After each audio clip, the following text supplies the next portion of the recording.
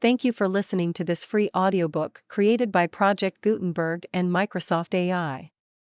To learn more about the project or give feedback on the quality of a recording, please visit aka.ms/audiobook. To E.M. Davy. Prologue. The 16th of March, 1885, was a charming day, and Louis David Riel, fanatic and rebellion maker, was addressing a great general meeting of the half-breeds and Indians near Batoche on the Saskatchewan River in British North America. There were representatives from nearly every tribe, Poundmaker and his Stonies, who were always spoiling for trouble, being particularly well represented. Round the arch malcontent were a score of other harpies almost as wicked if less dangerous than himself. Among them were Gabriel Dumont, Jackson, Maxime, Garnot and Lepine. Riel's emissaries had been at work for months, and as the time was now ripe for a rising he had called them together to decide upon some definite course of action. The weather was comparatively mild, and the Indians sat around on the snow that before many days was to disappear before the sudden spring thaw. Their red, white, and gray blankets against the dull-hued teepees, wigwams, and the white wintry landscape, gave color and relief to the scene. 2 o'clock in the afternoon, and the sun shone brightly down as he always does in these latitudes. Riel knew exactly how long it would continue to shine, for had not the almanac told him and all the world, with the exception of the ignorant half-breeds and Indians whom he was addressing, that there was to be an eclipse that day. The arch-rebel knew how strongly dramatic effect appealed to his audience, so he was prepared to indulge them to the full in this respect, and turn the matter to account. Being an educated man, there was a good deal of method in his madness.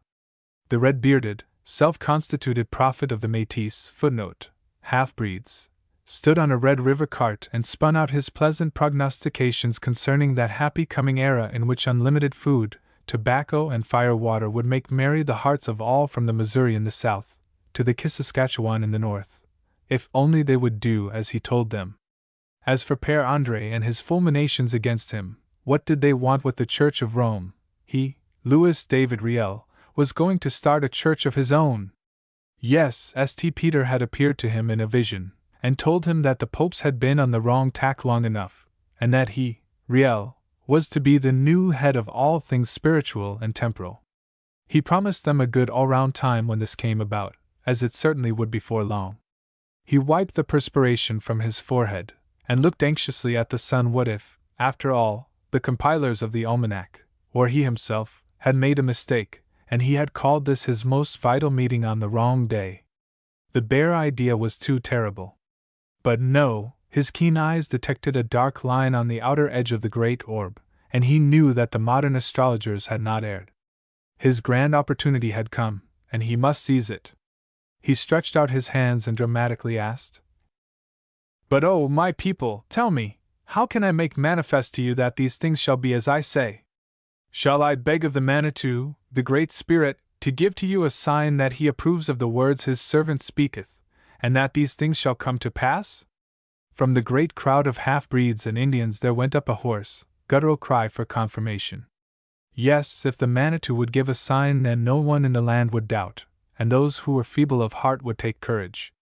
Riel bowed his head, lifted off his beaver-skin cap, rolled his eyes about, and by his melodramatic movements claimed the attention of all. He, however, found time to shoot a quick glance at the sun. Those almanac people were wonderfully accurate, but he must hurry up, for in another minute the eclipse would begin.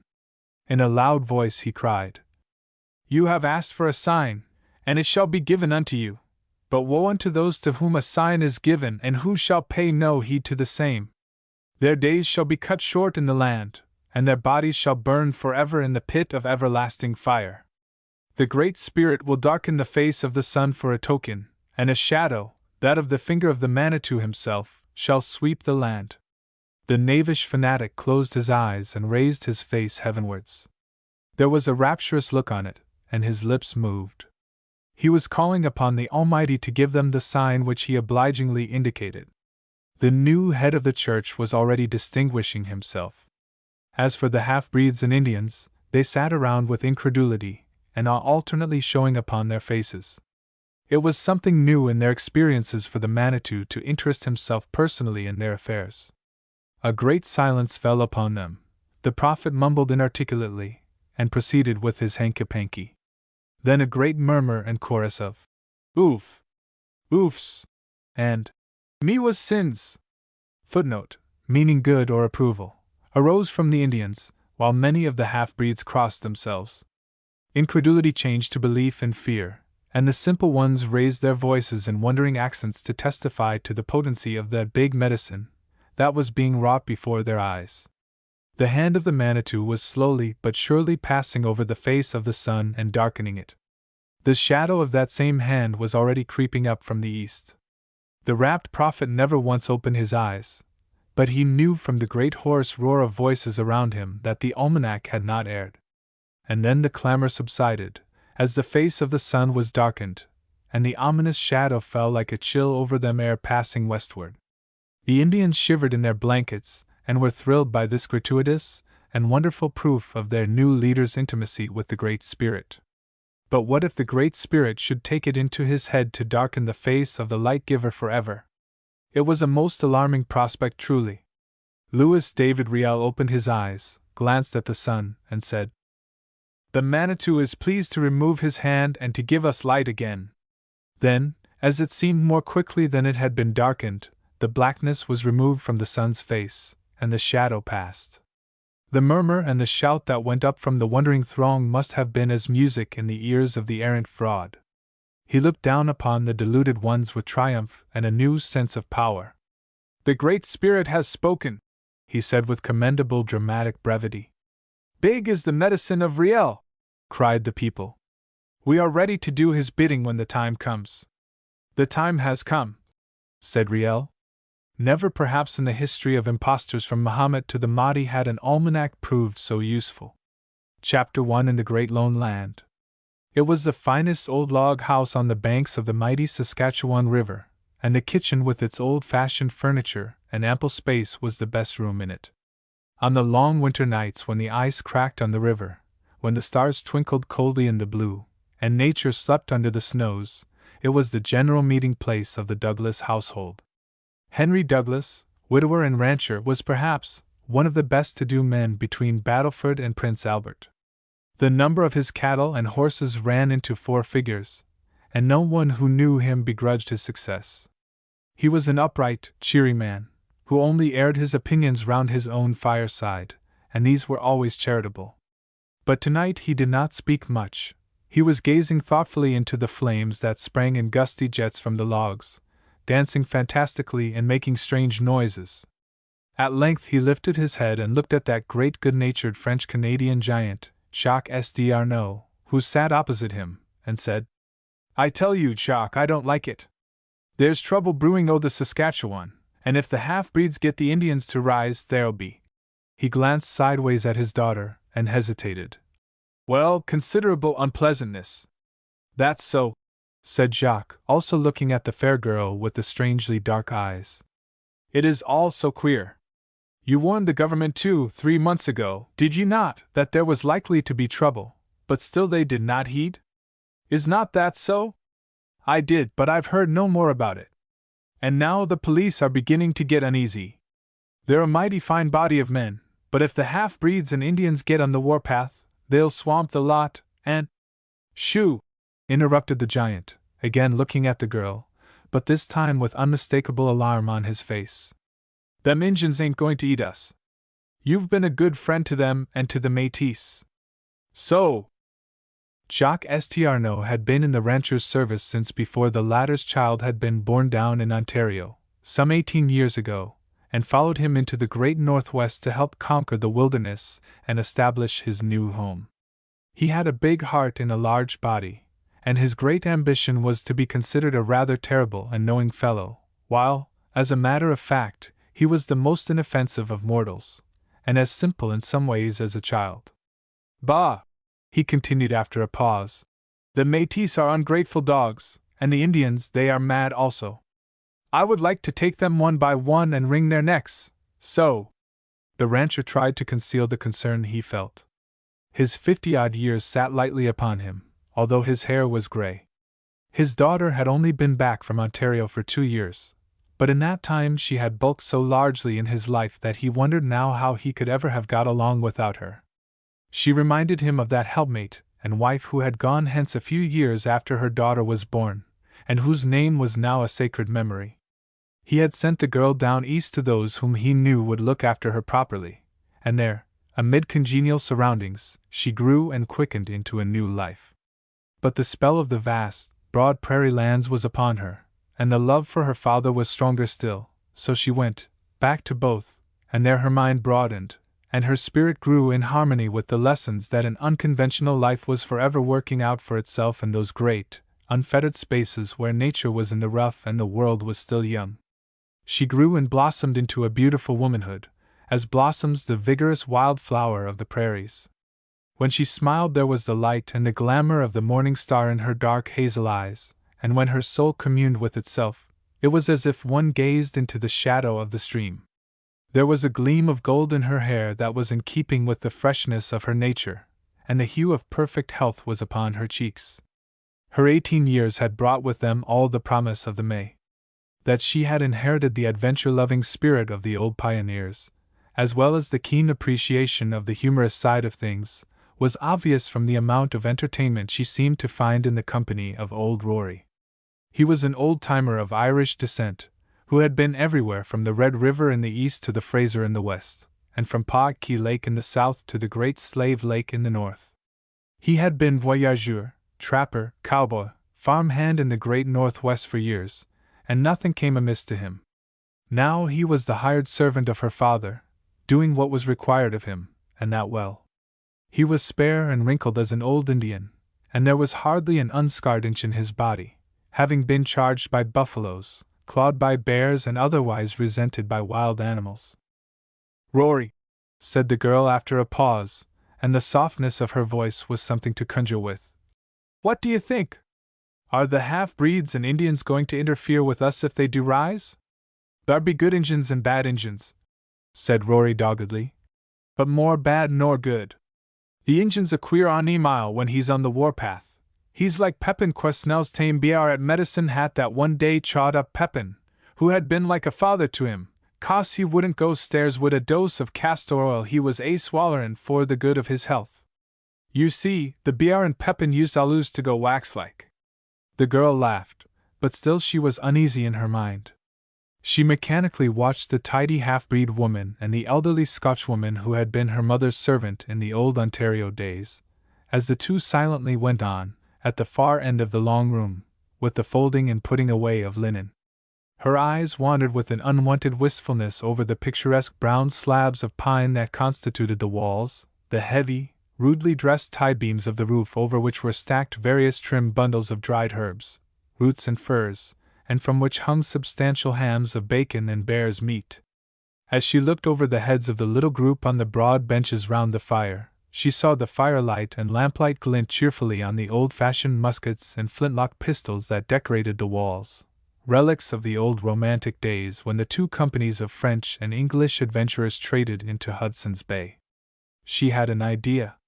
She would ask the sergeant of mounted police in charge of the detachment of 4 men, whose little post was within half a mile of the homestead, what he thought of the situation, and he would have to tell her. Sergeant Palmore was one of those men of few words who somehow seemed to know everything. A man of rare courage she knew him to be, for had he not gained his promotion by capturing the dangerous renegade Indian, Thunderchild, single-handed? She knew that Thunderchild had lately broken prison, and was somewhere in the neighborhood waiting to have his revenge upon the sergeant. Sergeant Palmore was a man both feared and respected by all with whom he came in contact. He was the embodiment of the law. He carried it, in fact, on the horn of his saddle in the shape of his Winchester rifle, a man who was supposed to be utterly devoid of sentiment, but who had been known to perform more than one kindly action. Her father liked him, and many a time he had spent a long evening by the rancher's great fireside. As she thought of these things, she was suddenly startled by 3 firm knocks at the door. Jock rose from his seat, and opening it a few inches, looked out into the clear moonlight. He paused a moment, then asked, "Who are you, and what you want?" "How?" Footnote: form of salutation in common use among the Indians and half-breeds. responded a strange voice. Aha! Child of light! Exclaimed Jacques. And into the room strode a splendid specimen of a red man in all the glory of war paint and feathers. Chapter 2 Tidings of Ill. Mis like me not for my complexion, the shadowed livery of the burnished Sunday. Merchant of Venice. How? How? Said the rancher, looking up at the tall Indian. You are welcome to my fireside, child of light. Sit down. He rose and gave him his hand. With a simple dignity the fine-looking savage returned his salutation. The master is good, he said. Child of Light still remembers how in that bad winter so many years ago, when the cottontails and rabbits had died from the disease that takes them in the throat, and the wild animals that live upon them died also because there was naught to eat, and how when disease and famine tapped at the buffalo robe that screens the doorways of the teepees, he who is the brother of the white man and the red man had compassion and filled the hungry mouths. Ah, well, that's all right, child of light, lightly said Douglas, wondering what the chief had come to say. He understood the red man's ways, and knew he would learn all in good time. But the chief would not eat or drink. He would, however, smoke, and helped himself from the pouch that Douglas offered. He let his blanket fall from his shoulders, and underneath there showed a richly wrought shirt of true barbaric grandeur. On a groundwork of crimson flannel was wrought a rare and striking mosaic in beads of blue and yellow and red. The sun glowed from his breast, countless showy ermine tails dangled from his shoulders, his arms and his sides like a gorgeous fringe, and numerous tiny bells tinkled all over him as he moved. His features were large and marked, his forehead high, and his nose aquiline. His Mongolian set eyes were dark and full of intellect, his expression a strange mixture of alertness, conscious power, and dignity. He was a splendid specimen of humanity. He filled his pipe leisurely, then spoke as if he hardly expected that what he had to say would interest his hearers. The half-breeds, led by Louis Riel and Gabriel Dumont, had risen, he said, and large numbers of the Indians had joined them. Before 24 hours there would hardly be a farmstead or ranch in Saskatchewan that would not be pillaged and burnt to the ground.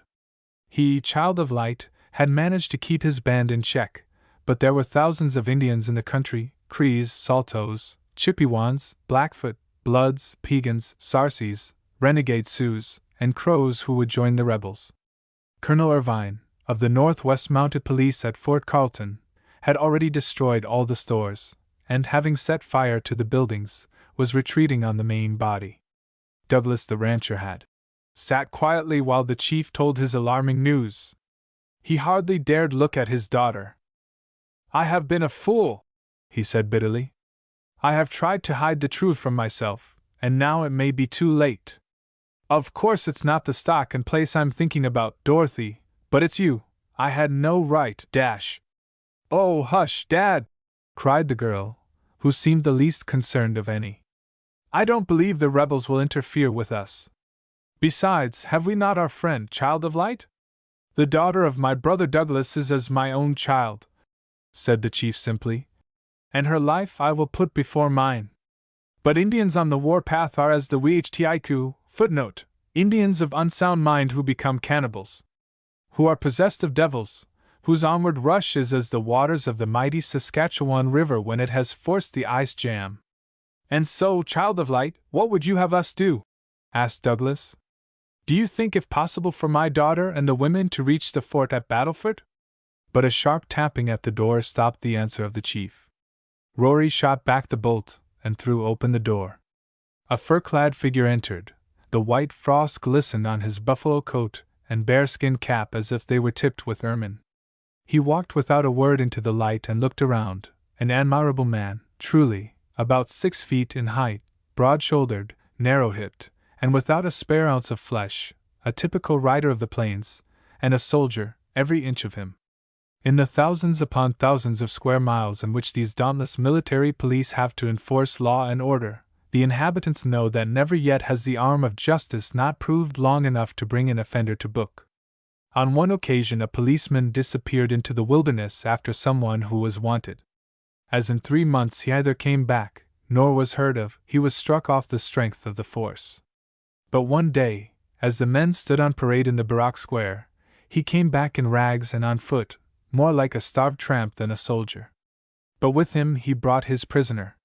That was the man, Sergeant Palmore, who stood before them. He inclined his head to Dorothy, and nodded to the men around the fire, but when he saw Child of Light he extended his left hand. The Indian looked straight into the sergeant's eyes. "What has happened?" he asked. "Oof. Oof.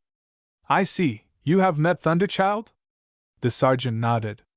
"Yes," he said, with apparent unconcern. "Thunderchild managed to put a bullet through my arm. You may give me a hand off with my coat, Jacques. Luckily, the wound's not bad enough to prevent my firing a gun." When they removed his overcoat, they found that the sleeve of the tunic had been cut away, and that his arm had been roughly bandaged. The girl was gazing at it in a peculiarly concentrated fashion. "I beg your pardon, Miss Douglas," he said, hastily turning away from her. "I had forgotten it looked like that, but fortunately the look is the worst part of it. It's only a flesh wound." The girl had stepped forward to help him, as if resenting the imputation that the sight of blood frightened her, but Jacques had anticipated what was required. She wanted to bring him something to eat and drink, but he thanked her and declined. He had weightier matters on hand. "Mr. Douglas," he said quietly, "I've told my men to move over here. You may require their services in the course of the next 24 hours. What I apprehended and told you about some time ago has occurred." "Palmore," said the rancher earnestly, "is there any immediate danger? If there is, my daughter and the women had better go into Battleford right now." "You cannot go now, you must wait till tomorrow morning," was the reply. "It's no use taking your household goods into the fort, there's no room there. Your best plan is to leave things just as they are, and trust to the rebels being engaged elsewhere. I believe your warriors, Child of Light, are in the wood in the deep coulee just above where the two creeks meet?" "That is right, brother," said the Indian. "But what about Thunderchild, the turncoat?" And then Palmore told them how he had gone to Thunderchild's camp that day to arrest the outlaw, and warn his braves against joining the rebels, and how he had been shot through the arm, and only escaped with his life. He had come straight on to warn them. In the meantime, he would advise the women to make preparations for an early start on the morrow.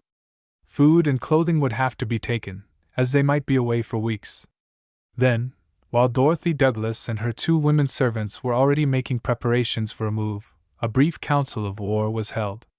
Child of Light, when asked, advised that the mounted police and those present should next day escort the women into Fort Battleford, while he and his braves ran off the rancher's fine herd of horses, so as to prevent its falling into the hands of the enemy. Palmore said that this was exactly the right thing to do. He also intimated that there was a party of half-breeds, the Rossettes and the St. Croix, coming by trail at that very moment from Battleford to plunder and pillage. They would probably arrive before many hours. He had, however, taken the precaution of stationing men on the lookout on the neighboring ridges. "Mon Dieu!" exclaimed Jacques, springing to his feet. "It is the neck of that St. Croix I will want to wring. It is 2-3 years ago now he say he will wring mine, but very good care he will take to keep away. Ah, well, we shall see, my friend, we shall see." Child of Light stole out to his men in the coulee, and Jacques and Rory went to the stables and outhouses to make certain preparations so that they might be able to start at any moment. The windows were boarded up, so that if the half-breeds came no signs of life might be observed in the house. Douglas saw that certain loopholes in the walls commanding the lines of approach, which he himself had made by way of precaution when danger from the Indians had threatened in the old days, were reopened and plugged in case of emergency. As for the sergeant, he had not slept for 3 days, and was too utterly tired out to be of any assistance. He had done what he could, and had now to await developments. The fire was good, and he had dropped, at the rancher's request, into a comfortable high-backed chair in a corner, where he fell asleep. Chapter 3: The Storm Breaks. Midnight, and the rancher had left the house to assist Rory and Jacques with the sleighs, which had to be packed with certain necessaries such as tea, coffee, sugar, bread and flour, frozen meat, pemmican, culinary articles, snowshoes, and ammunition. Dorothy, having made all the preparations she could, had re-entered the kitchen. The first thing that drew her attention was the sleeping figure of the sergeant in the chair. She was filled with self-reproach. Why had she forgotten all about this wounded, tired-out man? Why did she always seem to be holding him at arm's length when there was, surely, no earthly reason why she should do so? His manner had always been perfectly courteous to her, and even deferential. He had done her father many acts of kindness, without as much as referring to them, and still, with a spice of perversity, she had always shrunk from appearing to notice him. She shrewdly suspected that his present life was not the sort of one he had been accustomed to, that, in fact, he belonged by birth and upbringing to a state of things very different from hers. He looked wretchedly uncomfortable, and doubtless, as his limbs seemed cramped, they were cold. She would find a rug to throw over him. She picked up one, and with a strange shyness that she had never experienced before, placed it carefully over him. If he awoke, she would die with terror. Now that he was asleep and did not know that she was looking after his comfort, she experienced a strange, undefinable pleasure in so doing. It was quite a new feeling, something that filled her with a vague wonder. And then he suddenly opened his eyes, and looked at her for a few moments without stirring. "Thank you," he said simply, and closed his eyes again. She could have cried with vexation. If he had been profuse in his thanks, she would have had an opportunity of cutting him short with some commonplace comment. "Hadn't you better lie on the couch, Mr. Palmore?" she said. "You don't look as if you fitted that chair, and it makes you snore so." She had hardly thought herself capable of such perfidy, but she did not want him to think that she could be altogether blind to his faults. He sat bolt upright in an instant, and stammered out an apology. But she cut it short. She resented the idea that he should imagine she took sufficient interest in him to be put out by a trifle. At that very moment there rang out a rifle shot from the ridge just above the wood hard by. It was followed by another at a greater distance. "There!" said the girl, with a finger pressed against her lower lip, and a look as if of relief on her face. "Now you will have some work to do. They have come sooner than you expected." He scanned her face for a moment, as if to note how this quick call to grim tragedy affected her. A man of courage himself, he instantly read their possibilities of a very high order and exceptional nerve. There was nothing neurotic about her. Whatever the wayward imaginings of her heart might be, she was a fresh, wholesome and healthy daughter of the prairie, one whose nerves were in accord with her mind and body, one for whom there were no physical or imaginary bogies. "It won't frighten you, will it, if we have to turn this kitchen into a sort of shooting gallery?" he asked. She smiled at the very familiarity with which he handled his subject. "It will be unpleasant," she replied simply, "but you know I'm accustomed to rifles. You don't seem to realize what a rising means among savages," he continued. "You must never lose your head, whatever happens, and you must never trust anyone outside your own family circle. You must never let yourself fall into their hands. You understand me?" "I understand," she said, facing him unflinchingly. "And I have my rifle in case of emergencies." "You are stronger than I thought," he said thankfully, looking at her for the first time with unmistakable admiration. The rancher entered the room. He had always been noted for his coolness in time of danger. He looked quickly at his daughter, and was wonderfully relieved to see her take this situation so quietly. He kissed her and said, "Now, my dear, you'd better get into the other room till this affair is over. There's no need to be alarmed." How he wished he could have believed what he said. "I'm not frightened, Dad, a little bit, and I'm going to stay right with you and load the guns." "Lower the lamp," cried Palmore suddenly. In another minute each man was glancing along the barrel of his rifle out into the clear moonlight. They faced the entrance to the valley up which came the enemy. It was a dimly defined half-circle, with a deep blue, star-studded background. A fringe of trees ran up it, bordering the frozen creek alongside the trail. Stealthily stealing up, they could see a number of dark figures. Every now and again, from the heights above on either hand, they could see a little jet of fire spurt, and hear the crack of a Winchester as the mounted police on the lookout tried to pick off members of the attacking body from their inaccessible point of vantage. But the half-breeds and Indians contented themselves with firing an odd shot in order to warn them off. They would deal with them later. In the meantime they came nearer. "Ah, St. Croix, old friend. It is my neck you will want to wring, is it? Eh bien." And Jacques chuckled audibly. "Now, hold hard, and wait until I give you the word," said Palmore quietly. The rebels, of whom there might be some 30 or 40, now came out into the open and approached the house until they were abreast of the outbuildings. In the clear moonlight they could be seen distinctly, clad in their great buffalo coats, with collars up over their ears, and bearskin and beaver caps pulled well down. At a signal from their leader they raised their rifles to send a preparatory volley through the windows. "Now then!" thundered Palmore. 4 rifles cracked like one, and 3 rebels dropped where they stood, while a 4th, clapping his hands to the lower part of his body, spun round and round, stamping his feet, reviling the comrades who had brought him there, and blaspheming wildly, while the blood spurted out between his fingers. At the same moment, several bullets embedded themselves in the thick window shutters and in the walls. One only found its way through the dried mud between the logs, and this smashed a bowl that stood on the dresser within 2 feet of Dorothy's head.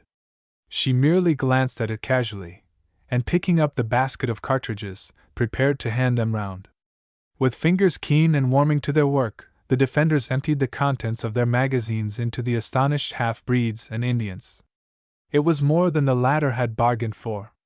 They made for an open shed that stood hard by, leaving their dead and wounded in the snow. "What ho!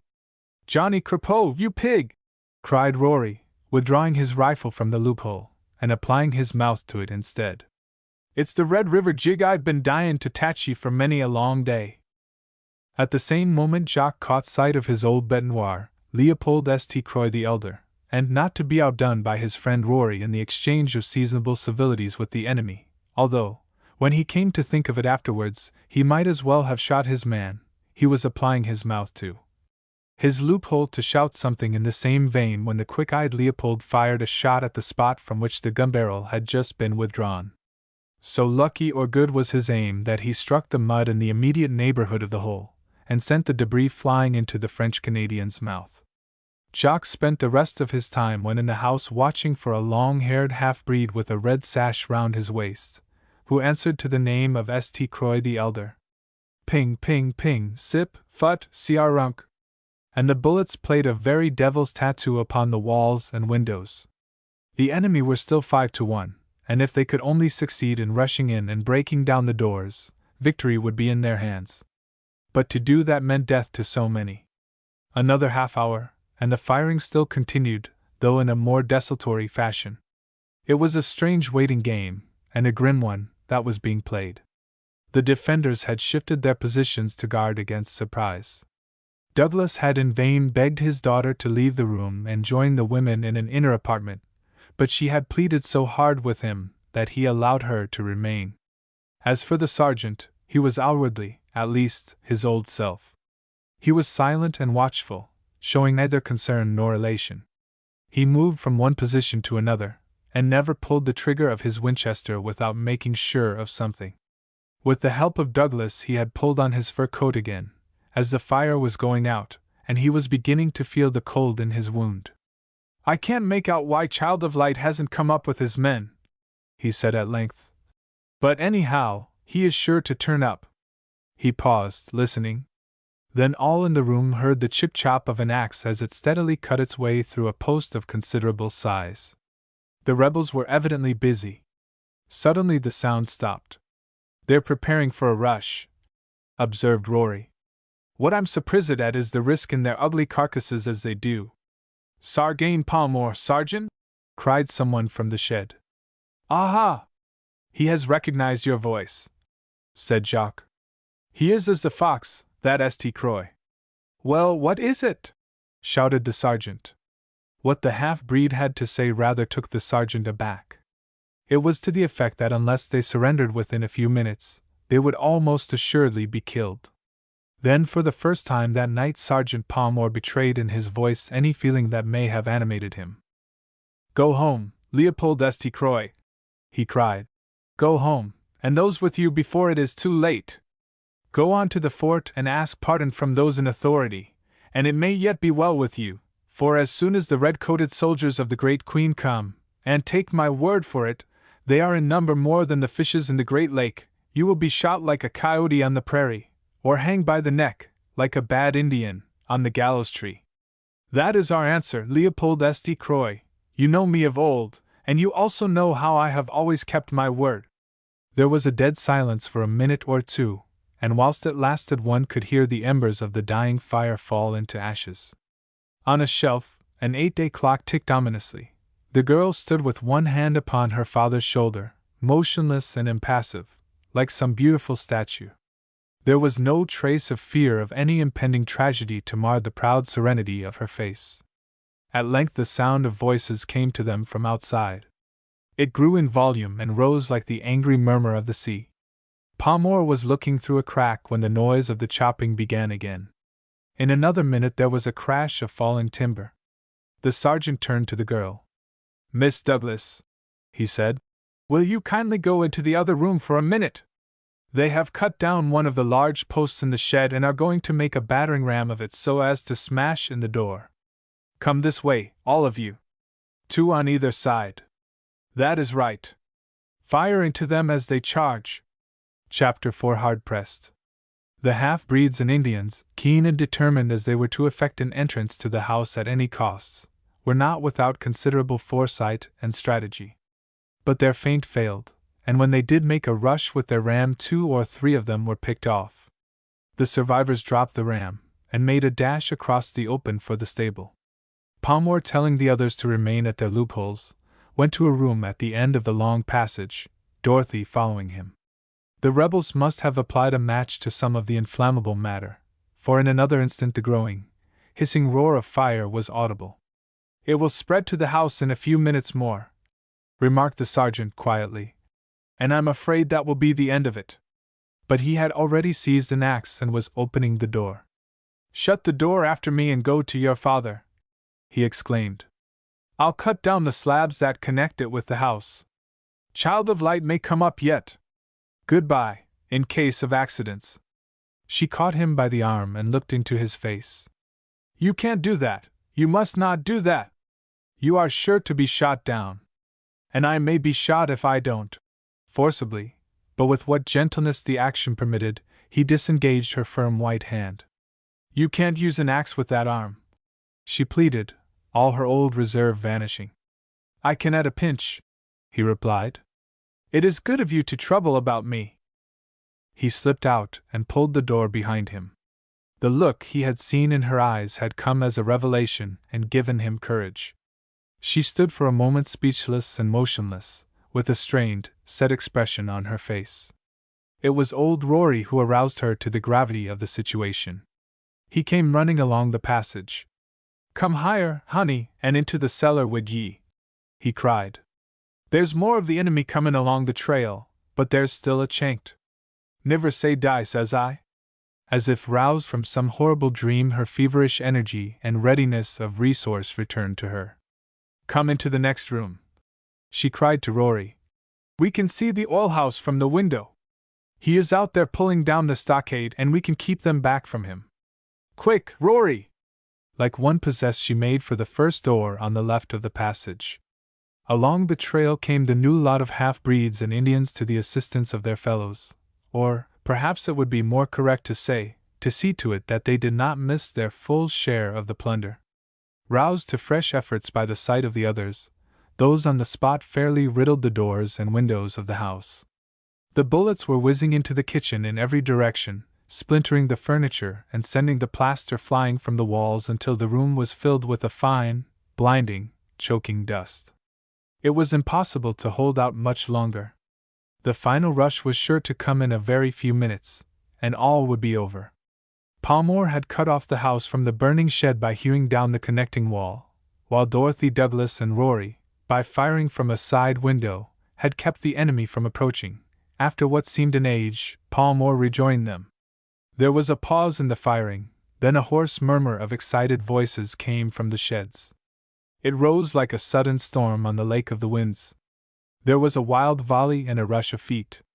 A dark body smashed in the casement, and tried to follow it, but Rory's long knife gleamed in the air, and the intruder fell back in his death agony. Rory seldom wasted powder and shot at close quarters. The sergeant looked at the girl strangely. "Come with me to your father," he said hoarsely. "Is it the end?" she asked. "I fear it is," he replied. "But we'll fight to the finish." He opened the door and led the way out. "I must go to the others," he continued. "Rory can guard this end of the house. Will you come with me?" "Yes, and remember your promise. I am not afraid." "I am," he admitted, "but not of them." They reached the kitchen, but he would not let her enter. "Stay where you are for a moment," he commanded firmly. He found Douglas and Jacques still holding the doorway, though the door itself, and the table which had been placed against it, were badly wrecked. A breed had actually forced his body through a great rent when they had rushed, but Jacques had tapped him over the head with the stock of his rifle and cracked it as he would have done an eggshell. The lifeless body still filled the gap. "Bravo, gentlemen!" cried the sergeant. "We shall exact our price. If we can only stand them off a little longer." The words died on his lips as a rattle of musketry awoke somewhere in the neighborhood of the surrounding ridges. It grew in volume until it seemed all around them. Several bullets struck the house that did not come from those immediately attacking. A series of wild whoops could be heard from among the pines on the hillside, and they came nearer and nearer. "It's Child of Light and his Crees!" cried Palmore. He saw the new lot approaching and waited until they fell into the trap. Now he has surrounded them. "Thank God!" cried the rancher, and never had he breathed a more sincere thanksgiving. The breeds and Indians made back for the outbuildings. Then, realizing that sooner or later these must prove untenable, they scurried for the pine wood on the hillside. But now Child of Light and his braves were on the ridges and a desperate running fight ensued. Not more than a dozen of the enemy managed to get safely away. 4 hours afterwards they held their own from the vantage of the rocks and pines. When those in the house realized that all immediate danger was over, they took the change of situations characteristically. The rancher went quietly to find his daughter. She showed no signs of any reaction, although perhaps she had a hard struggle to conquer her feelings. Jacques wanted to sally out and seek for Leopold St. Croix, so that they might settle once and for all their little differences, but Sergeant Palmore vetoed this. There was other work to do, he said. It was no use remaining at the ranch. The women must go into the fort at Battleford, if, indeed, it were possible to get through to it. As for Rory, he had gone to the stables and seen to the horses and the dogs that were to pull the sleighs. These latter, by the way, were a remarkable lot, and comprised as many varieties as there are different breeds of pigeons. There were chocolates, musquimots, caribous, brandies, whiskies, corbeaux, and a few others. During the fight they had kept wonderfully quiet, but now they seemed to know that it was over, and began, after the playful manner of their kind, to indulge in a spirited battle on their own account. Rory snatched up a whip with the object of seeing fair play. An hour later and a strange scene that kitchen presented, with its wounded, smoke-stained men, its shattered doors and windows, and splintered tables and dresser. The 4 mounted policemen had come down from the ridges where they had so harassed the enemy, and were now receiving steaming pannikins of coffee. Child of Light had just come in, and told how to the north Big Bear and his Stonies were lurking somewhere, not to speak of Thunderchild and 1 or 2 others, so it would be as well to try Battleford first.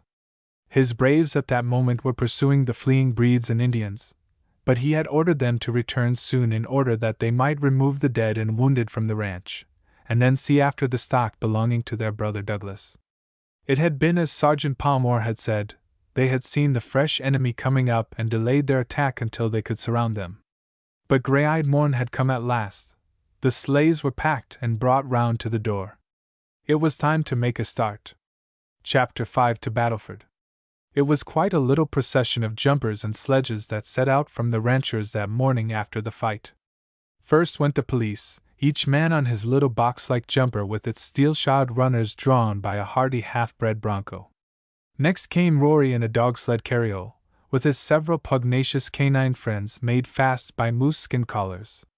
They would have tried the patience of Job. They fought with each other on the slightest pretext from sheer love of fighting, and knew not the rules of Queensberry. If one of them happened to get down in one of their periodical little outbreaks, the others promptly abandoned their more equal contests to pile on to that unfortunate one. The rancher and Dorothy came next in a comfortable sleigh, with large buffalo robes all around them to keep out the cold.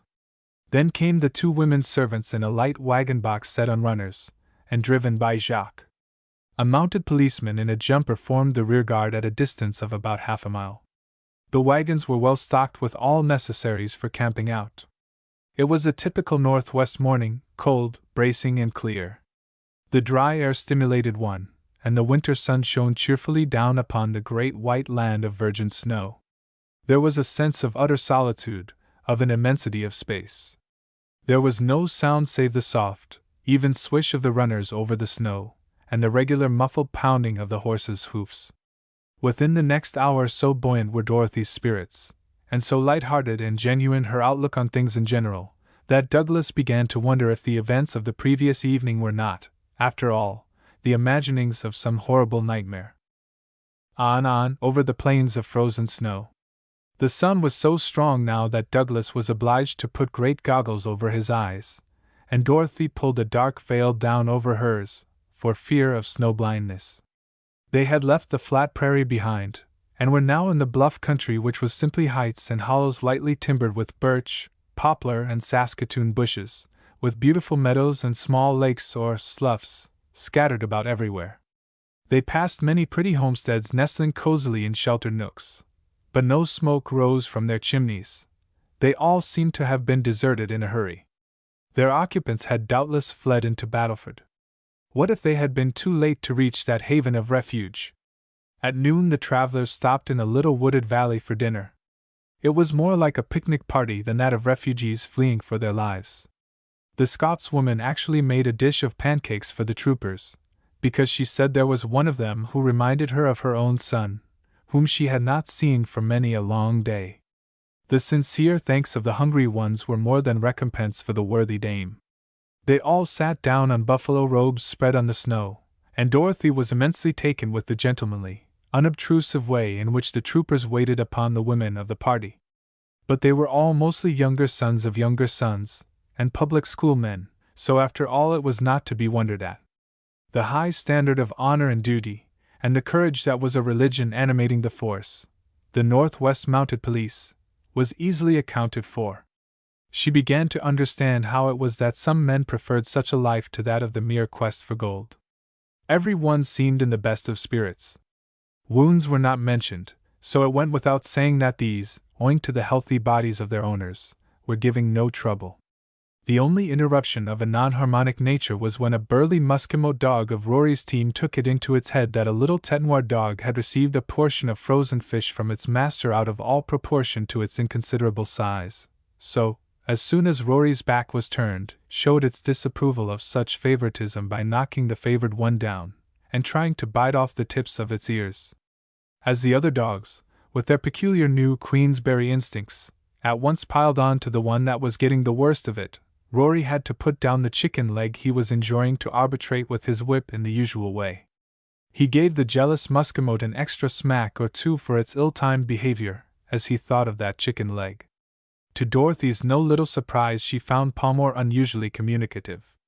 Despite his seeming austerity, he possessed a keen vein of humor of a dry, pungent order that was eminently entertaining. Today he gave vent to it, and she found herself laughing and talking to him in a way that, 24 hours before, she would not have deemed possible. Dinner over, the horses were watered, they had now cooled down, the culinary articles were stowed away, pipes lit, and preparations made for a fresh start.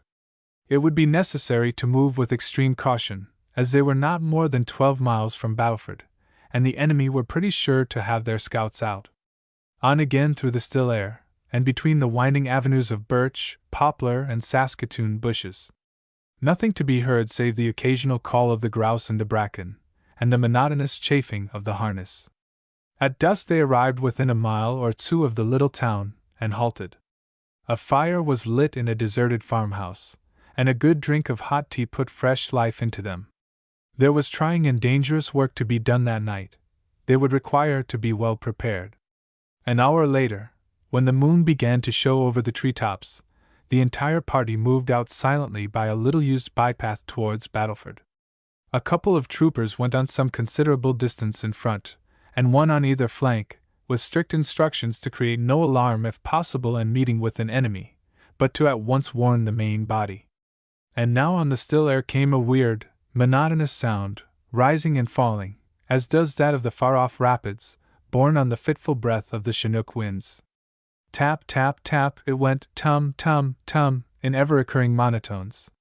As they stopped to listen to it, the girl realized its nature only too well. It was the tuck of the Indian drum, and the Indian was on the warpath. As they walked on they could hear it more plainly, and soon the sound of whooping, yelling human voices, and the occasional discharge of firearms, fell upon their apprehensive ears. "They've bruck into the stores, and are paintin' the town red," explained Rory. "Guess they're havin' a high old time." And now they could see a red glare tinging the heavens above the treetops. They ascended a hill to the right, and looking down on the valley of the Saskatchewan, a truly magnificent but terrifying sight met their gaze. Chapter 6: The Grim Blockade. The great chief Poundmaker and his stonies had broken loose, and, after looting the Hudson Bay and other stores in Battleford, were indulging in a wild orgy. Some of the buildings were already burning, and the Indians, mad with blood and fire-water, were dancing wildly around the spouting flames that lit up that pine and snow-clad winter scene for miles. Some of the warriors, more particularly round the burning buildings, had donned uncanny masks that took the shape of buffalo and moose heads, with shaggy manes, horns and antlers, and, horror of horrors, some of them, silhouetted blackly against the fierce glare, showed themselves to be possessed of tails that made them look like capering demons. Pom, pom, pom, went the hollow-sounding drums. Round and round danced the wildly gesticulating imp-like crowds. They yelped and howled like dogs. They brandished tomahawks and spears, all the time working themselves into a frenzy. It more resembled an orgy of fiends than of human beings. "It is horrible!" exclaimed Dorothy, shivering, despite her resolve to face bravely whatever might come. Within half a mile of the burning township, looming up dimly over there among the trees, was the new village of Battleford, and further back still, hardly discernible, lay the fort.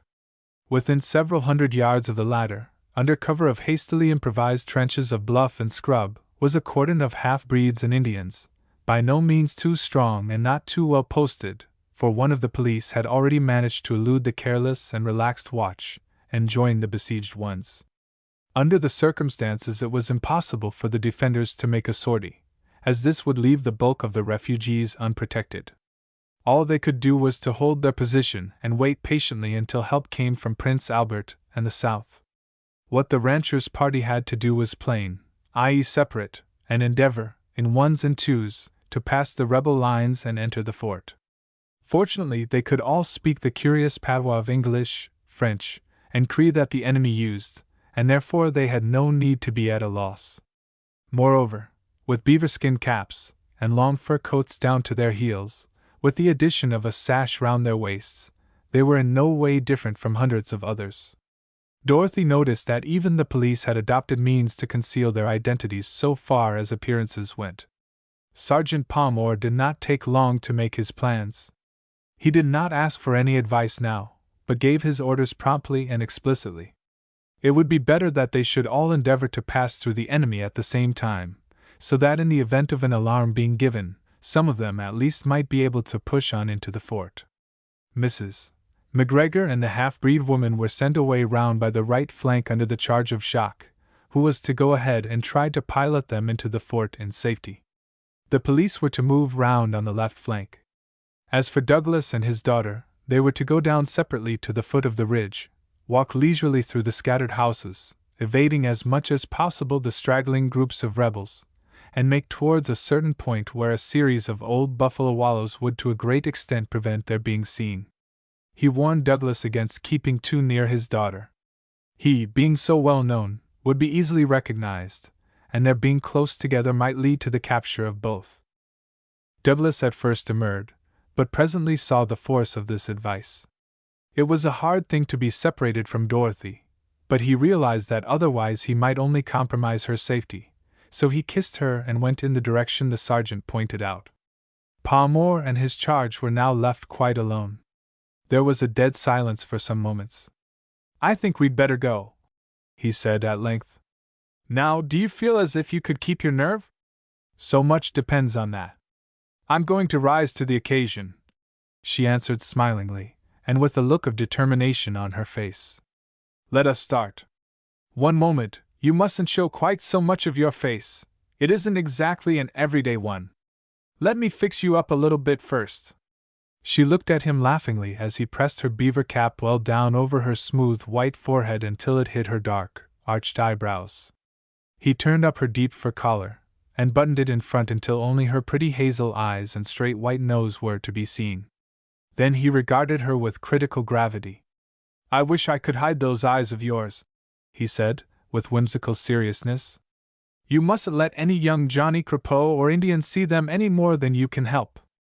They descended the bluff and walked silently together for some little distance through the thicket of birch and saskatoon bushes. They were now close to the garden of the first straggling house, and they could see dark figures moving about everywhere. He pointed out to her the way she would have to take. "Now, au revoir," he said, "and good luck to you." They shook hands, and she wished him an equal luck. "You have been very good to us," she added, "and I hope you will believe that we are grateful." He took off his cap to her, and they went on their separate ways. Now that the girl had gone so far that there was no turning back, she rose to the occasion as she said she would. She faced the ghastly sights with much of her father's old spirit. She put her hands in her large side pockets and lounged leisurely past the gable end of a house. A half-breed woman, carrying a large armful of loot, met her on the sidewalk. In the moonlight the girl caught the glint of the bold, black, almond-shaped eyes and the flushed face. The woman was breathing hard, and her two arms encircled the great bundle. She shot a quick glance at Dorothy. She was more Indian than white. Only that the rebels that night did not see with their normal eyesight, the girl realized that she would have been detected and undone. Two drunken Indians came walking unsteadily towards her, talking excitedly. Though quaking inwardly, she kept straight on her way, imitating a man's gait as much as she could, for with those long buffalo coats that reached to the ground, it was impossible to tell a man from a woman save by the walk. The moccasins made the difference even less. But the Indians passed her, and she breathed more freely. Several people crossed and recrossed her path, but beyond a half-curious look of inquiry, they did not trouble about her.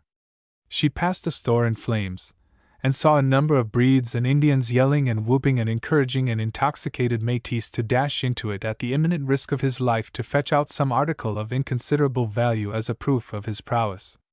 As she passed on she heard a dull thud, and looking back, realized by the vast shaft of sparks which rose into the air that the roof had fallen in. Jean-Baptiste had played with death once too often. Sick with horror, the girl hurried on.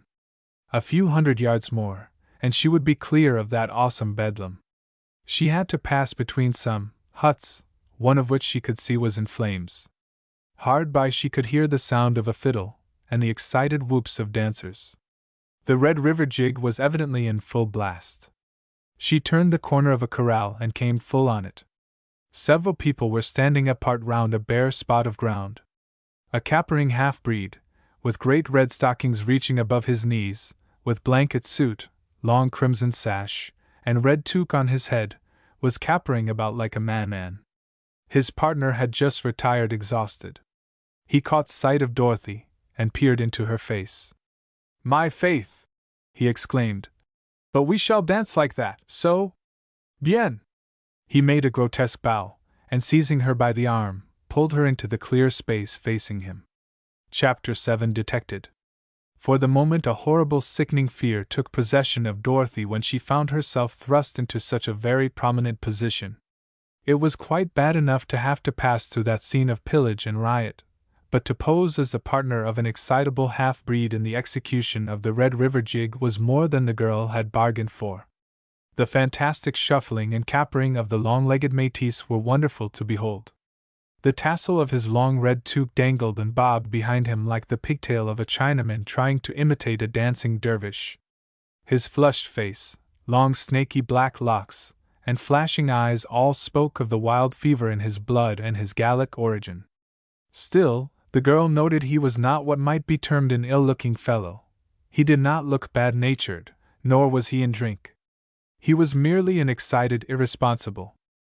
The barbaric, musical rhyme on the catgut took a fresh lease of life. The delighted spectators clapped their hands in time, and supplemented the music with the regulation dog-like yelps. The Red River jig consists of two persons of opposite sex standing facing each other, each possessed with the laudable ambition of dancing his or her partner down. As may readily be imagined, it is a dance necessitating considerable powers of endurance. When one of the dancers sinks exhausted and vanquished, another steps into the breach. When Dorothy had made her appearance, a slim and by no means bad-looking half-breed girl had been unwillingly obliged to drop out of the dance. The bright eyes of the new arrival had caught Pierre Lachain's fancy, and, after the manner of his kind, he had made haste to secure her as a partner. Pierre was a philanderer and an inconstant swain. The dark eyes of Katie the Belle flushed with anger as she saw this strange girl take her place. She noticed with jealous eyes the elegant fur coat which the other wore, the dainty silk-sewn moccasins, the natty beaver cap, and felt that she, herself a leader of fashion among her people, had yet much to learn. Dorothy stood stock-still for a moment, while her partner and the spectators shouted to her to begin. A wrinkled old dame remarked, in the flowery language of her people, that, as the figure of the girl was slender as the willow, and her feet small and light as those of the wood spirits that returned to the land in the spring, surely she could outdance Pierre Lachain, who had already outworn the light-footed Jeanette and the beautiful Katie. Pierre shouted to his partner to make a start. Surely now she must be discovered and undone. Then something that, when one comes to think of it, was not strange, happened. Dorothy rose to the occasion. She had danced the very same fantasia many a time out of sheer exuberance of spirits, and the love of dancing itself. She must dance and gain the sympathy of that rough crowd, in the event of her identity being discovered. There was nothing so terrible about this particular group after all. They were merely dancing while the others were going in for riot and pillage. There was something so incongruous and ludicrous in the whole affair that the odd, wayward, fun-loving spirit of the girl, of late held in abeyance, asserted itself, and she forgot all else save the fact that she must do her best to dance her partner down. Her feet caught the rhythm of the Arkansas Traveler, that stirring, foot-catching melody without beginning or ending, and in another minute Dorothy was dancing opposite the delighted and capering half-breed, and almost enjoying it. With hands on hips, with head thrown back, and with feet tremulous with motion, she kept time to the music. She was a good dancer, and realized what is meant by the poetry of motion. The fiddler played fairly well, and Pierre Lachain, if somewhat pronounced in his movements, was at least a picturesque figure, whose soul was in the dance. So amusing were his antics that the girl laughed heartily, despite the danger of her position. It was evident that Pierre was vastly taken with his partner. He rolled his eyes about in a languishing and alarming fashion. He twisted and wriggled like a contortionist, and occasionally varied the lightning-like shuffle of his own feet by kicking a good deal higher than his own head. He called upon his partner to stay with it, in almost inarticulate gasps. "Whoop her up!" he yelled. "Get thar, Jean! Bravo, ma belle! Who-sh!" It was a very nightmare of grotesqueness to Dorothy. The moonlight night, the black houses and pines looming up against the snowy landscape, the red glare in the immediate foreground caused by the burning buildings, the gesticulating figure of her half-breed partner, the excited, picturesque onlookers, the vagaries of the fiddler, and the never-ceasing sound of the Indian drum, all tinged with an air of unreality and a sense of the danger that menaced, made up a situation that could not easily be eclipsed. And she was dancing and trying to make herself believe she was enjoying it, opposite a crazy half-breed rebel. She recognized him now as the dandy Pierre, the admiration of the fair sex in his own particular world on the Saskatchewan. If only any of her people could see her now, what would they think of her? But was this wild dance to go on forever? Already she was becoming warm in her fur coat, despite the lowness of the temperature. There was a limit to her powers of endurance, albeit she was stronger than the average girl. The onlookers, charmed with the grace of this unknown dancer, were noisy in their applause. She must feign fatigue and drop out, letting someone else take her place. With an inclination of her head to her partner she did so, but he, doubtless captivated by the dark, laughing eyes he saw gazing at him above the deep fur collar, did not care to continue the dance with someone whose eyes might not be so bewitching, and dropped out also. The half-breed girl, his former partner, who up till now had contented herself by gazing sulkily from lowering brows upon this strange rival, was at last stirred by still deeper feeling. She came close up to Dorothy, and gazed searchingly into her face. At the same moment they recognized each other, for often had Dorothy admired the full, wildflower beauty, the delicate olive skin, and the dark, soulful eyes of this part descendant of a noble Gallic race and a barbaric people, and spoken kindly to her. The half-savage Katy had looked upon her white sister as a superior being from another world, and had almost made up her mind that she loved her, but she loved Pierre La Chaine in a different way, and when that sort of love comes into one's life, all else has to give place to it. With a quick movement she drew down Dorothy's fur collar, exposing her face. "Voila!" she cried. "One of the enemy, the daughter of Douglas!" It was as if the rebels had suddenly detected an embodied spirit that had worked evil in their midst, for the music stopped, and the excited crew rushed upon her. But Pierre La Chaine kept them back. Those proud, defiant eyes had exercised a singular charm over him, and when he saw her face he almost felt ready to fight the whole crowd, almost ready, for, like a good many other lady-killers, Pierre had a very tender regard for his own personal safety. "Still," he cried, "Prenez garde, tech car! Ma foi, but she can dance it! Let us take her to Louis Riel. He is at the chapel. We may learn much." With her keen instincts, Katy saw the ruse. "She has the evil eye, and has bewitched Pierre!" she cried, and made as if to lead her old lover away. But Pierre's response was to thrust her violently from him. Katy would have fallen but that Dorothy caught her. "Oh, Katy, poor Katy!" was all she said. And then the half-breed girl realized the evil she had wrought, and shrunk from the kindly arms of the sisters she had betrayed. "To Riel with her! To Riel with her!" was the cry of the fickle malcontents, and with a yelling following at her heels, Dorothy was led away. Chapter 8 In the Judgment Hall. Now that Dorothy knew the worst was about to happen, she, strangely enough, felt more self-possessed than she had done before. These rebels might kill her, or not, just as the mood swayed them, but she would let them see that the daughter of a white man was not afraid. In that short walk to the chapel she reviewed her position. She hoped that by this time the others had managed to reach the fort. If they had, then she could face with comparative equanimity what might happen to herself. Her only fear was what her father, in his distress on hearing of her capture, might do. Fortunately it was not far to the chapel which Riel had converted into his headquarters. Indeed, he was only paying a hurried visit there to exhort the faithful and long-suffering Métis and Indians to prompt and decisive action. He intended to go off again in a few hours to Prince Albert to direct the siege against that town. Only those who had witnessed the wantonness and the capture of the White Witch followed. Most of the rebels were too busy improving the shining hour of unlimited loot. A half-breed on one side and an Indian on the other, each with a dirty mitt on Dorothy's shoulder, led her to the judgment hall of the dusky prophet, Louis David Riel. Stick-it priest, and now malcontent and political agitator by profession. This worthy gentleman had already cost the government a rebellion, but why he should have been allowed to run to a second is one of those seeming mysteries that can only be accounted for by the too clement policy of a British government. Dorothy and her captors entered the small porch of the chapel and passed into the sacred edifice.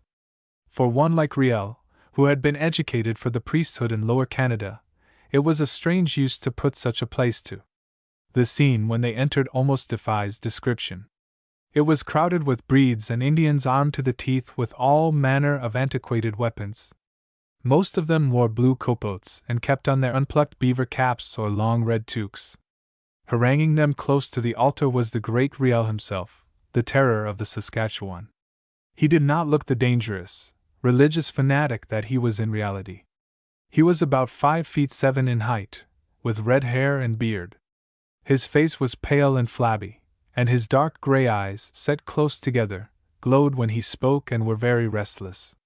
His nose was slightly aquiline, his neck long, and his lips thick. His voice, though low and gentle in ordinary conversation, was loud and abrupt now that he was excited.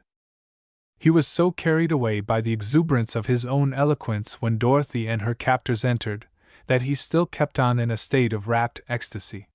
His semi-mystical oration was a weird jumble of religion and lawlessness, devout exhortation, riot, plunder, prayer, and pillage. He extolled the virtues of the murderous Poundmaker and Big Bear. He said that Mestawasis and Shakastaphason, the chiefs, and some others, were feeble of heart and backsliders, for they had left their reserves to escape being drawn into the trouble. Crowfoot, head chief of the Blackfoot Nation, was protesting his loyalty to the lieutenant governor, and his squaws would one day stone him to death as a judgment. Fort Pitt, Battleford, and Prince Albert must shortly capitulate to them, and then the squaws would receive the white women of those places as their private prisoners to do with as their sweet wills suggested. Already many of the accursed whites had been slaughtered, as at Duck Lake, for instance, but many more had yet to die. They must be utterly exterminated, so that the elect might possess the land undisturbed. At this point he caught sight of the newcomers. At a sign from him they approached. "Ha!" he said, with an unctuous accent in his voice, and rubbing his hands like a miserable old Fagin. "Truly the Lord is delivering them into our hands. What are you, woman?" But beyond her name Dorothy would at first tell him nothing. Her captors briefly stated the little they knew concerning her presence in the town. The self-constituted dictator tried bombast, threats, and flattery to gain information from her, but they were of no avail. His authority being thus disputed by a woman, and his absurd self-esteem ruffled, he gave way to a torrent of abuse, but Dorothy was as if she heard it not. It was only when Riel was about to give instructions to his general, Gabriel Dumont, and more of the members of his staff and government, to instantly cause a search to be made in the camp for those who might have been with the girl, that she said he might do so if he chose, but it would be useless, as her friends must have entered the fort an hour ago. "Here to her! Here to this shameless woman!" cried the fanatical and self-constituted savior of the Métis, gesticulating and trying, as he always did, to work upon the easily roused feelings of his semi-savage following. "She convicts herself out of her own mouth. She must suffer. She is young and fair to look upon, but she is the daughter of Douglas, the great friend of the English, and therefore evil of heart. Moreover, she defies me, even me, to whom Master Peter himself appeared in the church of St. James at Washington, Columbia. Take her hence and keep her as a prisoner until we decide what fate shall be hers. In the days of the old prophets the dogs licked the blood of a woman from the stones, of a woman who deserved better than she." With a wave of his hand the arch-rebel, who was yet to pay the penalty of his inordinate vanity, and scheming with his life, dismissed the prisoner and her captors. He instructed an Irish renegade and member of his cabinet, called Nolan, to see to it that the prisoner was kept under close arrest until her fate was decided upon, which would probably be before morning. Nolan told some of Katie's relatives to take charge of Dorothy. He himself, to tell the truth, did not particularly care what became of her one way or the other. Already this gentleman was trying to hunt with the hounds and run with the hare. Dorothy looked around the improvised courthouse in the vague hope of finding someone whom she might have known in the days of peace, and whose intervention would count for something. But alas! The vision of dark, cruel, and uncompromising faces that met her gaze gave her no hope. They had all been wrought up to such a high pitch of excitement that murder itself was but an item in their program. Her heart sank within her, but still her mind was active. She was not one of the sort who submit tamely to what appears to be the inevitable. She came of a fighting stock, of a race that had struggled much and prevailed. Katie's male kinsman, the huge half-breed and the officious redskin, again seized Dorothy and hurried her away, followed by the curious, straggling mob. Arrived, at length, at a long, low log house on the outskirts of the town, they hammered on the closed door for admittance. Chapter 9: The Dwarf and the Bear. Dorothy noticed that there was a light in the windows of this house, and wondered how it was that the occupants seemed to be quietly staying at home while evidently all the half-breed inhabitants of the town were making a night of it. She also noticed that when her guides had knocked they drew somewhat back from the doorway, and that the motley crowd which had been pressing close behind followed their example. They also ceased their noisy talk and laughter while they waited for the door to be opened. Only Katy, the flouted belle who had been following them up, did not seem to possess the same diffidence as the others, but stood with one hand on the door, listening. Dorothy became strangely curious as to the inmates of this isolated house. A strange shuffling and peculiar deep breathing were heard in the passage. A bolt was withdrawn, Katy drew quickly back, and next moment the door was thrown open. A flood of light streamed out, and two weird and startling figures were outlined sharply against it. Instinctively Dorothy shrank backwards with a sense of wonder and fear. Standing on its hind legs in the doorway was a bear, and by its side a dwarf with an immense head covered with a great crop of hair, and with long arms and a broad chest which indicated great strength. "Where are? What you want here and at this hour of night, you cutthroats, you?" asked the outspoken mannequin in a voice of sufficient volume to have equipped half a dozen men.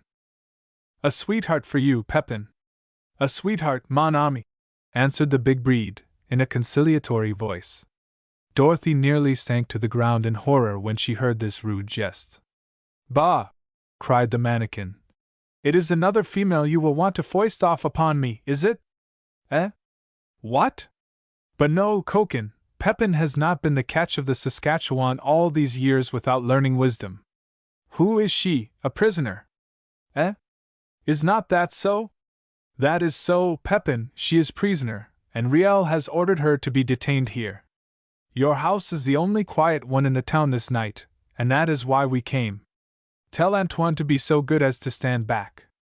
Antoine was the bear, which still stood swaying gently from one side to the other with a comical expression of inquiry and gravity on its old-fashioned face.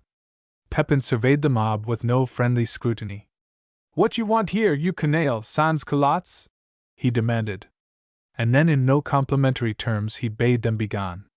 The crowd, however, still lingered, with that spirit of curiosity peculiar to most crowds, so the dwarf brought them to their senses.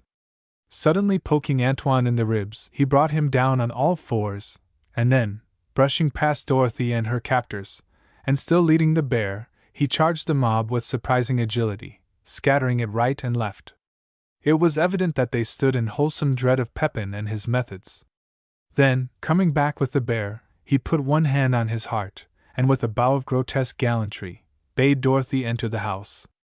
The Indian he promptly sent about his business with a sudden blow over the chest that would probably have injured a white man's bones. The red man looked for a moment as if he meditated reprisals, but Pepin merely blinked at the cudgel, and man of might, with a disgusted "Oof! Oof!" changed his mind and incontinently fled. Dorothy's captor, Pierre Lachaine, and Katy, alone entered the dwarf's abode. It suddenly occurred to Dorothy that this was the Pepin Quesnel of whom and of whose tame bear Rory was wont to tell tales. Dorothy noticed that Katy had a brief whispered conference with the truculent Pepin before entering. The result of it was somewhat unexpected. The half-breed girl took Dorothy by the arm and led her into a low room, which was scrupulously clean, at the end of the passage. There was no one in it. Katy seemed strangely nervous as she shut the door, and the girl wondered what was about to happen. Then the half-breed turned suddenly and looked into her eyes, at the same time placing one hand upon her wrist. "Listen," she said. "I thought I loved you, but you have made me mad, so mad this night. Now tell me true, vérité sans peur, you must tell me, do you love Pierre?" If it had not been for the tragic light in the poor girl's eyes, Dorothy would have laughed in her face at the bare idea. As it was, she answered in such an emphatic way that Katy had no more doubts on that point. Then Dorothy asked the latter to send Pierre to her, and to be herself present at the interview. Katy at first demurred. She was afraid that the interview might prove too much for the susceptible frail one. But she brought him in, and when Dorothy had spoken a few words to him, the fickle swain was only too anxious to make it up with his real love. This satisfactory part of the program completed, Katy packed him off into the next room, and then, with the emotional and demonstrative nature of her people, literally groveled in the dust before Dorothy. She stooped and kissed her moccasined feet, and called on the girl to forgive her for her treacherous conduct, but Dorothy raised her from the ground and comforted her as best she could. To her she was as a child, although perhaps her passion was a revelation that as yet she but imperfectly comprehended. But Katy was to prove the sincerity of her regret in a practical fashion. "Where are your friends?" she asked. "Tell me everything. Yes, you can trust me. By the blessed Virgin, I swear I will serve you faithfully." She raised her great dark tear-stained eyes to Dorothy's. The girl instinctively felt that Katy was to be trusted. The only question was, could she count upon her discretion? She felt that she could do that also. She knew that in a matter of intrigue the dusky métis have no equals. The chances were that the others had reached the fort. If so, no more harm could be done. Briefly she told Katy about those who had started out with her to steal through the rebel lines to the English garrison. "If Jacques and the women went in the direction you say," said Katy, "the chances are they have got to the fort. It matters not about the police and Rory, they can look after themselves. I doubt, however, if your father and the sergeant have got through. You will stay in this house while I go and see. I have many friends among our people, the hearts of some of them not being entirely with Riel, they will help me. I shall take Pierre. Pepin and his mother you need not fear, they are not of the rebels. They have lived too long at Medicine Hat with the whites."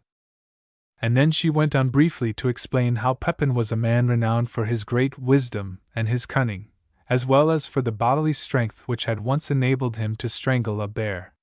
Still, his one great weakness was conceit of his personal appearance, and his belief that every woman was making a dead set at him. He also prided himself upon his manners, which were either absurdly elaborate or rough to a startling degree, as the mood seized him, and as Dorothy had seen for herself. His mother, whom she would see in the next room, was rather an amiable old soul, whose one providentially overpowering delusion was that Pepin was all that he considered himself to be. She regarded most young unengaged women with suspicion, as she fancied they looked upon her son with matrimonial designs. Katy knew that the old lady was at heart a matchmaker, but with the exception of herself, who, however, was engaged, she had found no one good or beautiful enough to aspire to an alliance with the Quesnel family. Dorothy felt vastly relieved at hearing all this. Then Katy took her by the hand, and telling her to be of good courage, as she had nothing to fear, led her into the next room. "A good daughter for you, mother," she said smilingly to the dame who sat by the fire. The old white-haired woman, who was refreshingly clean and tidy, turned her dark eyes sharply upon the new arrival. Whether it was that Dorothy was prepossessed in her favor and showed it, and that the old lady took it as a personal compliment, or that the physical beauty of the girl appealed to her, is immaterial, but the fact remained that she in her turn was favorably impressed. She motioned to a seat beside herself. "Sit higher, honey," she said. "I will put the kettle on the fire and give you to eat and drink." But the girl smilingly thanked her, and said that she had not long since finished supper. In no way loath to do so, she then went and sat down next the old dame, who regarded her with considerable curiosity and undisguised favor.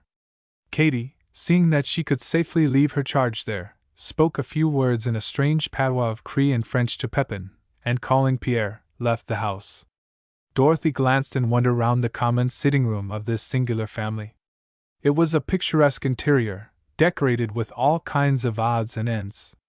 There were curios in the way of Indian war weapons, scalping knives, gorgeously beaded moccasins and tobacco pouches, barbaric plumed headdresses, stuffed birds and rattlesnakes, butterflies, strings of birds' eggs, and grinning and truly hideous Indian masks for use in devil and giveaway dances. At the far end of the room was a rude cobbler's bench and all the paraphernalia of one who works in boots, moccasins, and harness. Thus was betrayed the calling of Pepin Quesnel. But it was the man himself, with his extraordinary personality, who fascinated Dorothy. He was standing with his hands behind his back and his legs apart, talking to the sulky, uncompromising half-breed who had brought her there. He was not more than 3 feet in height, and he seemed all head and body. His arms were abnormally long and muscular. He had a dark shock head of hair, and his little black mustache was carefully waxed. His forehead was low and broad, and his aquiline nose, like his jet-black, almond-shaped eyes, betrayed an Indian ancestor. His face betokened intelligence, conceit, and a keen sense of sardonic humor. Still, there was nothing in it positively forbidding. To those whom he took a fancy to, he was doubtless loyal and kind, albeit his temperament was of a fiery and volatile nature. In this he showed the Gallic side of his origin.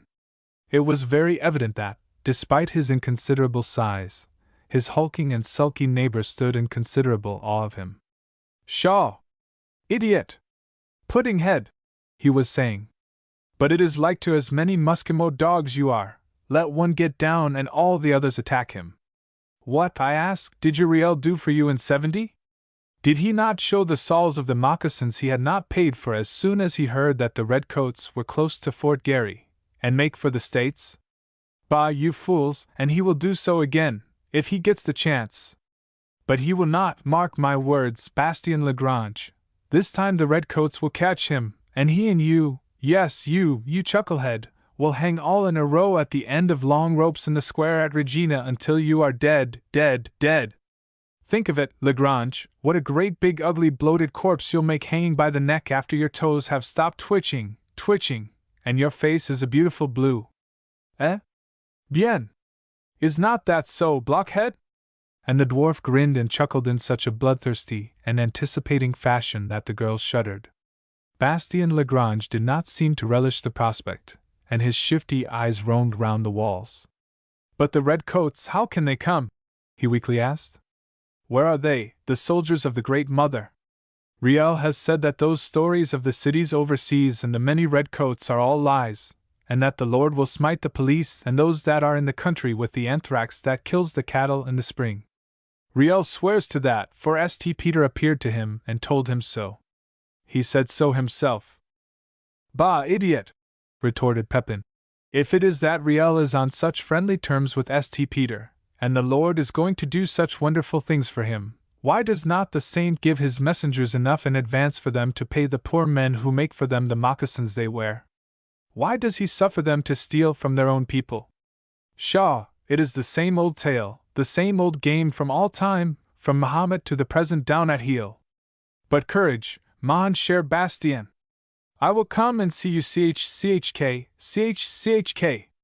He elongated and twisted his neck, at the same time turning his eyes upwards in a horrible fashion. "While your feet go so. He described a species of passo with his toes. "Is that not so, Antoine? You beauty, you!" And here he gave the great bear, that had been gravely sitting on its haunches watching him like an attendant spirit, a sudden and affectionate kick. To Dorothy's horror the great brute made a quick snap at him, which, however, only served to intensely amuse Pepin, for he skillfully evaded it, and seizing his stick, at once began to dance up and down. The cunning little black eyes of the beast watched him apprehensively and resentfully. "Aha, Antoine!" he cried. "Get up, you lazy one, and dance! Hoopla!" The huge brute stood up on its hind legs. "Now then, Bastien, pick up that fiddle and play. That's it, piff-pum, piff-pum! Hoopla! Piff-pum!" And in another minute the man and the bear were dancing opposite each other. It was a weird and uncanny sight, the grotesque dwarf, with his face flushed and his hair on end, capering about and kicking with his pygmy legs, and the bear with uncouth waddles waltzing round and round, its movements every now and again being accelerated by a judicious dig in the ribs from Pepin's stick. Bastien Lagrange fiddled away as if for dear life, and the old dame, her face beaming with pride and admiration, clapped her hands in time to the music. Every minute or two she would glance from her son to Dorothy's face to note what impression such a gallant sight had made. "Is it not magnifique? Is he not splendid?" she asked the girl. "He is indeed wonderful," replied Dorothy, truthfully enough. Despite the suggestion of weirdness the goblin-like scene created in her mind, the grimaces and antics of the mannequin, and the sulkily responsive movements of the bear, were too absurd for anything. She thought of Rory's story of how the Br. resented being left out of its share in Pepin's castor oil, and was so tickled by the contrast of their present occupation that, despite herself, she broke out into a fit of laughter. Fearful of betraying the reason of it, she began to clap her hands like the old lady, which action, being attributed by the others to her undisguised admiration, at once found favor in their eyes. Dorothy began to imagine she was getting on famously. "Honey," cried the old lady, raising her voice and stooping towards the girl, "I like your face. Baron Katie, you're the only gal I'd like for Pepin. I reckon we'll just stow you away quietly like, and then afterwards you can be his wife." But the prospect so alarmed Dorothy that her heart seemed to stop beating again. At the same moment Pepin showed signs of fatigue, and the music stopped abruptly. Antoine, however, in a fit of absent-mindedness, kept on waltzing around on his own account, until Pepin gave him a crack over the head and brought him to his senses. "Come higher, Pepin," cried the old dame. "Mamselle is took wid you. I think she'd make you a good wife, my sweet one." Dorothy grew hot and cold at the very thought of it. She really did not know what these people were capable of. Pepin approached her with what he evidently intended to be dignified strides. For the first time he honored her with a searching scrutiny. Poor Dorothy felt as if the black eyes of this self-important dwarf were reading her inmost thoughts. She became sick with apprehension, and her eyes fell before his. In another minute the oracle spoke. "No, ma mère, no," he said. "She is a nice girl upon the whole.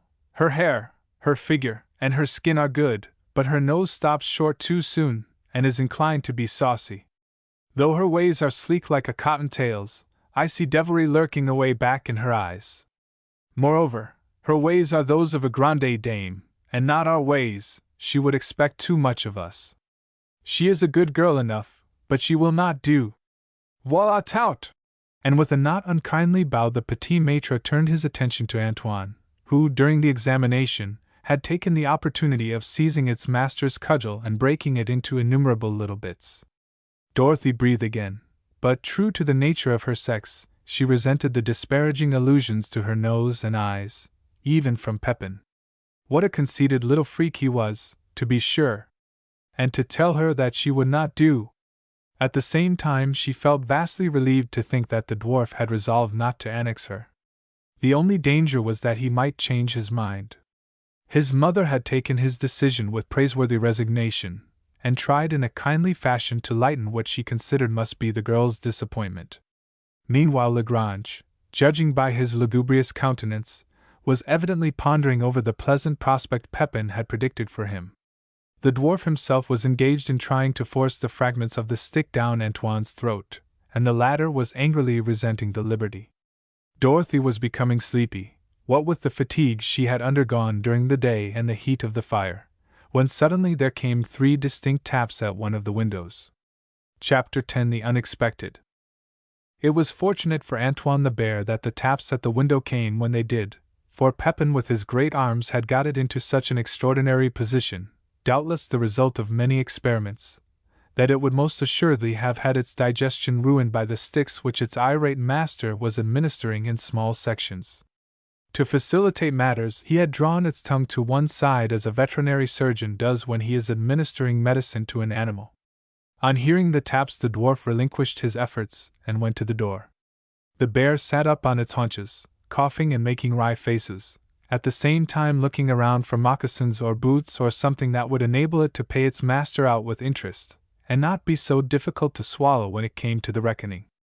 The dwarf went to the door, and, putting one hand on it, and his head to one side, cried, "Hello there!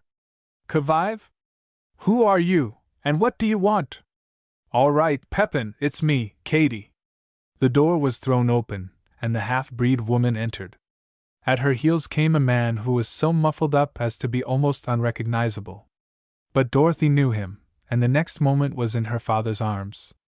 The dwarf hastened to close the door, but before doing so he gazed out apprehensively. "You are quite sure no one followed you?" he asked Katie, on re-entering the room. "No one suspected," she replied shortly. "Jean Lagrange has gone to look out for the others. I fear it will go hard with the Shermaganish unless you can do something, Pepin." Dorothy had been talking to her father, but heard the Indian word referring to the police. I wonder if Mr. Palmore has got through to the fort, Dad, she said suddenly. I was just about to tell you, my dear, what happened, he replied. I was going quietly along, trying to find some trace of you, when a couple of breeds came up behind and took me prisoner. I thought they were going to shoot me at first, but they concluded to keep me until tomorrow, when they would bring me before their government. So they shut me up in a dugout on the face of a bank, keeping my capture as quiet as possible for fear of the mob taking the law into its own hands and spoiling their projected entertainment. I hadn't been there long before the door was unbarred and Palmore came in with Katie here. He told me to go with her, and when I had found you, to return to where we had left the sleighs, and make back for the ranch by the old trail as quickly as possible. He said he'd come on later, but that we weren't to trouble about him. Katie had made it right, it seems, with my jailers, whom I am inclined to think are old friends of hers. But why couldn't he come on, Dad, with you? There was something about the affair that she could not understand. I suppose he thought it would attract less attention to go separately. I think the others must have got safely into the fort. It seems that since they have discovered that some of the English are trying to get through their lines, they have strengthened the cordon round the fort, so that now it is impossible to reach it. It's not pleasant, Dad, to go back again and leave the others, is it? It can't be helped, dear. I wish Palmore would hurry up and come. He said, however, we were not to wait for him. That half-breed doesn't look too friendly, does he? Pepin Quesnel is, so I fancy it doesn't matter about the other, replied Dorothy. The rancher turned to the others, who had evidently just finished a serious argument. Pepin, he observed, I'm glad to find you're not one of those who forget their old friends. Did you ever think I would? Eh? What? Asked the mannequin cynically, with his head on one side. I don't suppose I ever thought about the matter in that way, said Douglas. But if I'd done so, I'm bound to say that I should have had some measure of faith in you, Pepin Quesnel. You have known me for many years now, and you know I never say what I do not mean. So. That is so. Bien, remarked Pepin, obviously pleased. But the question we have had to settle is this. If we let your daughter go now, how is Bastien here to account for his prisoner in the morning? He knows that one day he will have to stand on the little trapdoor in the scaffold floor at Regina, and that he will twirl round and round so, like to that so, picking up a hobble chain and spinning it round with his hand, while his eyes will stick out of his head like the eyes of a flatfish. But at the same time he does not want to be shot by order of Riel or Gabriel Dumas tomorrow for losing a prisoner. Yes, they will shoot me mooch dead, observed Bastien feelingly. So we have think, continued the dwarf, that he should disappear also, that he go with you. I will tell them tomorrow that the girl here she was sit by the fire and she go up the chimney like as smoke or a spirit, so, and that Bastien he follow, and when I have go out I see them both going up to the sky. They will believe, and Bastien perhaps, if he keep away with you, or go hide somewhere else, he may live yet to get drowned, or get shot, or be killed by a bear, and not die by the rope. You follow? Where esc sleighs? Asked the breed, taking time by the forelock. They told him and he rose with alacrity. Zen come on quick, right now, he said. Douglas was pressing some gold into the old dame's hand, but Pepin saw it. Ah, anon, he said. There are bad English and there are good English, and there are bad French, but there are also good French. The girl is a good girl, but if Pepin cannot marry her he will at least not take her gold. The old dame, as usual, seconded him. That is right, Pepin, she said. I cannot take the moneys. Go, my child, you cannot help that my son will not have you for a wife. Some day, perhaps, you may find a husband who will console you. Adieu. Dorothy had again put on her fur coat, and bidding the good old lady an affectionate farewell, and also thanking Pepin, they prepared to set out again for the deserted homestead in the bluffs. You will send the sergeant on at once if he comes here, won't you, Pepin? Said Douglas to the dwarf. Perhaps it is as well to take his advice and get back as quickly as possible. Come now, remarked Pepin. You must go. If you wait you may be caught. Bastien will lead you safely there. Adieu! He opened the door and looked out. Antoine moved to the door with a moccasin in his mouth. Dorothy said goodbye to Katy, who would have gone with her, only Pepin would not allow it. As Dorothy passed the latter, he was evidently apprehensive lest she might be anxious to bid him a demonstrative farewell, for he merely bowed with exaggerated dignity, and would not meet her eyes. "There are lots of other men nearly as good as myself, my dear," he whispered by way of consolation. By this time the last of the frenzied mob was looking for somewhere to lay its sore and weary head, so the open spaces were comparatively clear of rebels. In a couple of hours another dawn would break over that vast land of frozen rivers and virgin snows to witness scenes of bloodshed and pillage, the news of which would flash throughout the civilized world, causing surprise and horror, but which it would be powerless to prevent. By this time the stores which had burned so brilliantly on the previous night were dully glowing heaps of ashes. The tom-toms had ceased their hollow-sounding monotones so suggestive of disorder and rapine, and the wild yelpings of the fiend-like crew had given place to the desultory howling of some coyotes and timberwolves that had ventured right up to the outskirts of the village, attracted by the late congenial uproar. They were now keeping it up on their own account. Farther away to the east, in the mysterious grayness of the dreary scene, lay the fort, while in the ribbed, sandy wastes around, and in the clumps of timber, the cordon of rebels watched and waited. As the fugitives looked back at the edge of the bluffs to catch one last glimpse of a scene that was to leave its mark on Canadian history, a rocket shot high into the heavens, leaving behind it a trail of glowing sparks and exploding with a hollow boom, shedding blood-red balls of fire all around, which speedily changed to a dazzling whiteness as they fell. It was a signal of distress from the beleaguered fort to any relieving column which might be on its way. Then away to the north, as if to remind man of his littleness, the aurora borealis sprang into life. A great arc or fan-like glory radiated from the throne of the great Ice King, its living shafts of pearly, silvery and rosy light flashing with bewildering effect over one half of the great dome of the heavens, flooding that vast snow-clad land with a vision of coloring and beauty that brought home to one the words, "How marvelous are thy works!" No wonder that even the Indians should look beyond the narrow explanation of natural phenomena and call such a soul-stirring sight the dance of the spirits. But there was no time to lose, for should they be taken now their lives would surely pay for their rashness. They threaded their way among the wooded bluffs, avoiding the homesteads, and once they nearly ran into a rebel outpost standing under the trees near which two trails met. They made a detour, and at last, on crossing over a low ridge, they came upon the deserted homestead where they had left the sleighs, horses, and dogs.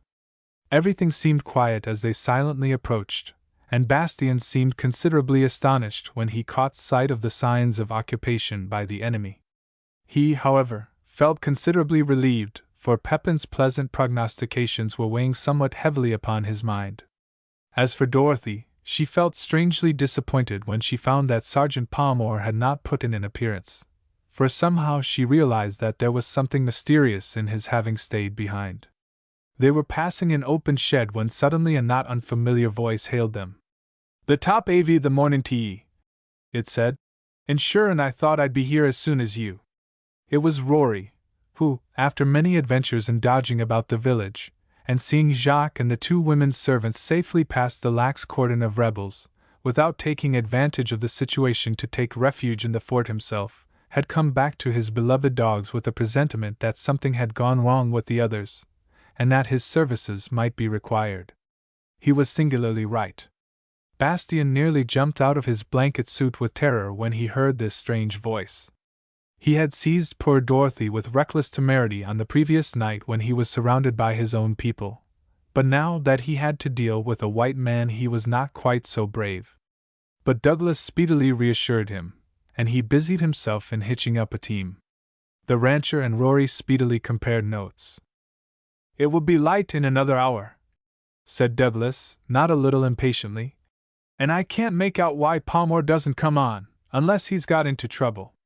As you tell me, and as he would know himself, it would be useless trying to get to the fort. I don't like the idea of going on ahead, as he told me to be sure and do, while he may be in need of help." "It's mortal queer," observed Rory, "that he didn't come on wid you." He turned and addressed Bastien, who, having hitched up 2 teams, seemed in a great hurry to be off. Mister, and what may you be saying to it? I think it's time to be what you called the part, was the reply. It's mooch dead z mateys will shoot us if they come now. He glanced apprehensively around. It's the other man who came with Katie to the place where they had me prisoner, and who remained behind, explained Douglas. He told me he'd come on. The half-breed looked surprisedly and incredulously at the rancher. Dorothy had now joined the group, and was listening to what was being said. Mon Dieu! Exclaimed Bastien. But est possible that you not know? Katie she have told all to me. Ze man you declare of he will no more come back. Ze man who made of you a prisoner, have to show one on ze morrow, but et matter not which, and dey arrange to show ze as their man. He take your place, he mooch good fellow, and zay shoot him mooch dead tomorrow. And all at once the truth, the self-sacrifice that Palmore had so quietly carried out, flashed upon them. It was a revelation. Douglas understood now why it was the sergeant had told him to hurry on, and not wait. Chapter 11 The Retreat. There was a dead silence for about 30 seconds after the half-breed had revealed the truth regarding Passmore's non-appearance. Douglas wondered why he had not suspected the real state of affairs before. Of course, Palmore knew that his guards had only consented to the exchange on condition that he was handed over to the bloodthirsty crew on the morrow. As for Dorothy, she realized at last how she had been trying to keep the truth from herself. She thought of how she had almost resented the fact of Palmore having more than once faced death in order to secure the safety of her father and herself, although the man was modesty itself and made it appear as if it were only a matter of duty. True, she had thanked him in words, but her heart upbraided her when she thought of how commonplace and conventional those words must have sounded. No matter what she might have felt, she knew now that Katie must have found and spoken to him, and that her father's liberty probably meant his, Passmore's, death. How noble was the man! How true the words! Greater love hath no man than this, that a man lay down his life for his friend. It was Douglas who first broke the silence. He spoke like a man who was determined on a certain line of action, and whose resolve nothing should shake.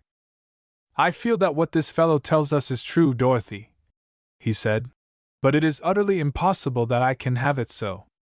Palmore is a young man with all his life before him, and I have no right to expect a sacrifice like this. I am going back this very moment, and you must go on with Rory. Palmore can follow up. You must go on to Child of Light, who will take you safely to some of the settlers near Fort Pitt. As soon as the soldiers get here, they will crush this rebellion at once. After all, I don't believe they will harm me. As for Palmore, if they discover that he is one of the police, he is a dead man. Goodbye. The girl caught him by both hands and kissed him. You are right, father, you are only doing what is right, she said, but I am coming with you.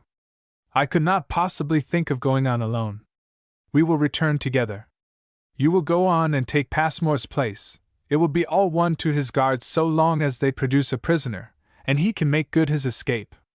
Lagrange here, who had charge of me before, can imprison me along with you, and the chances are they will be content to keep us as prisoners. It will also save Lagrange from getting into trouble later on. Ah, that is mooch good, broke in the breed, who had caught the drift of the last proposal. Oui, that is good, and then they will not shoot me mooch dead. Old Rory gave a grunt, and eyed the hulking fellow disgustedly. It's nary a foot you'll be going back now, and I'm tellin' yees, so it's makin' what moind ye have AC, says Oi. He turned to the rancher, and there was grim determination in his eyes. And as for you going back now, sure and it's a gossin' you'll be talking me for if ye think I'll be letting yees. It's 10 chances to 1 them jokers'll have changed their sentiments by the time ye get thar, and will hoot on to the sergeant as well as to you. It's Miss Zilph as is going back if ye just tell me where the show is, for I knows the whole caboodle, and if I can't get him out o' that before another hour, then Rory's not the name av me. You just. But he never finished the sentence, for at that very moment 2 or 3 shots rang out on the still night. They came from the neighborhood of the town. Summit's up, exclaimed Rory. Let's investigate. The three men seized their rifles and ran up the ridge that overlooked the bend of the trail. They peered into the gray moonlit night in the direction of the township. At first they could see nothing, but a desultory shot or two rang out, and it seemed to them that they were nearer than before. At last, round a bend in the trail, they caught sight of a dark figure running towards them. "It must be one of the police or Palmore," said the rancher. At last they saw this man's pursuers. There were only 3 of them, and one stopped at the turn, the other 2 keeping on. Now and again one of them would stop, kneel on the snow, and take aim at the flying figure. But moonlight is terribly deceptive, and invariably makes one fire high. Moreover, when one's nerves are on the jump, shooting is largely chance work. "'Pears to me," remarked Rory, "that this ain't what you'd exactly call a square game. That joker in the lead is gettin' well nigh played out, and them 2 coves follerin' are gettin' the bulge on him. Sure, and I'm thinkin' their friends Aviorn, Lagrange, but they want stoppin'. What do ye say? Oh, yis, stop 'em. If they see me what you call it, game is oop. Yis, they friends, shoot 'em mooch dead." The tender-hearted Lagrange was a very Napoleon in the advocating of extreme measures when the inviolability of his own skin was concerned. "It's a bloodthirsty base ye are wid your own kith and kin," exclaimed Rory, disgustedly. "But I'm thinkin' the less shootin' the better unless we wants to hev the whole pack after us. No, we'll just let that joker in the lead get past, and then well pounce on them 2 Johnnies before they can draw a bead, and take 'em prisoners." No sooner said than done. They ran down the shoulder of the ridge, and just where the trail rounded it, hid themselves in the shadow of a great pine. In a few minutes more a huge figure came puffing and blowing round the bend. They could see he had no rifle. The moonlight was shining full on his face, and they recognized Jacques. He did not see them, so they allowed him to pass on. In another minute his 2 pursuers also rounded the bend. One of them was just in the act of stopping to fire when Douglas and Rory rushed out. "Hands up!" they shouted. One of them let his rifle drop, and jerked his hands into the air at the first sound of the strange voices. But the other hesitated and wheeled, at the same moment bringing his rifle to his shoulder. But Douglas and Rory had sprung on him simultaneously. His rifle was struck to one side, and he received a rap on the head that caused him to sit down on the snow feeling sick and dizzy, and wondering vaguely what had happened.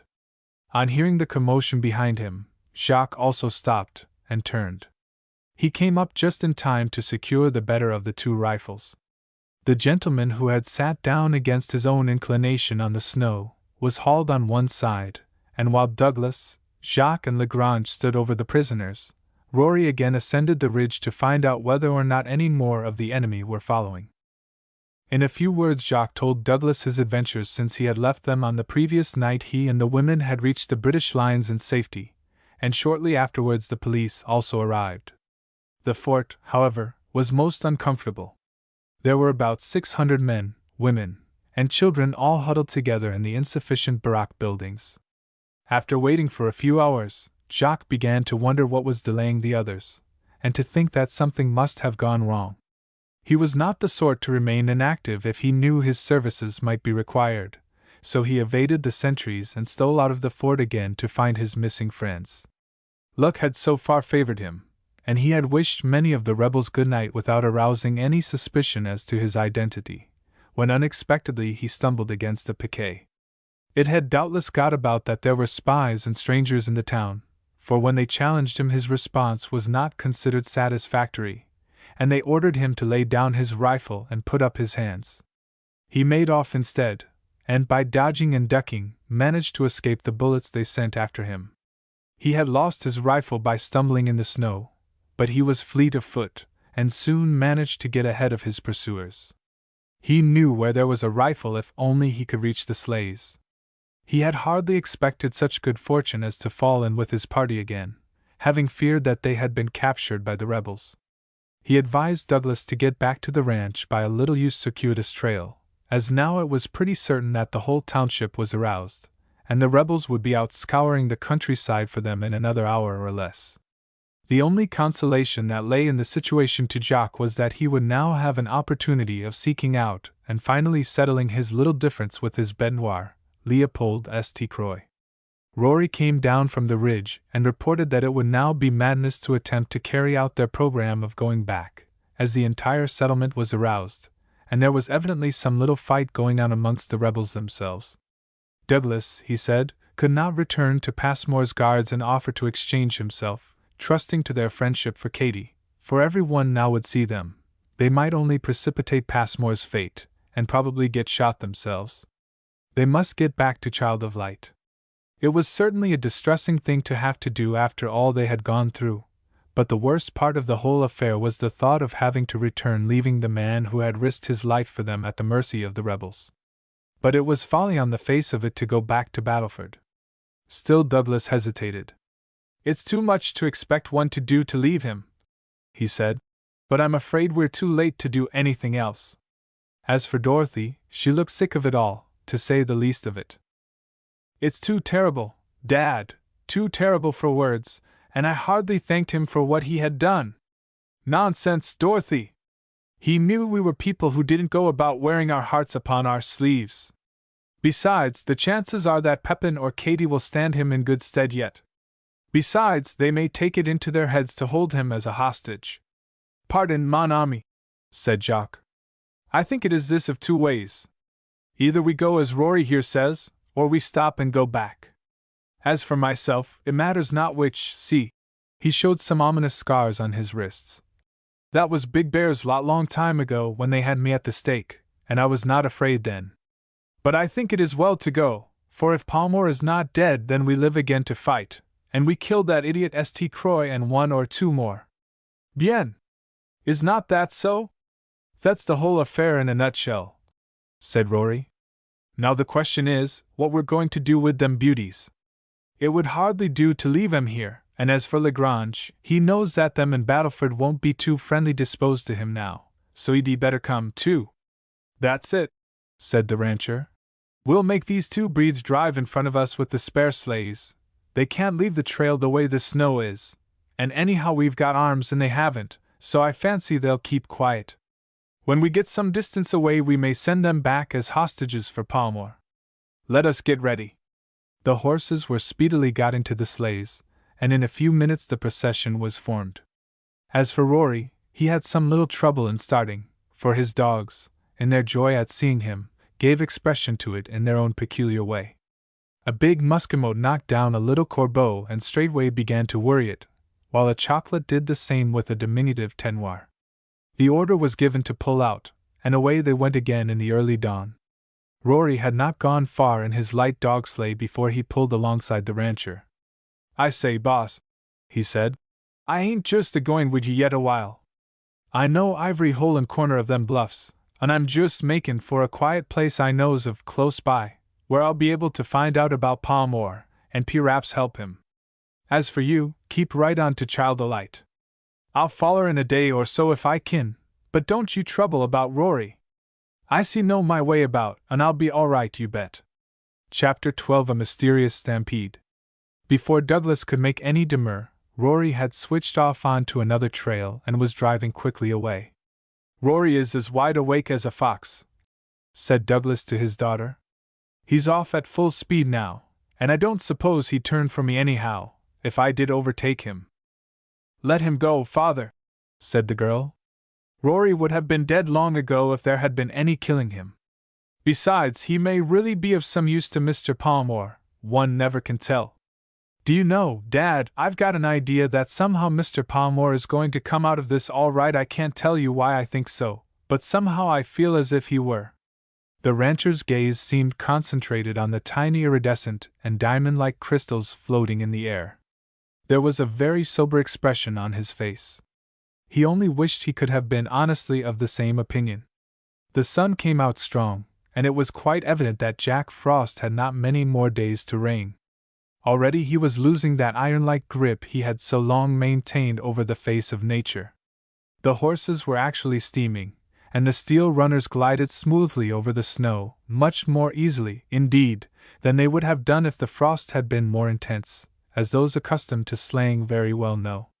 There was a great silence all round them, and when on the open prairie, where the dim horizon line and the cold gray sky became one, they could almost have imagined that they were passing over the face of some dead planet whirling in space. Only occasionally, where the country was broken and a few stunted bushes were to be met with, a flock of twittering snowbirds were taking time by the forelock, and rejoicing that the period of dried fruits and short commons was drawing to a close. And now Dorothy saw that her father was struggling with sleep. It was not to be wondered at, for it was the third day since he had closed an eye.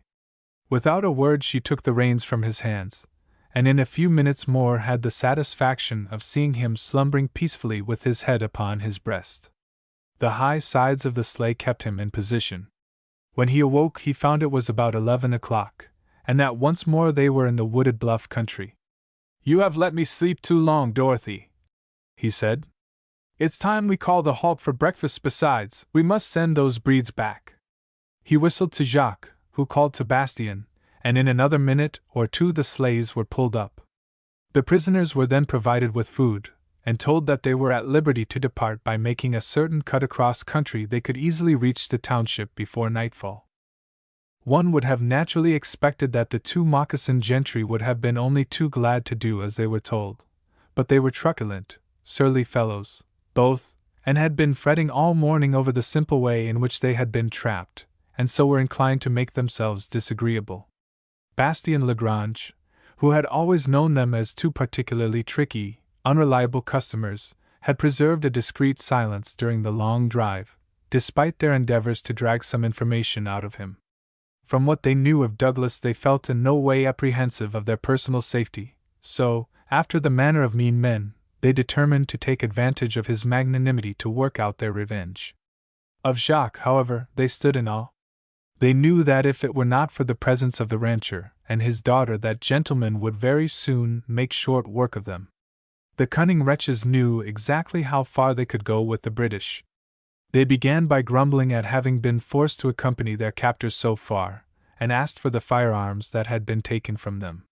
One of them even supplemented this modest request by pointing out that they were destitute of ammunition. Jacques could stand their impudence no longer, so, taking the speaker by the shoulders, he gave him an unexpected and gratuitous start along the trail. The two stayed no longer to argue, but kept on their way, muttering ugly threats against their late captors. In a few minutes more they had disappeared round a turn of the trail. The party proceeded on its way again. After going a few hundred yards they branched onto a side trail, which led into hilly and wooded country. Passing through a dense avenue of pines in a deep, narrow valley, they came to a few log huts nestling in the shadow of a high cliff. There was a corral, corral equals yard, hard by with a stack of hay at one end. They approached it cautiously. Having satisfied themselves that the huts concealed no lurking foes, it was resolved that they should unhitch, give the horses a rest, and continue their journey a couple of hours later. Jacques put one of his great shoulders to the door of the most habitable-looking log hut and burst it open. Dorothy entered with him. The place had evidently belonged to half-breeds. It was scrupulously clean, and in the fairly commodious kitchen, with its open fireplace at one end, they found a supply of fuel ready to their hand. Whilst Jacques assisted the rancher and Lagrange in foddering the horses, Dorothy busied herself with preparations for a meal. It was pleasant to be engaged with familiar objects and duties after passing through all sorts of horrors, and Dorothy entered cheerfully on her self-imposed tasks. She quickly lit a fire, and then went out with a large pitcher to the inevitable well found on all Canadian homesteads. She had to draw the water up in the bucket some 40 or 50 feet, but she was no weakling, and soon accomplished that. To fill and swing the camp kettle across the cheery fire was the work of a minute or two. She then got the provisions out of the sleighs, and before the three men returned from looking after the horses she had laid out a meal on the well-kept deal table, which she had covered with an oilcloth. The tea had been made by this time, and the 4 steaming pannikins filled with the dark, amber-hued nectar looked truly tempting. The rude benches were drawn close to the table, and the room assumed anything but a deserted appearance. It would have been quite a festive repast only that the thought of Sergeant Passmore's probable fate would obtrude itself. Certainly, they could not count upon the security of their own lives for one single moment. It was just as likely as not that a party of rebels might drive up as they sat there and either shoot them down or call upon them to surrender. Dorothy, despite her endeavors to banish all thoughts of this situation from her mind, could not free herself from the atmosphere of tragedy and mystery that shrouded the fate of the captured one. Her reason told her it was 10 chances to 1 that the rebels would promptly shoot him as a dangerous enemy. Still, an uncanny something that she could not define would not allow her to believe that he was dead. Rather was she inclined to think that he was that very moment alive, but in imminent peril of his life and thinking of her. So strongly at times did this strange fancy move her that once she fully believed she heard him call her by name. She put down the pannikin of tea from her lips untasted, and with difficulty suppressed an almost irresistible impulse to cry out. But there was no sound to be heard outside save the dull thud of some snow falling from the eaves. They had just finished their meal when suddenly a terrible din was heard outside. It seemed to come from the horse corral. There was a thundering of hoofs, a few equine snorts of fear, a straining and creaking of timber, a loud crash, and then the drumming of a wild stampede. The men sprang to their feet and grasped their rifles. "The horses!" cried Douglas. "Someone has stampeded them! We must get them back at any cost." "Don't go out that way," remonstrated Dorothy, as they made for the door. "You don't know who may be waiting for you there. There is a back door leading out from the next room, but you'd better look out carefully through the window first." The wisdom of the girl's advice was so obvious that they at once proceeded to put it into execution. Chapter 13 Roofed. The back windows commanded a view of the horse corral, and they could see that one side of it had been borne down by the rush of horses. But what had frightened them was a mystery. There was nothing whatever of a hostile mature to be seen.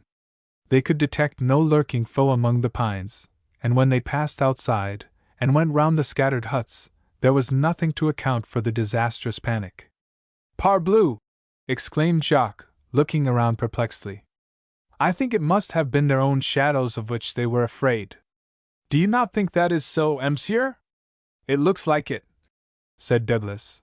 "But we must get those horses or the rebels will get us tomorrow. They can hardly overtake us before then. If I remember rightly, there's a snake fence across the trail, about half a mile or so up the valley, which may stop them. Now if you, Jacques, go to the right, and you, Lagrange, to the left while I take the trail, I'm not quite so young and nimble as you two. I dare say we'll not be long before we have them back. But I'd nearly forgotten about you, Dorothy. It won't do to." "Nonsense, Dad. I'll be perfectly safe here. The sooner you get the horses back, the sooner we will be able to consider ourselves safe." This view of the case seemed to commend itself to Bastien, for without further ado he strode away to the left among the pines. "I'm afraid there's nothing else for it," said Douglas. "I think you'd better go inside again, Dorothy, and wait till we return. And in the meantime I'll pack the sleighs," observed the girl. "Leave me a gun, and I'll be all right." The rancher leant his gun against the window sill, and then departed hastily. The deserted hut seemed very lonely indeed when they had gone, but Dorothy was a healthy, prairie-bred girl, and not given to torturing herself with vain imaginings. She went indoors, and for the next few minutes busied herself in cleaning up and stowing away the dinner things. This done, she resolved to go outside, for a wonderful change had come about in the weather. It was only too obvious that a new spring had been born, and already its mild, quickening breath was weakening the grip of King Frost. Dorothy walked over towards the pines. She could detect a resinous, aromatic odor in the air. Here and there a pile of snow on the flat boughs would lose its grip on the roughened surface and slip to earth with a hollow thud. She skirted the outhouses, and then made for the long, low-roofed hut again. She was passing a large pile of cordwood which she noted was built in the form of a square, when, happening to look into it, she saw something that for the moment caused her heart to stop beating and paralyzed her with fear. It was a great gaunt cinnamon bear, which, seated on its haunches, was watching her with a look of comical surprise upon its preternaturally shrewd, human-like face. Dorothy's heart was thumping like a steam engine. Fear, indeed, seemed to give her wings, for she gathered up her skirts and ran towards the house as she had never run in her life. But the bear had just an hour or so before risen from his long winter's sleep, influenced, doubtless, by those blind motions of the earth that showed the year had turned. Feeling uncommonly empty, and therefore uncommonly hungry, he had left his cave in the hillside lower down the valley to saunter upwards in search of a meal. The horses had unfortunately scented him before he was aware of their proximity, and with that lively terror which all animals evince in the neighborhood of bears, had broken madly away, to Bruin's great chagrin. If he had not been half asleep, and therefore stupid, he would have crawled upon them from the lee side, and been on the back, or at the throat, of one before they could have divined his presence. The noise of the men's voices had startled him, and he had gone into the wood heap to collect his thoughts and map out a new plan of campaign. The voices had ceased, but there was a nice, fresh-looking girl, who had walked right into his very arms, as it were. It was not likely he was going to turn up his nose at her. On the contrary, he would embrace the opportunity, and the young lady. He must, indeed, have still been half asleep, for he had given Dorothy time to make a start, and there was no questioning the fact that she could run. Bruin gathered himself together and made after her. Now, to look at a bear running, one would not imagine he was going at any great rate. His long, lumbering strides seem labored, to say the least of it, but in reality he covers the ground so quickly that it takes a very fast horse indeed to keep pace with him. Before Dorothy had got halfway to the hut, she knew she was being closely pursued. She could hear the hungry brute behind her breathing hard. At length she reached the hut, but the door was shut. She threw herself against it, and wrenched at the handle, which must have been put on upside down to suit some one of the owners, for it would not turn. The bear was close upon her, so with a sob of despair she passed on round the house. Next moment she found herself confronted with a log wall, and in a species of cul-de-sac. Oh! The horror of that moment! But there was a barrel lying on its side against the wall of the hut. Afterwards she marveled how she could have done it, but she sprang onto it, and gripping the bare poles that constituted the eaves of the shanty, leapt upwards. Her breast rested on the low sod roof. Another effort, and she was on it. The barrel was pushed from her on springing, and rolling out of harm's way, she realized that for her it had been a record jump. The vital question now was, could the bear follow? She raised herself on hands and knees among the soft, wet snow, and looked down apprehensively at the enemy. What she saw would at any other time have made her laugh heartily, but the situation was still too serious to be mirthful. There, a few paces from the hut, seated on his haunches and looking up at her with a look of angry remonstrance on his old-fashioned face, was Bruin. His mouth was open, his under jaw was drooping with palpable disappointment, and his small dark eyes were gleaming with an evil purpose. That he had used up all his superfluous fat in his long winter sleep was obvious, judging by his lanky, slab-like sides. His long hair looked very bedraggled and dirty. He certainly seemed remarkably hungry, even for a bear. There was no gainsaying the fact that he was wide awake now. Dorothy rose to her feet and glanced quickly around. Particularly she looked up the trail in the direction taken by her father and the others, but the dark, close pines, and a bluff prevented her from seeing any distance. She could hear nothing save the twittering of some snowbirds, and the deep breathing of Bruin, who seemed sadly out of condition. The steep sides of the valley and the dark woods closed up all around and shut in that desolate little homestead. There was no hiding the truth from herself. She was very much alone, unless the bear could be regarded as company. Bruin had her all to himself, so much so, indeed, that he appeared to be taking matters leisurely. He had the afternoon ahead of him, and, after all, it was only a girl with whom he had to deal. As he watched her there was even an apologetic expression upon his face, as if he were half ashamed to be engaged in such an ungentlemanly occupation and hoped it would be understood that he was only acting thus in obedience to the imperative demands of an empty stomach. Dorothy wondered why the bear did not at once begin to clamber up after her.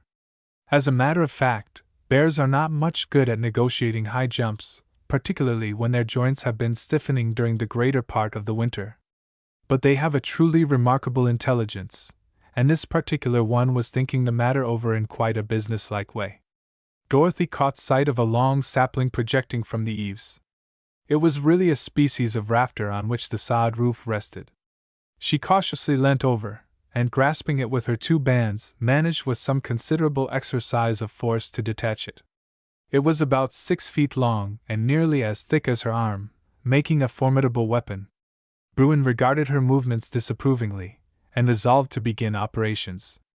The barrel which had helped the girl to gain the roof was naturally the first thing that attracted him.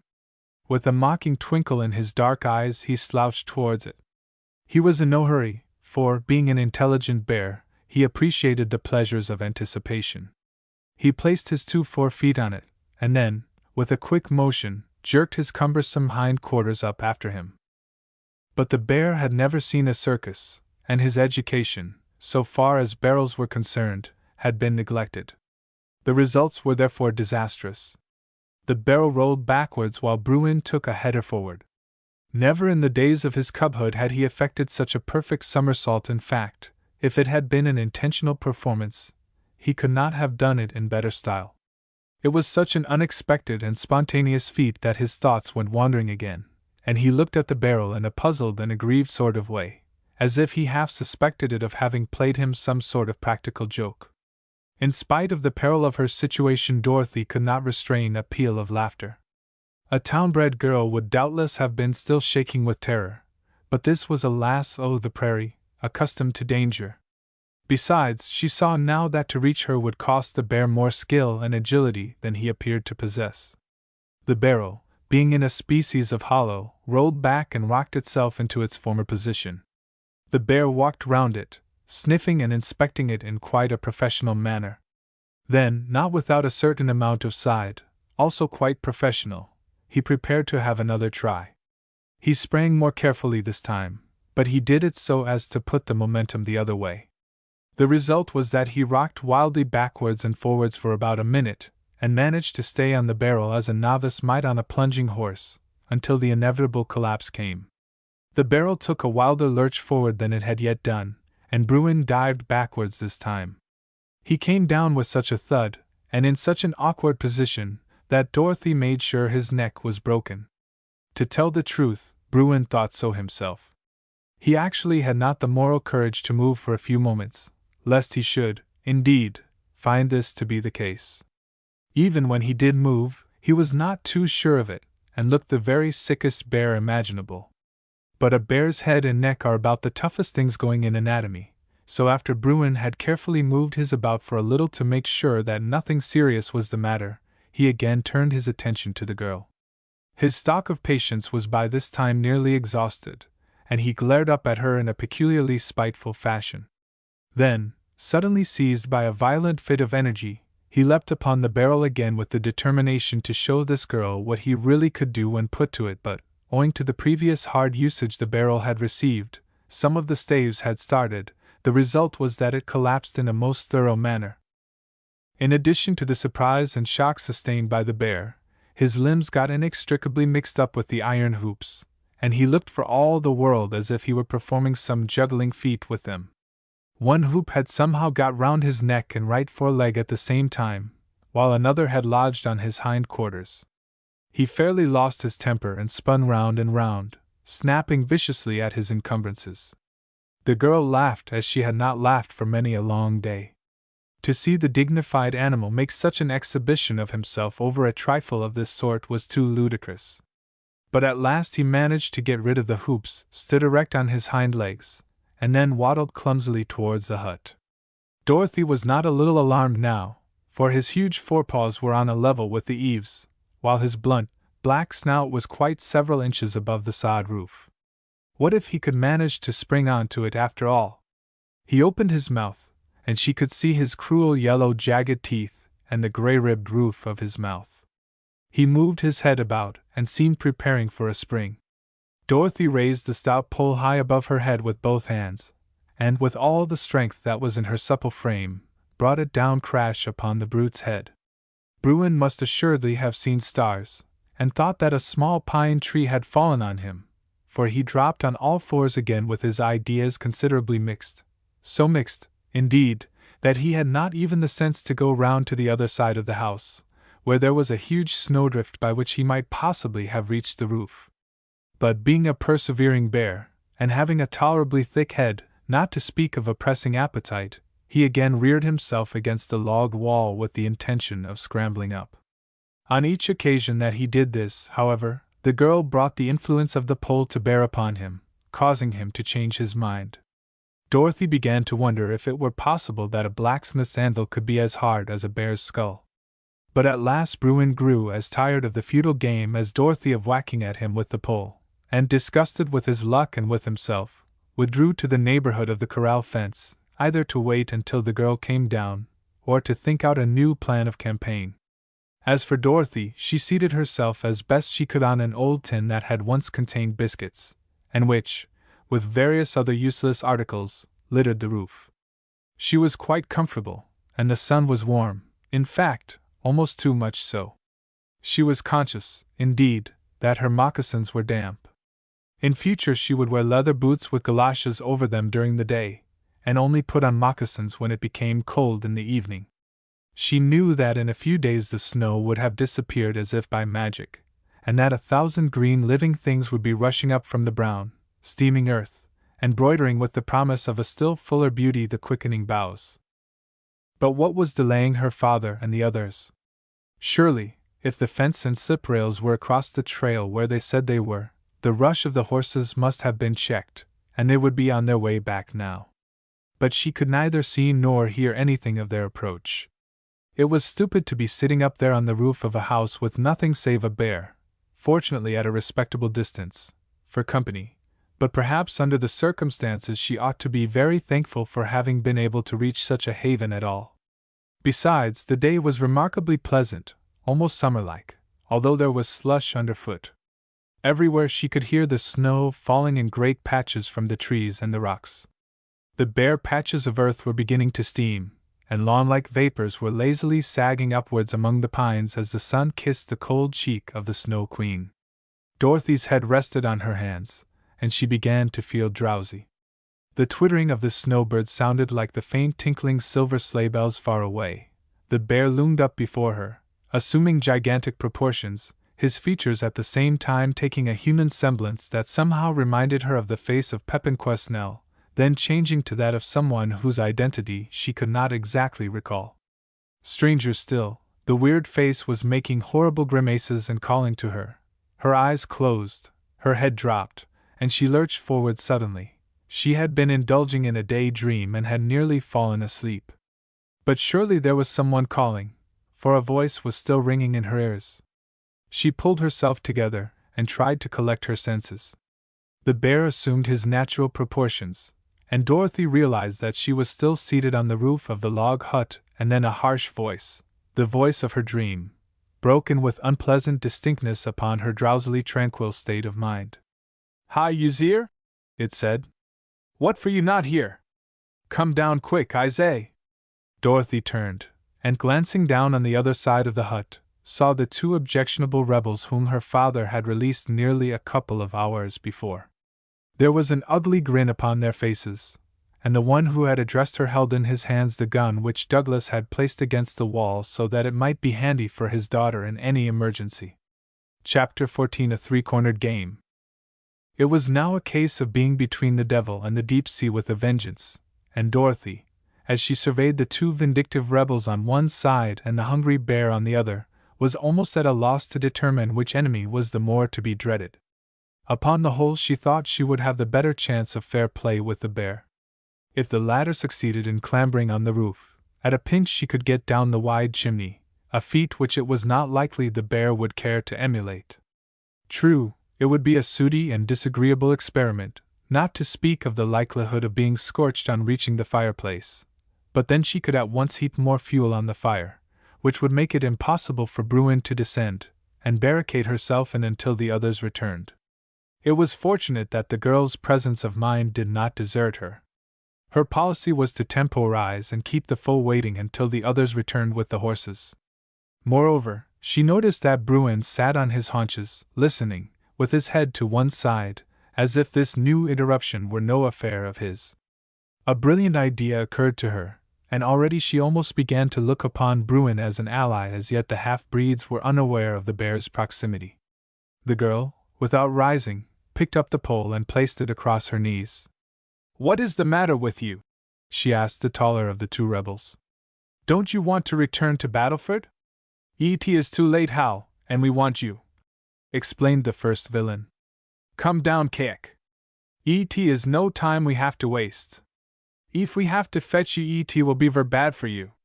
Dear me, remarked Dorothy, outwardly keeping cool, but not without serious misgivings. I can't think what you can want with me. But as you're so anxious, I'll come down, in a few minutes, when my father and the others return. Ze horses they in big snowdrift stuck and ze man cannot leave. Come down now, we want you. It was obvious to Dorothy that the two rebels, in taking a circuitous route to the hut, had come upon the horses stuck fast in a snowdrift, and that her father and Jacques and Bastien were busily engaged in trying to extricate them. Knowing that the girl must have been left alone with the firearms, the two rebels had hurried back to secure them, with wild, half-formed ideas of revenge stirring their primitive natures. Dorothy's policy was to keep cool, in order not to precipitate any action on their part. "Coem," said the taller one, whose villainous appearance was not lessened by a cast in his right eye. "We want you to give us to eat. Coem down. Goodness! Have you eaten all we gave you already? You must have wonderful appetites, to be sure. If you look in the sleigh. Shaw! Coem you down and get. What for you sit all alone up there? It is not good to sit zere, and you will catch cold. Oh, don't trouble about me, thanks. I'm all right, I don't catch cold easily." What the cross-eyed one ejaculated at this point will not bear repetition. He actually so far forgot himself as to threaten Dorothy with bodily violence if she did not at once obey him. But as the girl only remained seated, with apparent unconcern, upon the biscuit tin, and gazed mildly into his face, it became evident to the big rebel that he was only wasting words in thus addressing her. He prepared to ascend the snowbank, jump thence onto the roof, and fetch her down by force. Dorothy, like sister and of Bluebeard fame, gazed anxiously around and listened with all the intensity born of her desperate state, but there was nothing to be seen or heard. Only Bruin had risen again, and was coming slowly towards the hut. A bright scheme suggested itself to the girl, but she would wait until the cross-eyed one discovered how utterly rotten and soft the snowbank had become before putting it into practice. She must gain all the time she could. The rebel managed to reach the top of the drift, which was nearly on a level with the roof of the hut, without sinking more than an inch or two into the snow, but when he braced himself preparatory to springing across the intervening wind-cleared space, the crust gave and down he went nearly up to the waist. The more he struggled, the deeper he sank. His flow of language was so persistent and abusive that even Bruin, on the other side of the hut, stood still to listen and wonder. It was as much as Dorothy could do to keep from laughing heartily at the fellow's discomfiture, but she restrained herself, as such a course might only drive him to some unpleasant and desperate measure. She, however, thought it a pity that only one of them should be struggling in the drift. She must drive the other into it also. She therefore rose and called to the second villain, on whose evil face there was an unmistakable grin. Like Bastien, and most of his kind, he had no objections to seeing his own friends suffer so long as he himself came by no harm. "Ho, you there!" she cried in apparent indignation. "Don't you see your friend in the drift? Why don't you give him a hand out? Are you afraid?" But the second villain was too old a bird to be caught with chaff, and replied by putting his mittened hand to one side of his nose, at the same time closing his right eye. He bore eloquent testimony to the universality of the great sign language. "You are a coward!" she exclaimed, disgusted with the man, and at the failure of her little scheme. "A nice comrade, you! I wonder you ever had the spirit to rebel!" This was too much for the rogue's equanimity, and he launched into such a torrent of abuse that the girl was obliged to put her fingers in her ears. He, however, went to the trouble of crawling over the snowdrift and picking up the gun which his worthy mate had dropped when he broke through the crust. By this time the first villain had managed to extricate himself, and had moved into the clear space opposite the front door of the hut. The eyes of the two were now fairly glowing with rage, and they prepared to storm the position. One of them was in the act of giving a back to the other when Dorothy appeared on the scene with the sapling.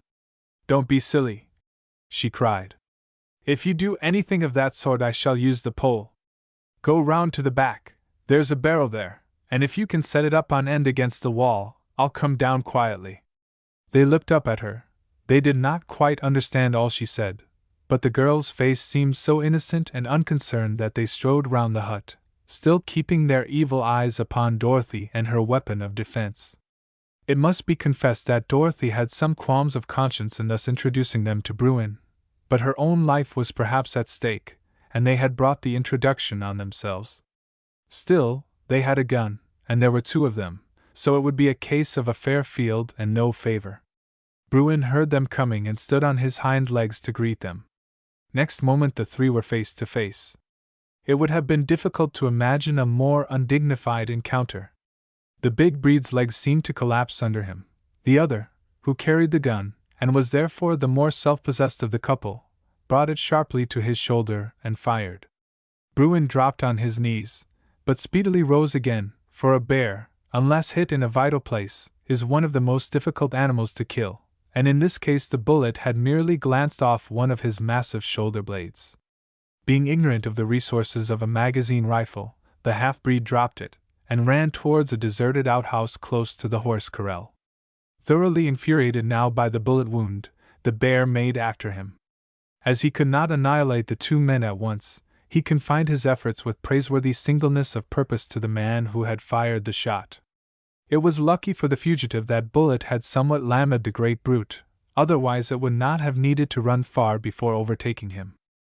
It was an exciting chase. The breed reached the hut, but, as there was neither open door nor window, he was obliged to scuttle round and round it, after the manner of a small boy pursued by a big one. Sometimes the bear, with almost human intelligence, would stop short and face the other way, when the breed would all but run into him, and then the route would be reversed. On the countenance of the hunted one was a look of mortal terror. His eyes fairly started from his head, and his face streamed with perspiration. It seemed like a judgment upon him for breaking his word to the rancher and interfering with the girl, when he might now have been well on his way to Battleford.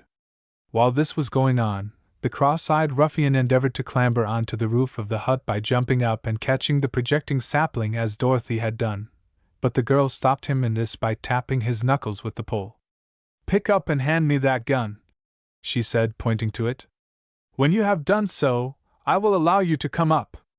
The cross-eyed one looked sadly astonished, but as he did not know the moment when the bear might give up chasing his worthy comrade to give him a turn, he did as he was bid. The rifle would be of no use to the girl, anyhow, and besides, her father and the others must have heard the shot and would be on their way back to see what the matter was. It would therefore be as well to comply with her request and try to explain that their seemingly ungrateful conduct had only been the outcome of their innate playfulness. If they had erred, it was in carrying a joke a trifle too far. As soon as Dorothy found herself in possession of the rifle, she knew that she was safe. She even laid the pole flat on the roof, allowing one end of it to project a foot or so beyond it so as to aid the cross-eyed one in his unwonted gymnastic feat. In a few moments the discomfited villain stood on the roof in front of her. Dorothy lowered the lever of the Winchester so that he could see it, and pumped another cartridge into the barrel. The half-breed realized the extent of his folly, but saw it was too late to do anything. "Now stand over in that far corner," said the girl to him, "or I will shoot you." But the cross-eyed one was humility itself, and protested that he could not for all the gold in the bed of the Saskatchewan have lifted a finger to do the dear young mamselle any harm. In his abject deference he was even more nauseous than in his brazen brutality. He did as he was bid all the same, and the two turned their attention to the unlucky man who was having such a lively time with Bruin. Dorothy, however, did not forget to keep a sharp eye on the man near her. Had there not been such tragic possibilities in the temper and strength of the bear, the situation might have been eminently entertaining. The position of the two principals in the absorbing game of life and death was not an uncommon one. Bruin stood upright at one corner of the hut, and the half-breed stood at another. Each was watching the other intently, as a cat and mouse might be expected to do. The man's mittened hands rested against the angle of the wall, and his legs straddled out on either side so as to be ready to start off in any direction at a moment's notice. Whenever the bear made a move, the half-breed slightly lowered his body and dug his feet more securely into the soft snow. They resembled two boys watching each other in a game of French and English. After standing still for a minute or two and regaining their wind, they would start off to their positions at two other corners. Sometimes the bear would be unseen by the man, and this state of affairs was generally a very puzzling and unsatisfactory one for the latter, as he never knew from which direction Bruin might not come charging down upon him. When the two spectators on the roof turned their attention to the two actors, the latter were in the watching attitude, but almost immediately the game of tag began again. The pursued one was evidently in considerable distress. His face matched the color of his knitted crimson toque, at the end of which a long blue tassel dangled in a fantastic fashion. His whole attitude was that of one suffering from extreme physical and nervous tension. Dorothy's first impulse was to try and shoot the bear, but owing to the distance and its movements she realized that this would be a matter of considerable difficulty. Besides, unless the bear-hunted rogue were fool enough to leave the friendly vantage of the hut, it was obvious that he would be quite able to evade the enemy until such time as her father and the others came. This would serve the useful purpose of keeping him out of mischief and rendering him a source of innocent entertainment to his friend, for it must be admitted that the latter, now that he was safe, or considered himself so, adopted the undignified, not to say unchristian-like, attitude of openly expressing a sporting interest in the proceedings. But the fugitive had grown tired of the trying device of dodging the bear round four corners, and thinking that if he could only get to the horse corral and squeeze between the posts, he could, by keeping it between himself and Bruin, gain the hut at the far end and mount on to the roof. He determined to put his scheme to the test. So, when for a moment he lost sight of Bruin behind the other corner, he made a frantic bolt for the fence. But his enemy happened to be making a dash round that side of the house from which Leon reckoned he had no right to make one, and the result was that in another instant the beast was close at his heels. It was an exciting moment, and Dorothy, despite the fact that the hunted one was a dangerous enemy, could not restrain a cry of horror when she saw his imminent peril. She would have shot at the bear if she could, but just at that moment it happened to be going too fast for her. As for the cross-eyed one, it was indeed a treat to see Leon, who had laughed at him when he sank into the snowdrift, flying for his life with a look of ghastly terror on his face. It was a case of retributive justice with a vengeance. His sporting tendencies were again in the ascendant, and he clapped his hands and yelled with delight.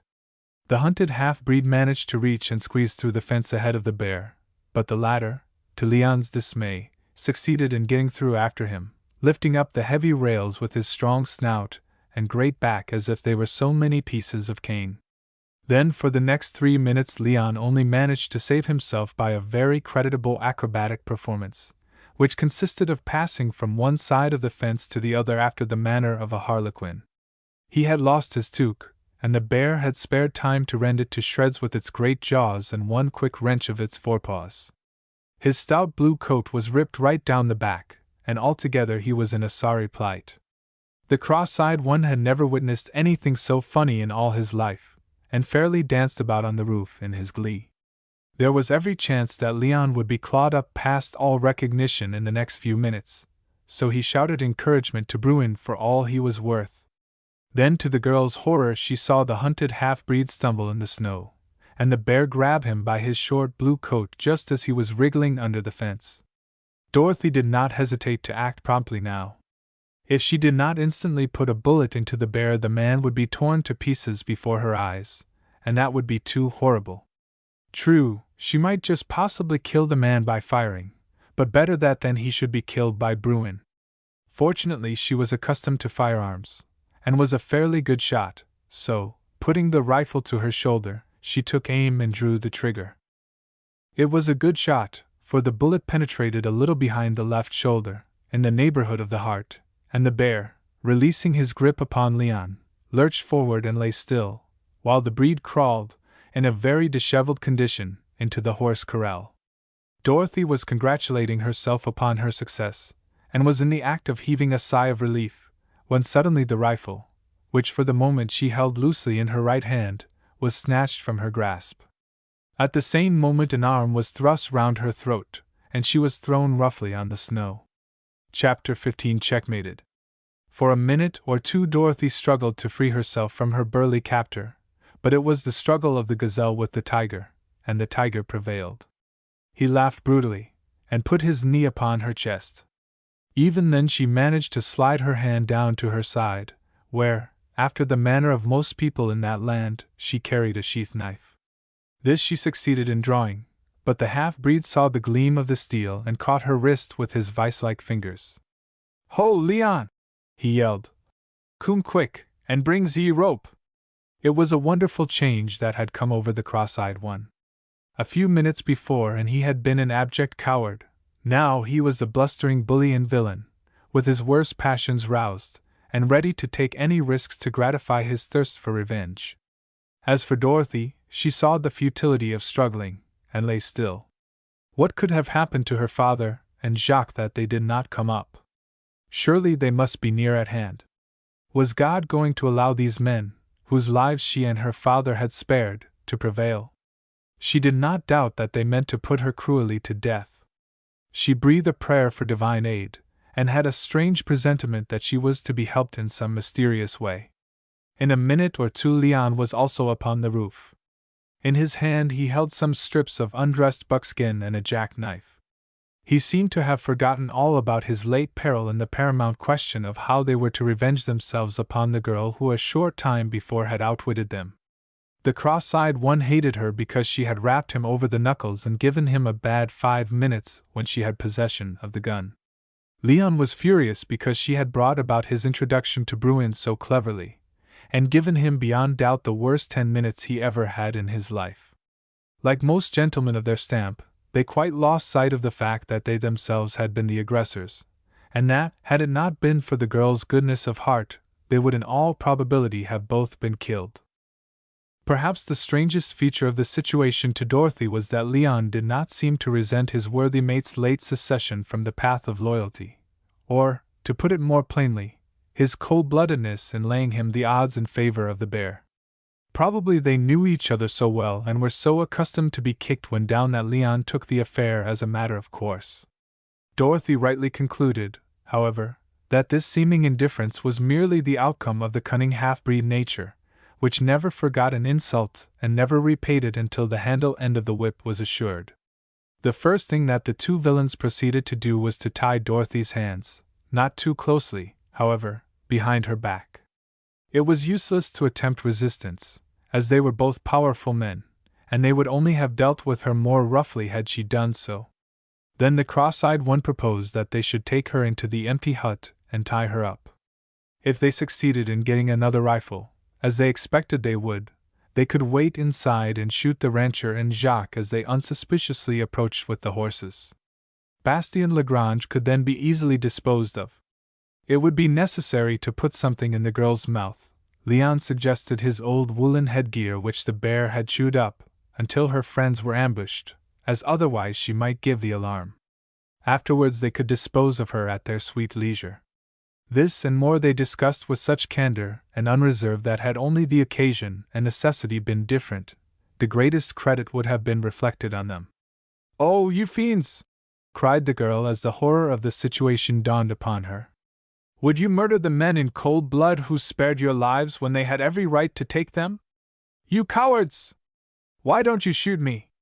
Do you think I am afraid of being shot?" It was all like some horrible nightmare to her just then. Brief time seemed such an eternity that she longed for it to come to an end.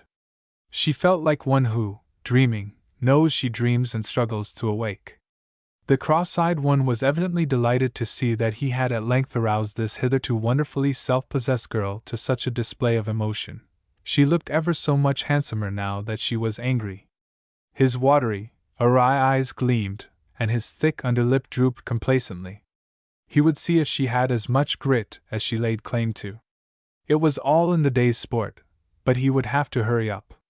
He seized the Winchester, and holding it in front of him, jerked down the lever as he had seen Dorothy do, so as to eject the old and put a fresh cartridge into the breech. But the old cartridge, in springing out, flew up and hit him such a smart rap between the eyes that Leon at once seized his little opportunity and laughed ironically. "Good shot, Lucien!" he cried. "Encore, mon ami!" Lucien's eyes were watering and smarting, and he felt quite like shooting his sympathetic friend on the spot, but he kept his wrath bravely under, and resolved to show Leon in a very practical fashion how he could shoot on the first auspicious occasion. Yes, such a blessed opportunity would be worth waiting and suffering for. And now they prepared to remove Dorothy from the roof, and take her inside the hut. Leon was to descend first, and then Lucien was to make her jump into the snowdrift, where she would stick, and Leon would be waiting for her. Poor Dorothy knew that if help did not come speedily she would be undone.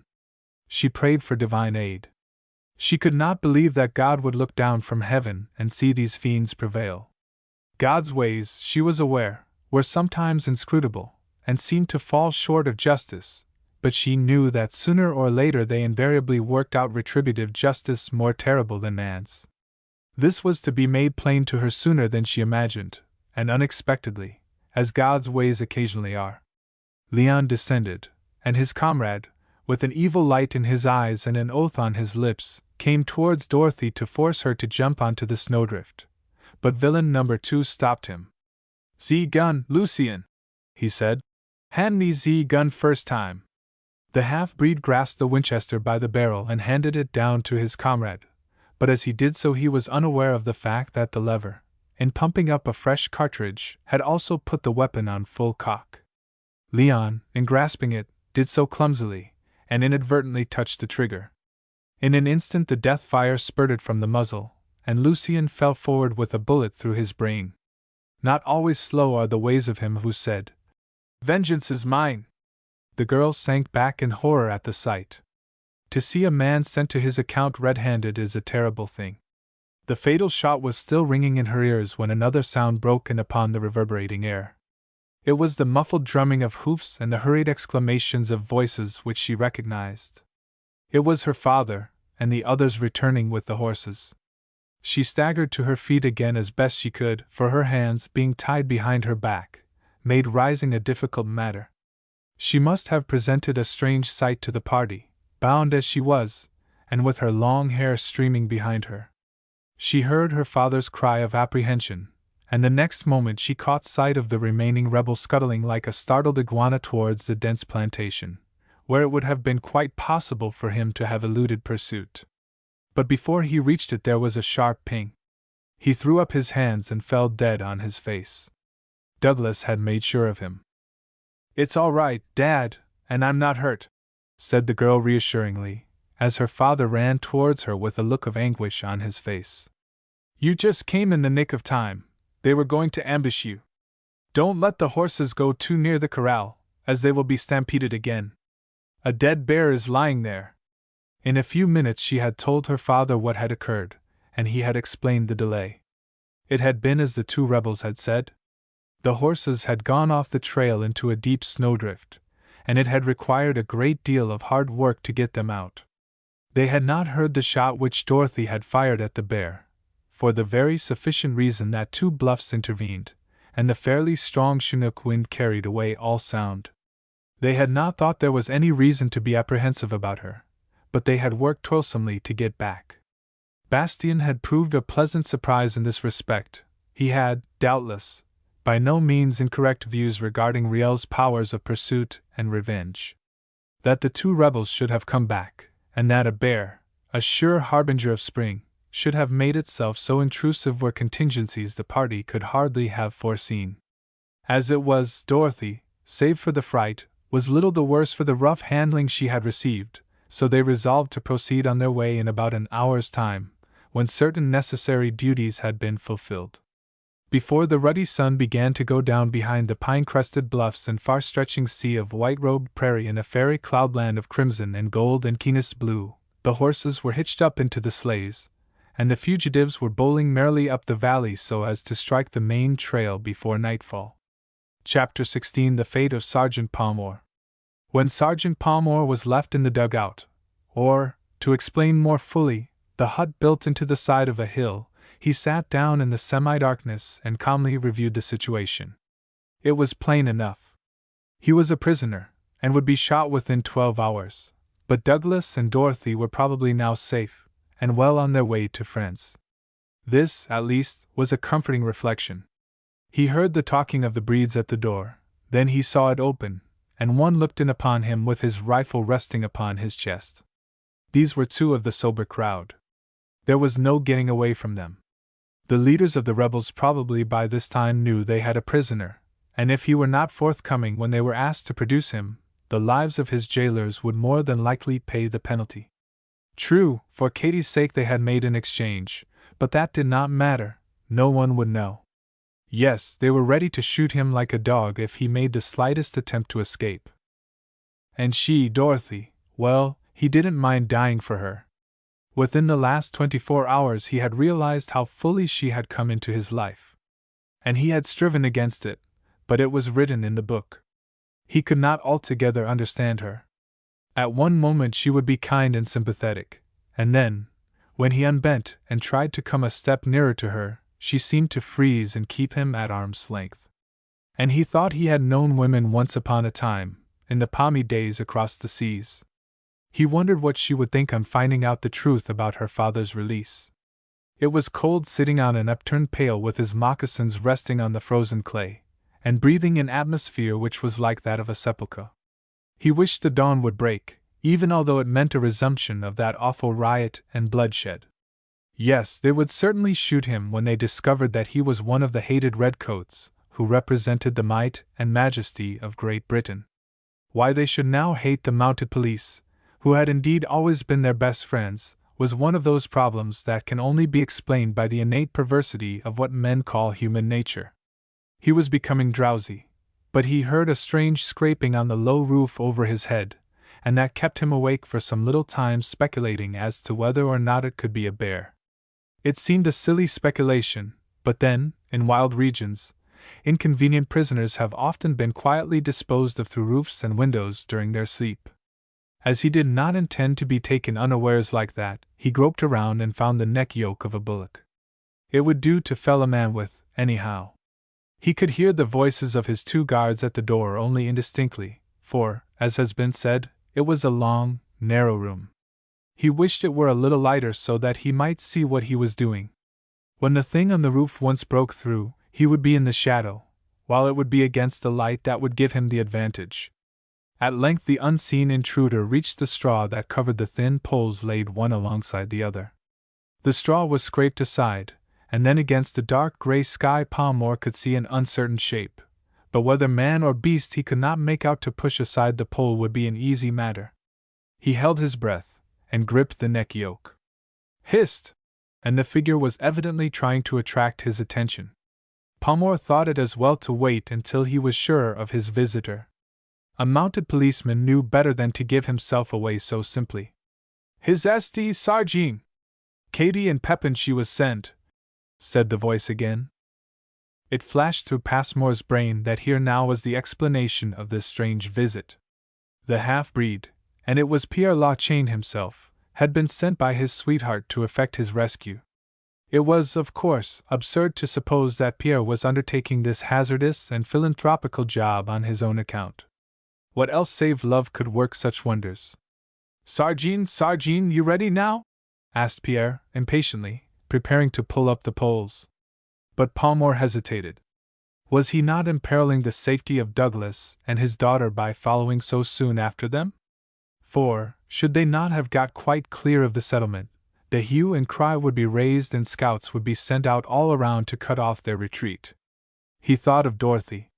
No, he could not in his sober senses risk such a thing. Sargine! But just at that moment, somewhere over in the village, there was a wild outbreak of noise, the sound of rifle firing being predominant. The straw was quickly pushed back over the poles and some debris and snow scooped over that. At the same moment the door was thrown open and his two guards entered, but they came no farther than the doorway. One of them struck a light, and immediately lit some hemp-like substance he carried in his hand. It flared up instantly, illuminating the long barn from end to end. "Hello? You thar?" cried one of them. But it was unnecessary to have asked such a question, for the light disclosed the form of the sergeant reseated on the upturned pail, with his head resting on his hands. he appeared to be asleep. Evidently satisfied with their scrutiny, his guards again turned towards the door to find out, if possible, the reason of the firing. The whole settlement would be aroused in a few minutes if it went on, or at least those who had not entered so fully as the others into the orgy. What could it be? It was in reality Jacques making good his escape, but Palmore was not to know that. To the sergeant the uncertainty was painful. Could the rancher and his daughter have been delayed until they had been detected by some vigilant rebels? The idea was terrible. But he noted that the gray wintry dawn was fast creeping over the snowbound earth, and he concluded that the fugitives must have got through some considerable time before. The firing ceased, and at last the thoroughly tired-out man laid himself down on some old sacking, and fell fast asleep. It was broad daylight when he was awakened by a kick from a moccasined foot. "Ho, thar!" cried someone. "Get up and be shot!" The speaker did not repeat the kick, as he took good care to stand well to one side when the sleeper awoke. Then the present, with all its lurid horror, crashed down upon the soul of Palmore. He was to be shot, yes, but his heart glowed within him when he thought of Dorothy, for whom he had made this sacrifice. He rose to his feet. There was a group of dirty, bleary-eyed breeds and Indians standing within the doorway. One or two who had known him before looked on sulkily and silently, for they knew that while he was a man whose hand was iron and whose will was indomitable in the carrying out of the law, he had ever a kindly word and a helping hand for such as needed help. Those who only knew him by the power he represented in the law openly jeered and crowed over this big Shermaganish, whom now they had fairly in their grasp, and whom they must destroy if the Métis were to own and govern the land. They also, however, kept well away from him, for had they not heard how he had taken 3 bad Indians single-handed on the Eagle Hills by wounding them in turn, and then driving them before him, on foot, like sheep, into the fort? The sun was shining brightly down on the scene of rapine and lawlessness, which looked peaceful and fair enough, in all truth, robed as it was in its snow-white vestments. Only here and there a heap of black and smoldering ruins spoke of the horrors of the previous night. From the scattered houses on the flat, wreaths of smoke were rising right cheerily into the sharp, clear air.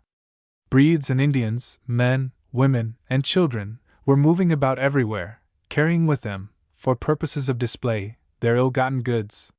Some of the lounging figures at the door even had resplendent new sashes, and odd-looking articles that did duty for them, wound round their waists and necks. At intervals Palmore could hear an odd rifle shot, and he guessed that the fort must be closely invested. His first thoughts, however, were for Dorothy and her father, whom he hoped were now safely back under the friendly protection of Child of Light. "Sergeant," said a big half-breed whom he recognized as one of his guards of the previous night, "will you have to eat and drink?" The fellow did not look such a callous fanatic as some of the others, and although this promise of breakfast was not particularly exhilarating, still, Palmore had a healthy appetite, and he answered in the affirmative. The big breed issued some orders, and in a few minutes, to Passmore's no little satisfaction, a lad brought a tin of biscuits, a tin of salmon, a piece of cheese, and a spoon, all obviously supplied by the Hudson Bay Company on the previous evening free of charge, and against its will. He sat down on the upturned pail once more and enjoyed the simple fare. It was queer to think that this meal in all probability would be his last on earth. His surroundings seemed incongruous and unreal, and his mind ran in a vein of whimsical speculation. It is strange to think, but it is a fact, all the same, that certain temperaments, when face to face with death, allow their thoughts to take an oddly critical and retrospective view of things in general. The fear of death does not affect them, although, at the same time, they are fully conscious of the momentous issues of their fate. The crowd gathered around the door of the long building, and many were the uncouth jests made at the expense of the prisoner. 1 or 2 still half-drunk Indians pushed their way through and came close up to him, talking volubly and shaking their firearms in his face. But the big breed let out at them with his great fists, and sent them away expostulating still more volubly. Palmore could easily have settled the matter himself under other circumstances, but he did not wish to precipitate matters. The crowd grew in numbers, and very soon he gathered something in regard to what was on foot. He was to be taken to a certain little rise on the outskirts of the village, where the police had shot a notorious malcontent and murderer some years before, and there he was, in his turn, to be executed. This would be retributive justice. Palmore recollected with cynical amusement how some of these very same rebels had lived for years in dread of their lives from that desperado, and how at the time nearly the whole population had expressed their satisfaction and thanks to the police for getting rid of the outlaw, who had been killed in resisting arrest. Now, when it suited their ends, the latter was a martyr, and he was a malefactor. He wished they would hurry up and shoot him out of hand. If he was to be shot, he did not know what horrible formality might not be in store for him before they did that. But how beautifully the sun was shining! He had hardly thought that Battleford could be so fair to look upon.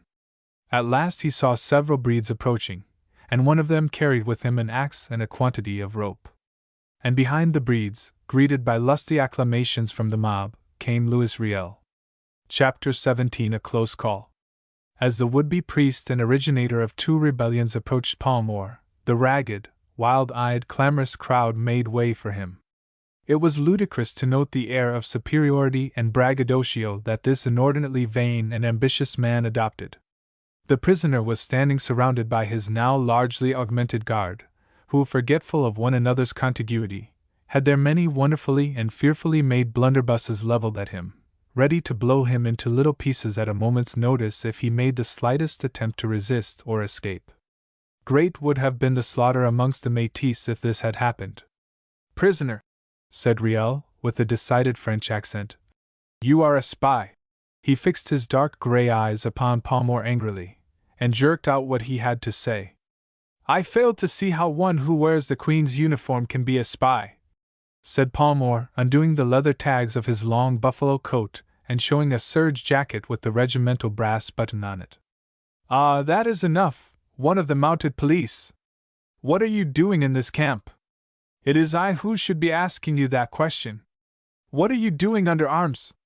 Another rebellion? Be warned by me, Monsieur Riel, and stop this bloodshed as you value your immortal soul." He knew that through the fanatic's religion lay the only way of reaching him at all. But the only effect these words had upon Riel was to further incense the arch-rebel. "Bind him, and search him," he cried. Palmore knew that resistance was hopeless, so quietly submitted. Their mode of tying him was unique. They put a rope round his waist, leaving his arms free, while the two ends were held on either side by a couple of men. His late guard, the big breed, who could not have been such a bad fellow, discovered his pipe, tobacco, and matches in one pocket, but withdrew his hand quickly. "Nosing thar," he declared. Whether or not he thought the prisoner might soon require them on his way to the happy hunting grounds is a matter of speculation. They took his pocket knife and keys, and in the inner pocket of his jacket they found the usual regimental papers and weekly reports pertaining to the police detachment. These are alike as peas throughout the territories, and not of the slightest value or interest, save to those directly concerned, but to Riel it was a great find. He spread them out, scanned a few lines here and there, opened his eyes wide, pursed his lips, and then, as if it were superfluous pursuing the matter further, waved his hand in a melodramatic fashion, and cried, "It is enough! He is of the police. He has also been found spying in camp, and the penalty for that is death. I hear he is one of the men who ran down and shot Hainault, who was one of the people. Let him be taken to the same spot and shot also. He took the blood of the Métis, let the Métis now take his. Away with him!" Such a wild yelling, whooping, and brandishing of guns took place at these words that Palmore thought there would be little necessity to take him to the spot where Wild Joe, of tender memory, slept. When an antiquated fowling piece actually did go off, and shot an Indian in the legs, the uproar was inconceivable. Palmore thought of Rory's dogs having a sporting 5 minutes, and smiled, despite the gravity of the situation. But order was restored, and with Riel and 2 of his so-called generals in the lead, and a straggling crowd of human beings and dogs following, the prisoner was led slowly towards the spot fixed for his execution. Past the piles of smoldering ashes, and tracks strewn with all sorts of destroyed merchandise, they went. They had looted the stores to their heart's content, and were now rioting in an excess of what to them was good living. But where those short-sighted creatures expected to get fresh supplies from is a question they probably never once put to themselves. Silent and powerless in King Frost's embrace lay the great river. How like beautiful filigree work some of the pine boughs looked against the snow banks and the pale blue sky. How lovely seemed the whole world. Palmore was thinking about many things, but most he was thinking of someone whom he hoped was now making her way over the snow, and for whose sake he was now here. No, he did not grudge his life, but it was a strange way to die after all his hopes, mostly shattered ones, to be led like a brute beast amongst a crowd of jeering half-breeds who, only a few days before, were ready to doff their caps at sight of him, and to be shot dead by them with such short shrift, and because he had only done his duty. They were coming to the rise now. How like a gallows that tall, dead, scraggy pine looked against the pale gray. How the hound-like mob alongside yelled and jeered. One of them, he knew him well, he of the evil Mongolian-like eyes and snaky locks, whom he had spoken a timely word to a year ago and saved from prison, from some little distance took the opportunity of throwing a piece of frozen snow at Palmore. It struck the policeman behind the ear, causing him to feel sick and dizzy. He felt the hot blood trickling down his neck, and he heard one or two of the pack laughing. "He will be plenty dead soon," said one. "What does it matter?" But the big breed, with a touch of that humanity which beats down prejudice and makes us all akin, turned upon the now unpleasantly demonstrative rabble, and swore at them roundly. In another moment Palmore was himself again, and he could see that gallows-like tree right in front of him. And what was that hulking brute alongside saying about skulking Shermaganish? Was he going to his death hearing the uniform he wore insulted by cowardly brutes without making a resistance of some sort? He knew he would be shot down instantly if he did, and they would be glad of an excuse, but that would be only cutting short the agony. The veins swelled on his forehead, and he felt his limbs stiffen. He made a sudden movement, but the big breed caught his arm and whispered in his ear. It was an Indian saying which meant that until the Great Spirit himself called, it was folly to listen to those who tempted. It was not so much the hope these few words carried with them, as the spirit in which they were uttered, that stayed Passmore's precipitate action. He knew that no help would come from the invested fort, but God at times brought about many wonderful things. As they led him up the rough, conical mound he breathed a prayer for divine aid. It would be nothing short of a miracle now if in a few minutes he were not dead. They faced him about and tied him to the tree, and now he looked down upon the upturned faces of the wild-eyed, fiery-natured rebels. Riel stepped forward with the papers in his hand. "Prisoner," he said, "you have been caught red-handed, and the Métis will it that you must die. Is it not so?" He turned to the crowd. "On the spot where he now stands he spilt the blood of the Métis. What say you?" There was a hoarse yell of assent from the followers of the fanatic. Riel turned to one of his generals, who cried to someone in the crowd. It was the next of kin to Hainault, who had been shot on that very spot, and in very truth he looked a fit representative of the man who had perished for his crimes. He was indeed an ill-looking scoundrel. There was a gratified grin upon his evil face. He knew Palmore of old, and Palmore had very good reason to know him. Their eyes met. "Now you will never threaten me 1, 2, 3 times again," he cried. Palmore looked into the cruel, eager face of the breed, and he knew that no hope lay there. Then he caught the gleam of snow on the crest of the opposite ridge. It was scintillating as if set with diamonds. How beautiful was that bit of blue seen through the pillar-like stems of the pines! Passmore's thoughts were now elsewhere than with his executioners, when unexpectedly there came an interruption. There was a hurried scattering of the crowd at the foot of the mound, and Pepin Quesnel, leading his bear, appeared upon the scene. That his short legs had been sorely tried in reaching the spot there could be little doubt, for his face was very red, and it was evident he had wrought himself into something very nearly approaching a passion.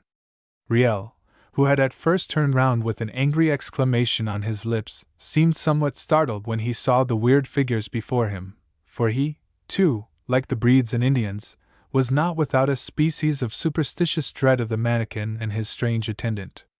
The executioner glared at the intruder angrily. Wait, you just wait one bit, Koken, rascal, fool! Gasped Pepin, pulling up within a few yards of him, and shaking his stick. You will not kill that man, I say you will not! I know you, Leon Heinault. It is because this man will stop you from doing as your vile cousin did that you want to shoot him. He turned to Riel. Tell him to put down that gun! But Riel had the dignity of his position to maintain before the crowd, and although he would not meet the black, bead-like eyes of the dwarf, with no little bluster, he said, This man is a spy, and he must die. He is of the hated English, and it is the will of the Lord that his people, the Métis, inherit the land. And I say, Louis Riel, that it is the will of the Lord that this man shall not die, reiterated the dwarf, emphasizing his words with a flourish of his stick. Then an uncanny thing happened that to this day the Métis speak about with bated breath, and the Indians are afraid to mention at all. Heinault, who during the wrangle had concluded that his quarry was about to slip through his hands, took the opportunity of raising his gun to the shoulder. But ere he could pull the trigger there was the whistle of a bullet, and he fell dead in the snow. Then, somewhere from the wooded bluffs, for the echoes deceived one, there came the distant ring of a rifle. The perspiration was standing in beads on Passmore's forehead, for he would have been more than human had not the strain of the terrible ordeal told upon him. From a dogged abandonment to his fate, a ray of hope lit up the darkness that seemed to have closed over him. It filtered through his being, but he feared to let it grow, knowing the bitterness of hope's extinction.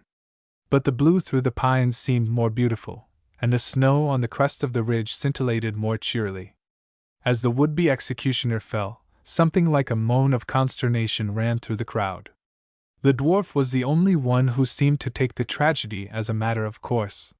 He was quick to seize the opportunity. It is as the Lord has willed, he said simply, pointing to the body. But Riel, visibly taken aback by this sudden contretemps, knew only too well that his cause and influence would be imperiled if he allowed this mannequin, of whom his people stood so much in awe, to get the better of him, and he was too quick-witted not to know exactly what to do. He turned to his officers, and immediately a number of breeds started out to scour the bluffs. Then he called upon 5 breeds and Indians by name to step forward, and to see that their rifles were charged. Pepin waited quietly until his arrangements were completed, and then, looking round upon the crowd with his dark eyes, and finally fixing them upon the arch-rebel, he spoke with such strength and earnestness that his hearers stood breathless and spellbound.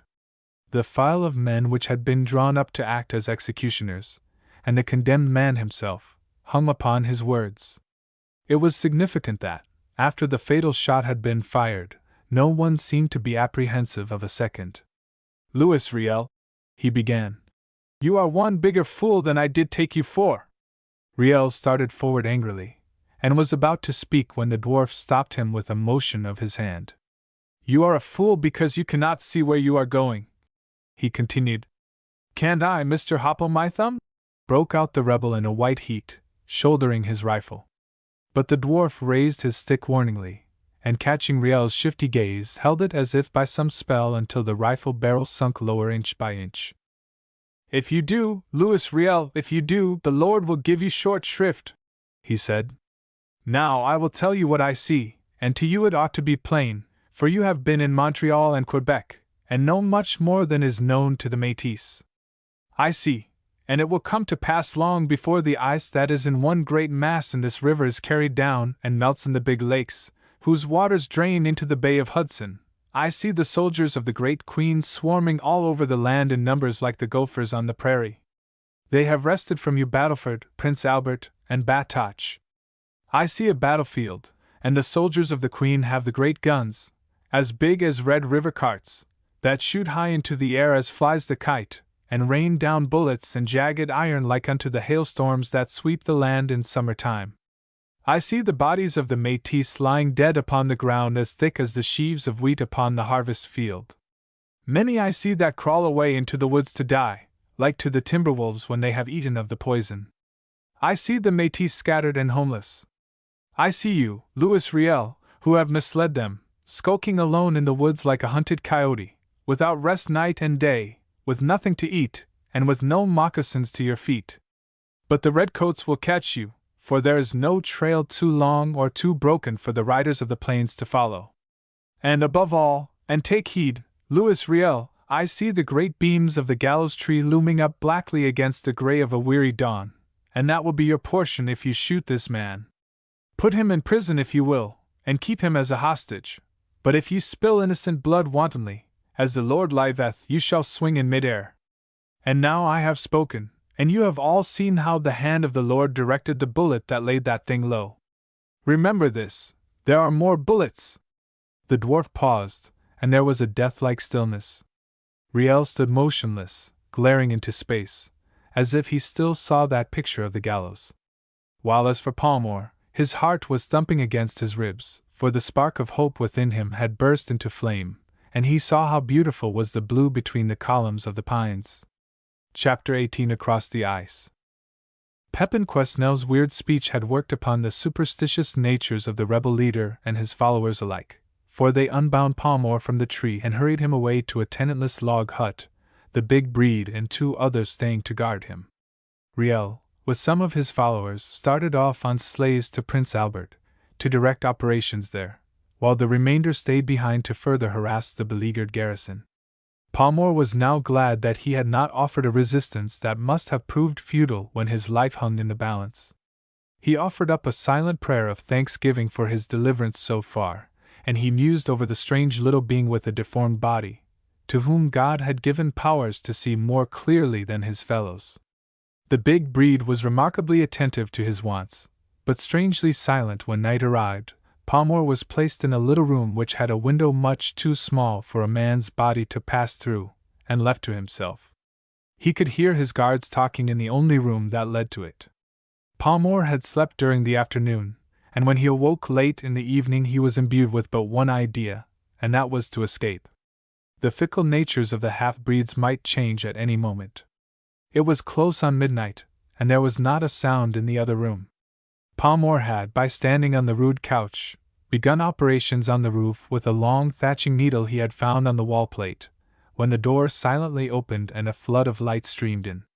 He turned, and there stood the big breed silently watching.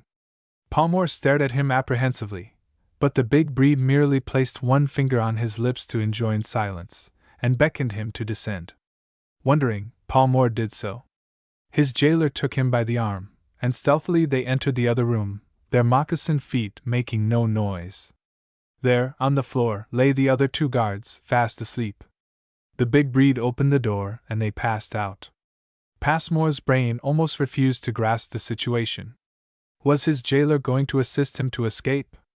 But so it was. There was no one about. Everyone seemed to be asleep after the orgy on the previous night. At last they reached a large empty shed on the outskirts of the village, and there his guide suddenly left him without a word. Palmore was about to pass out, and make good his escape, when suddenly he was hailed by a voice that he knew well. "Aha! Villain Coquin!" it said. "And so you are here! Bien! This is a good day's work, is it not so? Pepin Quesnel!" cried Palmore, going towards him. "No words can thank you for what you have done for me this day." "And who wants your thanks?" asked the dwarf, good-naturedly. "Come, the shake of a hand belonging to an honest man is thanks enough for me. Put it thar, as the Yanks say." And Palmore felt, as he obeyed, that, despite his extraordinary foibles, Pepin Quesnel was a man whom he could respect, and to whom he owed a debt of gratitude that he could never repay. "Now that is all right," observed Pepin, "and you will come with me.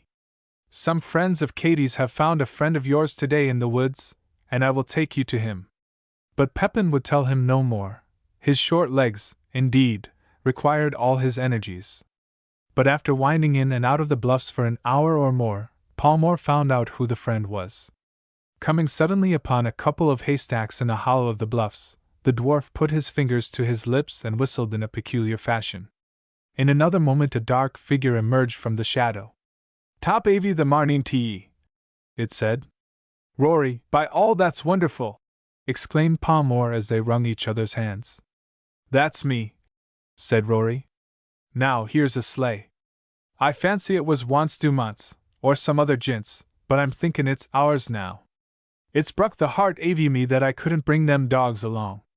If we have luck, we'll be back at the ranch before noon tomorrow. Just catch who'd av this rifle, and I'll drive. In the clear moonlight, Palmore could see a team standing on an old trail not 15 yards away. But just let me say goodbye first to Pepin, said Palmore. But Pepin Quesnel had vanished mysteriously into the night. Rory, asked Palmore a little later, when the team of spirited horses was bowling merrily along the by-trail. Was it you who fired that shot today and saved my life? Young man, said Rory solemnly, hev yer got sich a thing about yer as a match, me poib's gone out. And Palmore knew that, so far as Rory was concerned, the subject was closed. Next day about noon the two were to the north of the valley, where lay the ranch. On rounding a bluff they came unexpectedly upon 3 Indians in sleighs, who had evidently just cut the trail. Child of light! They cried, recognizing the foremost. A wave of apprehension swept over Palmore when he saw the inscrutable expression on the face of the friendly chief. Was it well with the rancher and his daughter? Oof, oof! Ejaculated Child of Light, wonderingly, as he caught sight of Palmore. He pulled up, jumped out of his sleigh, and shook hands cordially. Child of Light's heart lightens again to see you, brother, he said. His heart was heavy because he thought Poundmaker must have stilled yours. Child of Light is ever a friend, rejoined Palmore. But what of Douglas and the others? Then Child of Light told him how on the previous morning Douglas and his daughter had reached the ranch. But as Poundmaker's men were hovering in great strength in the neighborhood, he, Child of Light, had deemed it advisable that they should take fresh horses and proceed in an easterly direction towards Fort Pitt, and then in a northerly, until they came to that secluded valley of which he had previously told them. They had done this, and gone on with hardly a pause. In the meantime Child of Light had sent some of his braves to run off the rancher's herd of horses to a remote part of the country, where they would be safe from the enemy, while he and 1 or 2 others remained behind to cover his retreat. But alarming news had just been brought him by a runner. Big Bear had perpetrated a terrible massacre at Frog Lake, near Fort Pitt. 10 persons had been shot in the church, and 2 brave priests, Fathers Farfand and Marchand, had been beaten to death. If Douglas and the others kept on, they must run right into their hands. It was to catch them up, if possible, and fetch them back before they crossed the Saskatchewan, that Child of Light was on his way now. Better to fall into the hands of Poundmaker and his braves, who probably now realized that they had gone too far, than into those of Big Bear, who was a fiend. Of course, he, Palmore, would come with them. But are there no fresh horses for us, Child of Light? Asked Palmore. If the others have got a good start and fresh horses, can we catch them up? I have said I have sent all the horses of Douglas away for safekeeping. We must overtake them with what we have. The Great Spirit is good, and may do much for us. Then let us push on, Child of Light, for it will be a grievous thing if evil befall our friends now. For 3 days they traveled in a northeasterly direction, but the sun had gained power, and spring had come with a rush, as it does in that part of the world. The first Chinook wind that came from the west through the passes of the Rockies from warm southern seas would render traveling impossible. Their sleighs would be useless. The great danger was that Douglas and the others would have passed over the Saskatchewan, and the ice breaking up behind them would have cut off their retreat. In those 3 days the party was tortured with alternative hopes and fears. Now it was a horse breaking through the softening crust of snow and coming down, and then it would be one playing out altogether. If in another day those in front were not overtaken, it was pretty certain they must run into Big Bear's band, and that would mean wholesale massacre. In order to catch them up they walked most of the night, leading their horses along the trail. On the 4th day they sighted the broad Saskatchewan, now with many blue trickling streams of water upon its surface and cracking ominously. They scanned the opposite shore and the neighborhood of the trail anxiously. Look, brother, cried Child of Light. They are camped on the opposite bank, and away over yonder, coming down the plateau, are Indians who must belong to Big Bear's band. But the river is not safe now to cross. I can hear it breaking up and coming down at the speed of a young bronco away up the reaches. Before the sun sets this river will be as the Great Falls in the spring, when the wind is from the west. It was as the keen-eyed and keen-eared red man said. There were the rancher and his party camped on the other side, in all innocence of the Indians who, unseen, were stringing over the plateau. There was no time to be lost. You give me your jumper, child of light, and your pony, they are the best, Palmore cried. I shall be back with the others before long. In the meantime, look to your guns. The others would fain have accompanied him, but Palmore knew that would only be aggravating the danger. Without a moment's delay he jumped into the light box of wood and urged the sure-footed pony across the now groaning and creaking ice. And now there broke upon his ears what before only the Indian had heard. It was the coming down of the river in flood miles away. It sounded like the roar of a distant Niagara. Here and there his pony was up to the fetlocks in water, and the ice heaved beneath him. Every now and again there was a mighty crackle, resembling the breaking of a thunderbolt, that sent his heart into his mouth. He feared then that the end had come, and he would be too late. With rein and voice he urged the sure-footed pony across the ice. Would he never reach the opposite bank? But once there, would it be possible for the party to recross?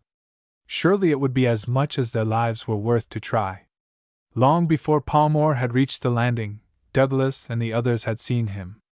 It was no time for greetings, and indeed, their meeting was one too deep for words. They merely wrung each other's hands, and something suspiciously like moisture stood in the rancher's eyes. As for Dorothy, she could not utter a word, but there was something in her look that quickened Passmore's heartbeats even then. You must be quick, cried Palmore. Big Bear will be down upon you in 10 minutes. Look! There they are now. There is yet time to cross. And as he spoke there came a roar like thunder, traveling from the higher reaches of the river towards them. It passed them and was lost in the lower reaches. It was the back of the ice being broken, the preliminary to the grand chaos that was to come. The Indians had seen them now, and were coming at a gallop not a mile away.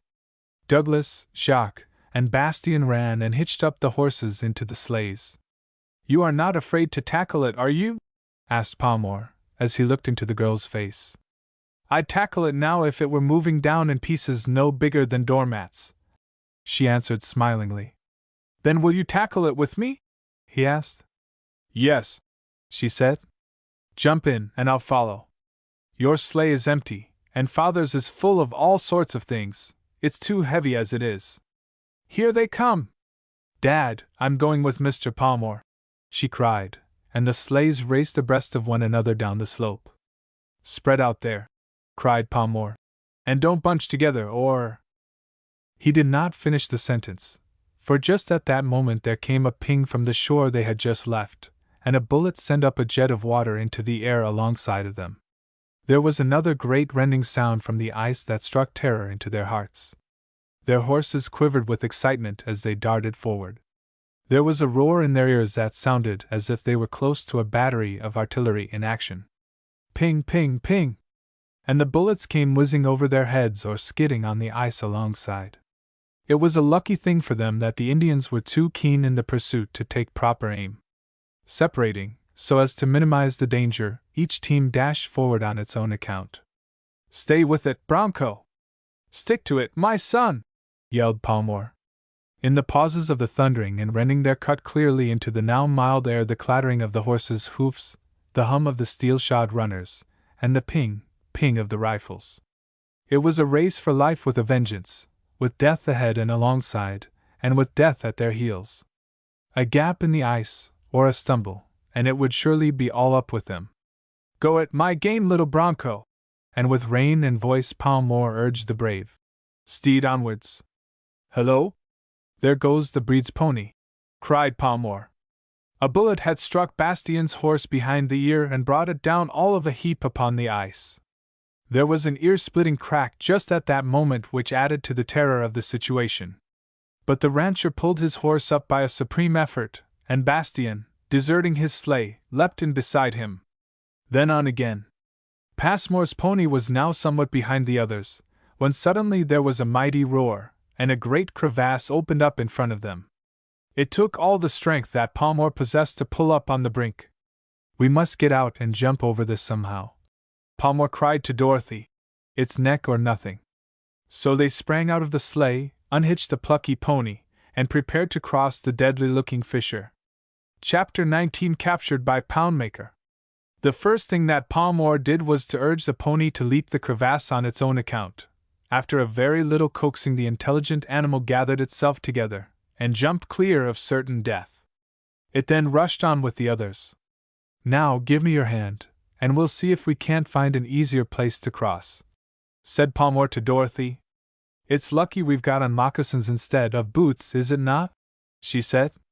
She seemed to have dropped that old tone of reserve as completely as she might a cloak from her shoulders. She gave him her hand, and they ran up the river alongside the jagged rent. 2 or 3 bullets whizzed past them perilously near their heads. Why, there's Child of Light and Rory, she cried. I suppose they've come to keep back the Indians. It was indeed the case. The sight of the advancing Indians had been too much for them, and they had come out on the ice so as to check the foe. Their fire was steadier than the enemy's, for it did undoubted execution. Soon Palmore and Dorothy came to a place that seemed comparatively narrow, and here they essayed to cross. The other side seemed a terribly difficult spot on which to land, and the clear, blue water that ran between looked deadly cold. Once in there, and it would be 100 chances to 1 against getting out. I'll jump across first, said Palmore, so as to be ready to catch you on the other side. He jumped it with little effort, although he fell on the other side, and then it was Dorothy's turn. There was a flush on her cheeks and her eyes were strangely bright as she put one foot on the sharp corner of the rent, fixed her eyes on him, and sprang. It was a dangerous and difficult jump for a woman to take, but he caught her in his strong arms just as she tottered on the brink, in the act of falling backwards, and drew her to him. "Well done!" he cried. "Another time I wish you'd come to me like that." "Let us run," she said, ignoring his remark, but without show of resentment. "Here is Jacques waiting for us with his sleigh." And then a tragic thing occurred. The mighty waters of the Saskatchewan had been gathering force beneath the ice, and pressing the great flooring upwards, at length gained such irresistible power that the whole ice field shivered, and was broken up into gigantic slabs, until it resembled a vast mosaic. The horse attached to Jacques' sleigh was shot into a great rent, from which it was impossible to extricate it. They dared not stay a moment longer if they wished to escape with their lives. Then for 5 minutes they held their lives in their hands, but they proceeded cautiously and surely, jumping from berg to berg, the man encouraging the woman to fresh endeavor, until at last they gained the southern bank. Had they slipped or overbalanced themselves, it would have been goodbye to this world. Palmore and Douglas had to assist Dorothy up the steep banks, so great had been the strain, and so great was the reaction. Nor was it to be wondered at, for it would have tried the nerves of most men. They turned when they had reached a point of vantage and looked around. An awe-inspiring but magnificent sight met their gaze. Coming down the river like a great tidal wave, they could see a chaotic front of blue water and glistening bergs advancing swiftly and surely. At its approach, the huge slabs of ice in the river were forced upwards, and shivered into all manner of fanciful shapes. It was the dammed-up current of the mighty river which at length had forced the barrier of ice, and carried all in front of it, as the mortar carries the shell. There was one continuous, deafening roar, punctuated with a series of violent explosions as huge blocks of ice were shivered and shot into the air by that titanic force. Nothing on earth could live in that wild maelstrom. It was one vast, pulsating, churning mass, and as the sun caught its irregular, crystal-like crest, a lawn-like mist, that glowed with every color of the rainbow, hovered over it. It was indeed a wondrously beautiful, but awe-inspiring spectacle.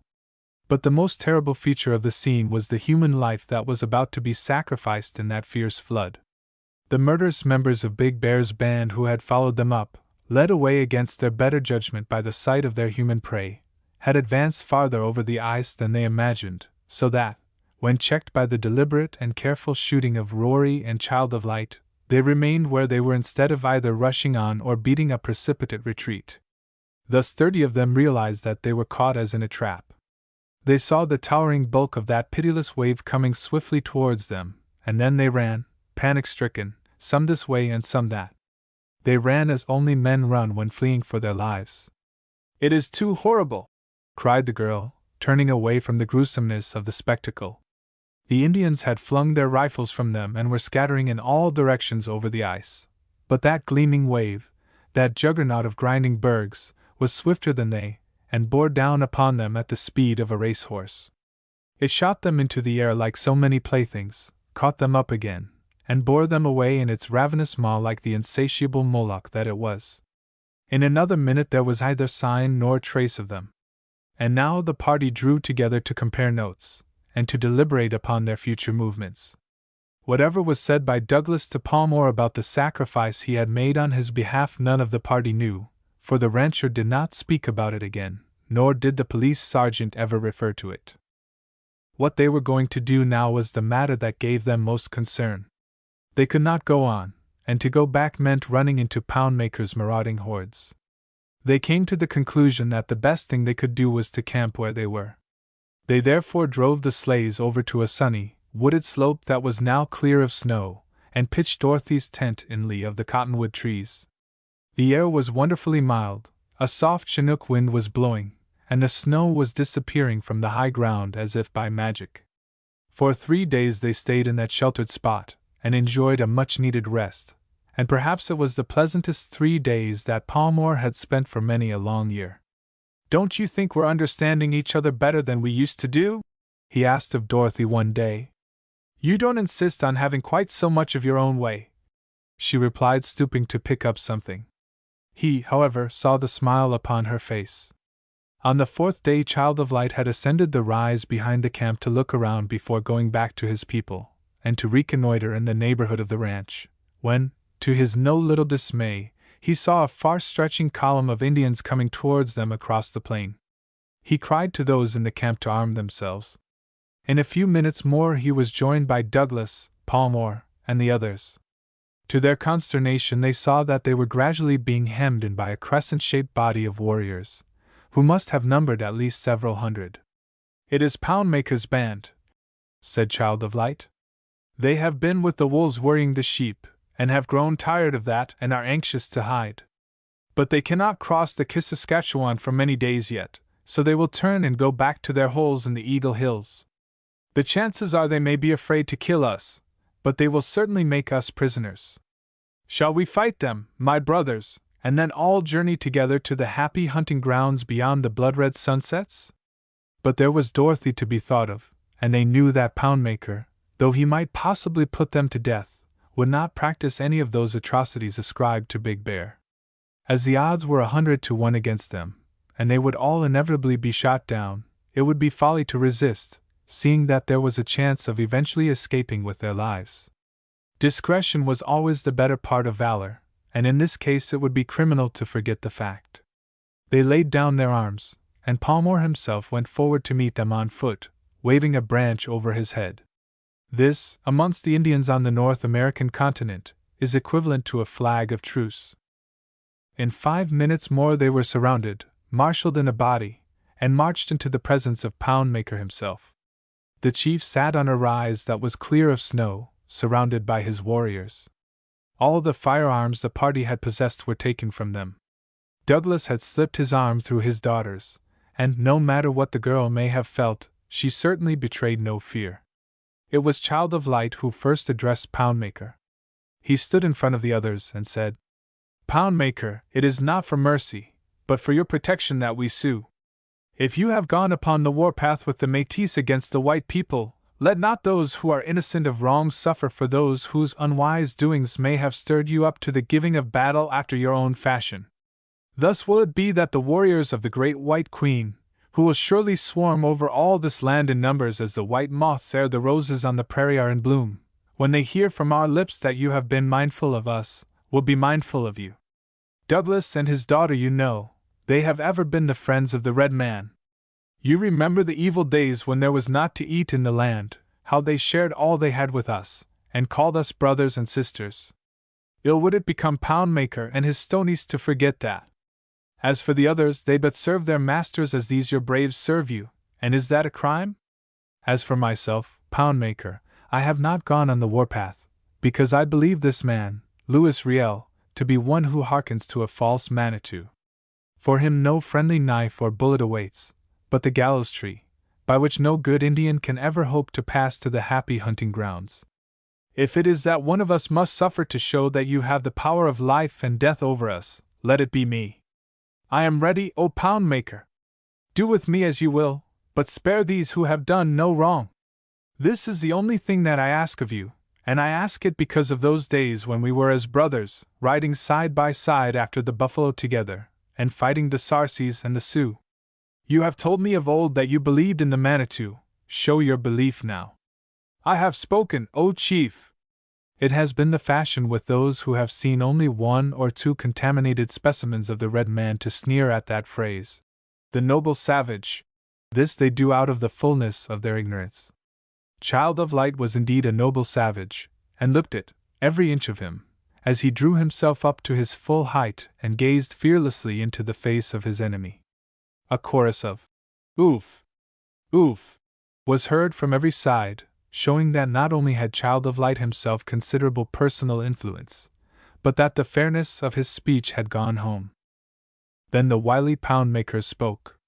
He was an imposing figure with his great headdress of eagle's feathers, and clad in a suit of red flannel on which was wrought a rich mosaic of colored beadwork. White ermine tails dangled from his shoulders, arms, and breast. He was in reality cruel and vindictive, but his cunning and worldly wisdom made him a master in expediency. He had intelligence above the average, but lacked the good qualities of such as the loyal Crowfoot, the chief of the Blackfoot nation, who also had the benefit of Père Lacombe, that great missionary's sound counsel.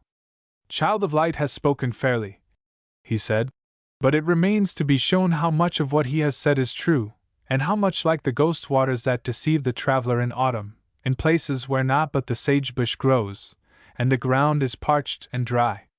Douglas and the others must come with us. We shall return to the strong lodges in the Eagle Hills and await what time may bring. If the warriors of the Great Queen come to the land and molest us, then shall you all be put to death. But if they come and stay their hand, then we shall let you return to your own homes. As for the White Maiden, the daughter of Douglas, nothing that belongs to her shall be touched, and she shall have a squaw to wait upon her. I have spoken. He was a far-seeing redskin, and meditated grim reprisals when the time was ripe. In a few days, when the snow had completely gone, they started back to the Eagle Hills. It was heavy traveling, and the men had to walk, but the Indians got a light Red River cart for Dorothy, and in this, attended by a squaw, she made the greater part of the journey. Their goods were not interfered with, for the Indians had a plethora of loot from the Battleford stores. But still the uncertainty of their ultimate fate was ever hanging over them. They knew that if Poundmaker thought the British were not coming, or that they were not strong enough to vanquish him, he was capable of any devilry. They passed into the wild, broken country of the Eagle Hills, the Bad Lands, as they were called, and there, in a great grassy hollow surrounded by precipices, gullies, and terraces of wonderfully colored clays, they camped. It was now the end of April, and the prisoners were beginning to get uneasy. Had anything happened to the British, or had they been left to their fate? The situation was more critical than they cared to admit, but one day all was bustle in the camp, and the warriors stood to their arms. The British column had moved out from Battleford, and was advancing to give battle to Poundmaker. The critical moment had come. Chapter 20: The Battle of Cut Knife. When the Indians discovered that bright May morning that a British column had unexpectedly moved right up to their position, there was a scene approaching confusion for a few minutes. But they had studied the ground for days and knew every inch of it, so that each individual had his allotted post, and needed no orders to go there. Luckily for the prisoners, however, Poundmaker had not time to put into operation the elaborate plans he had contemplated. Moreover, the chief saw, to his no little consternation, that, as Child of Light had said, the soldiers of the White Queen were in numbers beyond anything he had expected. He therefore hurried the prisoners up a narrow terrace to a high headland from which it would be impossible to escape, and where a couple of Indians could effectually take charge of them. The latter followed close at their heels with loaded rifles. To the no little satisfaction of Palmore and the others, the headland, or bluff, which must have been some 200 feet high, commanded a splendid view of the operations. The British were approaching right across a species of scarred amphitheater, while the Indians, and such half-breeds as had recently fled from Battleford on the approach of the British and joined them, occupied the deep ravines and wildly irregular country in their immediate neighborhood. They were protected by the rocks from rifle and shell fire. The only danger would be in the event of a shrapnel bursting over them. Dorothy's face was lit up with animation as she watched the stirring spectacle. The sight of British troops, with the promise of speedy release after weeks of continuous danger and apprehension, was surely something to gladden the heart. And now they were about to witness that grandest, if most terrible, of all sights, a great battle. "Look!" Dorothy was saying to Palmore, who crouched beside her amongst the rocks. "There come the police." "Down all!" cried Palmore. He had seen a flash and a puff of smoke from one of the guns. There was a dead silence for the space of a few moments, and then a screech and a peculiar whirring sound, as a shell hurried through the air over their heads. Following this there was a loud report, and a puff of smoke high in the air. A few moments later, and there came a pattering all round as a shower of iron descended. It was indeed a marvel that none of the party were hit. The two Indians who guarded them were evidently considerably astonished, and skipped nimbly behind convenient rocks. "It will be more lively than pleasant directly if they keep on like that," remarked Palmore. "Look, there are the Queen's Own extending on the crest of the gully to protect the left flank, and there are the Canadian infantry and Ottawa sharpshooters on the right. I don't know who those chaps are protecting the rear, but—" His words were drowned in the furious fusillade that broke out everywhere, as if at a given signal. There was one continuous roar and rattle from the battery of artillery, and from the Gatling guns, as they opened fire, and a sharp, steady crackle from the skirmishers in the firing line and from the gullies and ridges in which the Indians had taken up their position. Everywhere one could see the lurid flashes and the smoke wreaths sagging upwards. "What a glorious sight!" exclaimed the girl, her eyes sparkling and her face glowing. "If I were a man I'd give anything to be there. I'd like to be there as it is." "You're very much there as it is," remarked Palmore, soberly. "If you expose yourself as you're doing, something is bound to hit you. There's not much fun or glory in being killed by a stray bullet. Move just a little this way, there's room enough for us both, and you'll be able to see just as well with a great deal less danger." She smiled, and a slight flush dyed her cheeks, but it was significant to note that she obeyed him unhesitatingly. A month ago she would have remained where she was. And now the battle had begun in grim earnest. The Indians, dreading the destructiveness of the guns and the Gatlings, had made up their minds to capture them. As if by a preconcerted signal, a large number of them leapt from their cover, and with wild, piercing whoops and war cries made a rush on the battery.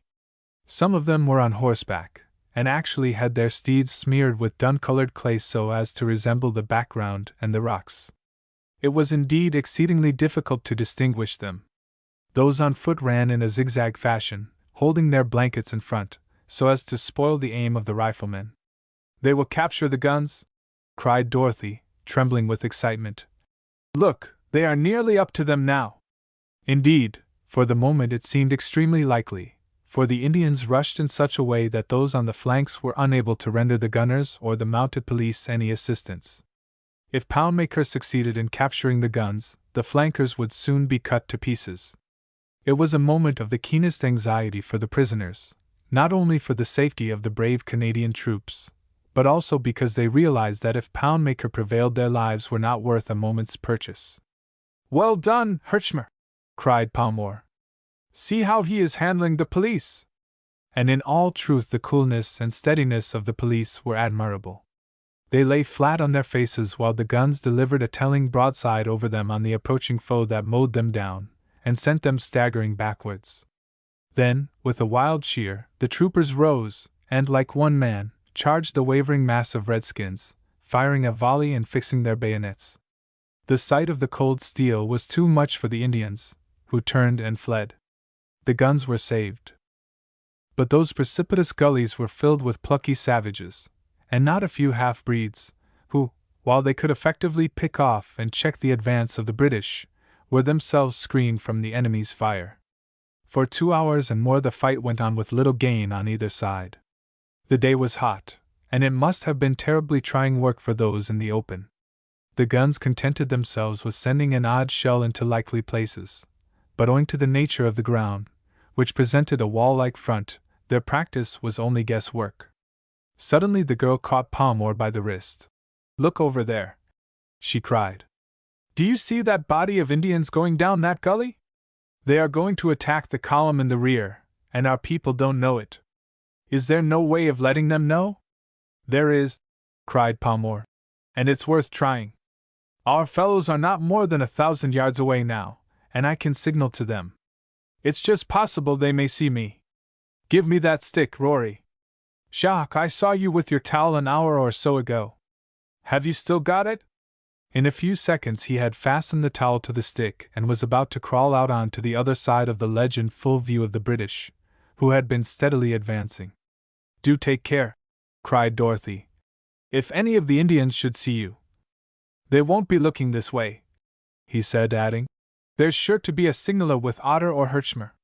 They'll think it a queer thing to get a message from the enemy's lines." He laughed light-heartedly at the idea. "Now, do keep out of sight, for there's just a chance of a bullet or two being sent in this direction." Fortune favored Palmore when a shell came screeching over their heads just at that moment, for the two guards, who might otherwise have seen him, both dodged behind rocks. When they looked again in the direction of their prisoners, they did not know that one of them was apprising the British leader of the fact that a body of the enemy was at that moment skirting his right flank in cover of an old watercourse, so as to attack his rear. When the British signaller wonderingly read the message, and repeated it to the colonel, the latter, before giving his troops any definite order, inquired of the sender of the message as to his identity, and Palmore signaled in reply. Then the order was given to fix bayonets and charge the enemy in the watercourse. Silently and swiftly the regular Canadian infantry bore down on it. Completely taken by surprise, and at a disadvantage, the Redskins were completely routed. But an ambush was being prepared for the British of which they did not dream. At a certain point the Redskins fell back, but in a hollow of the broken country through which the British would in all probability pass to follow up their supposed advantage, were 200 or 300 warriors mounted and awaiting their opportunity. If only the British could bring their artillery to bear upon that spot, and drop a few shells amongst them, great would be their confusion. Palmore rose to his feet again from behind the rock where he had crouched, for 1 or 2 bullets, either by design or accident, had come very near him indeed. Quickly the towel at the end of the stick waved the message to the officer in command. Just as he was going to supplement it, a bullet passed clean through his impromptu flag and grazed his surge. He went on with his message as if nothing had happened. But the moment he had finished, and was still standing erect to catch the glint of the British signaler's flag, a voice hailed him. It was Dorothy's. "Mr. Palmore," she cried, "if you have done, why don't you take cover? The Indians have seen you, and you'll be shot in another minute. For goodness sake, get down!"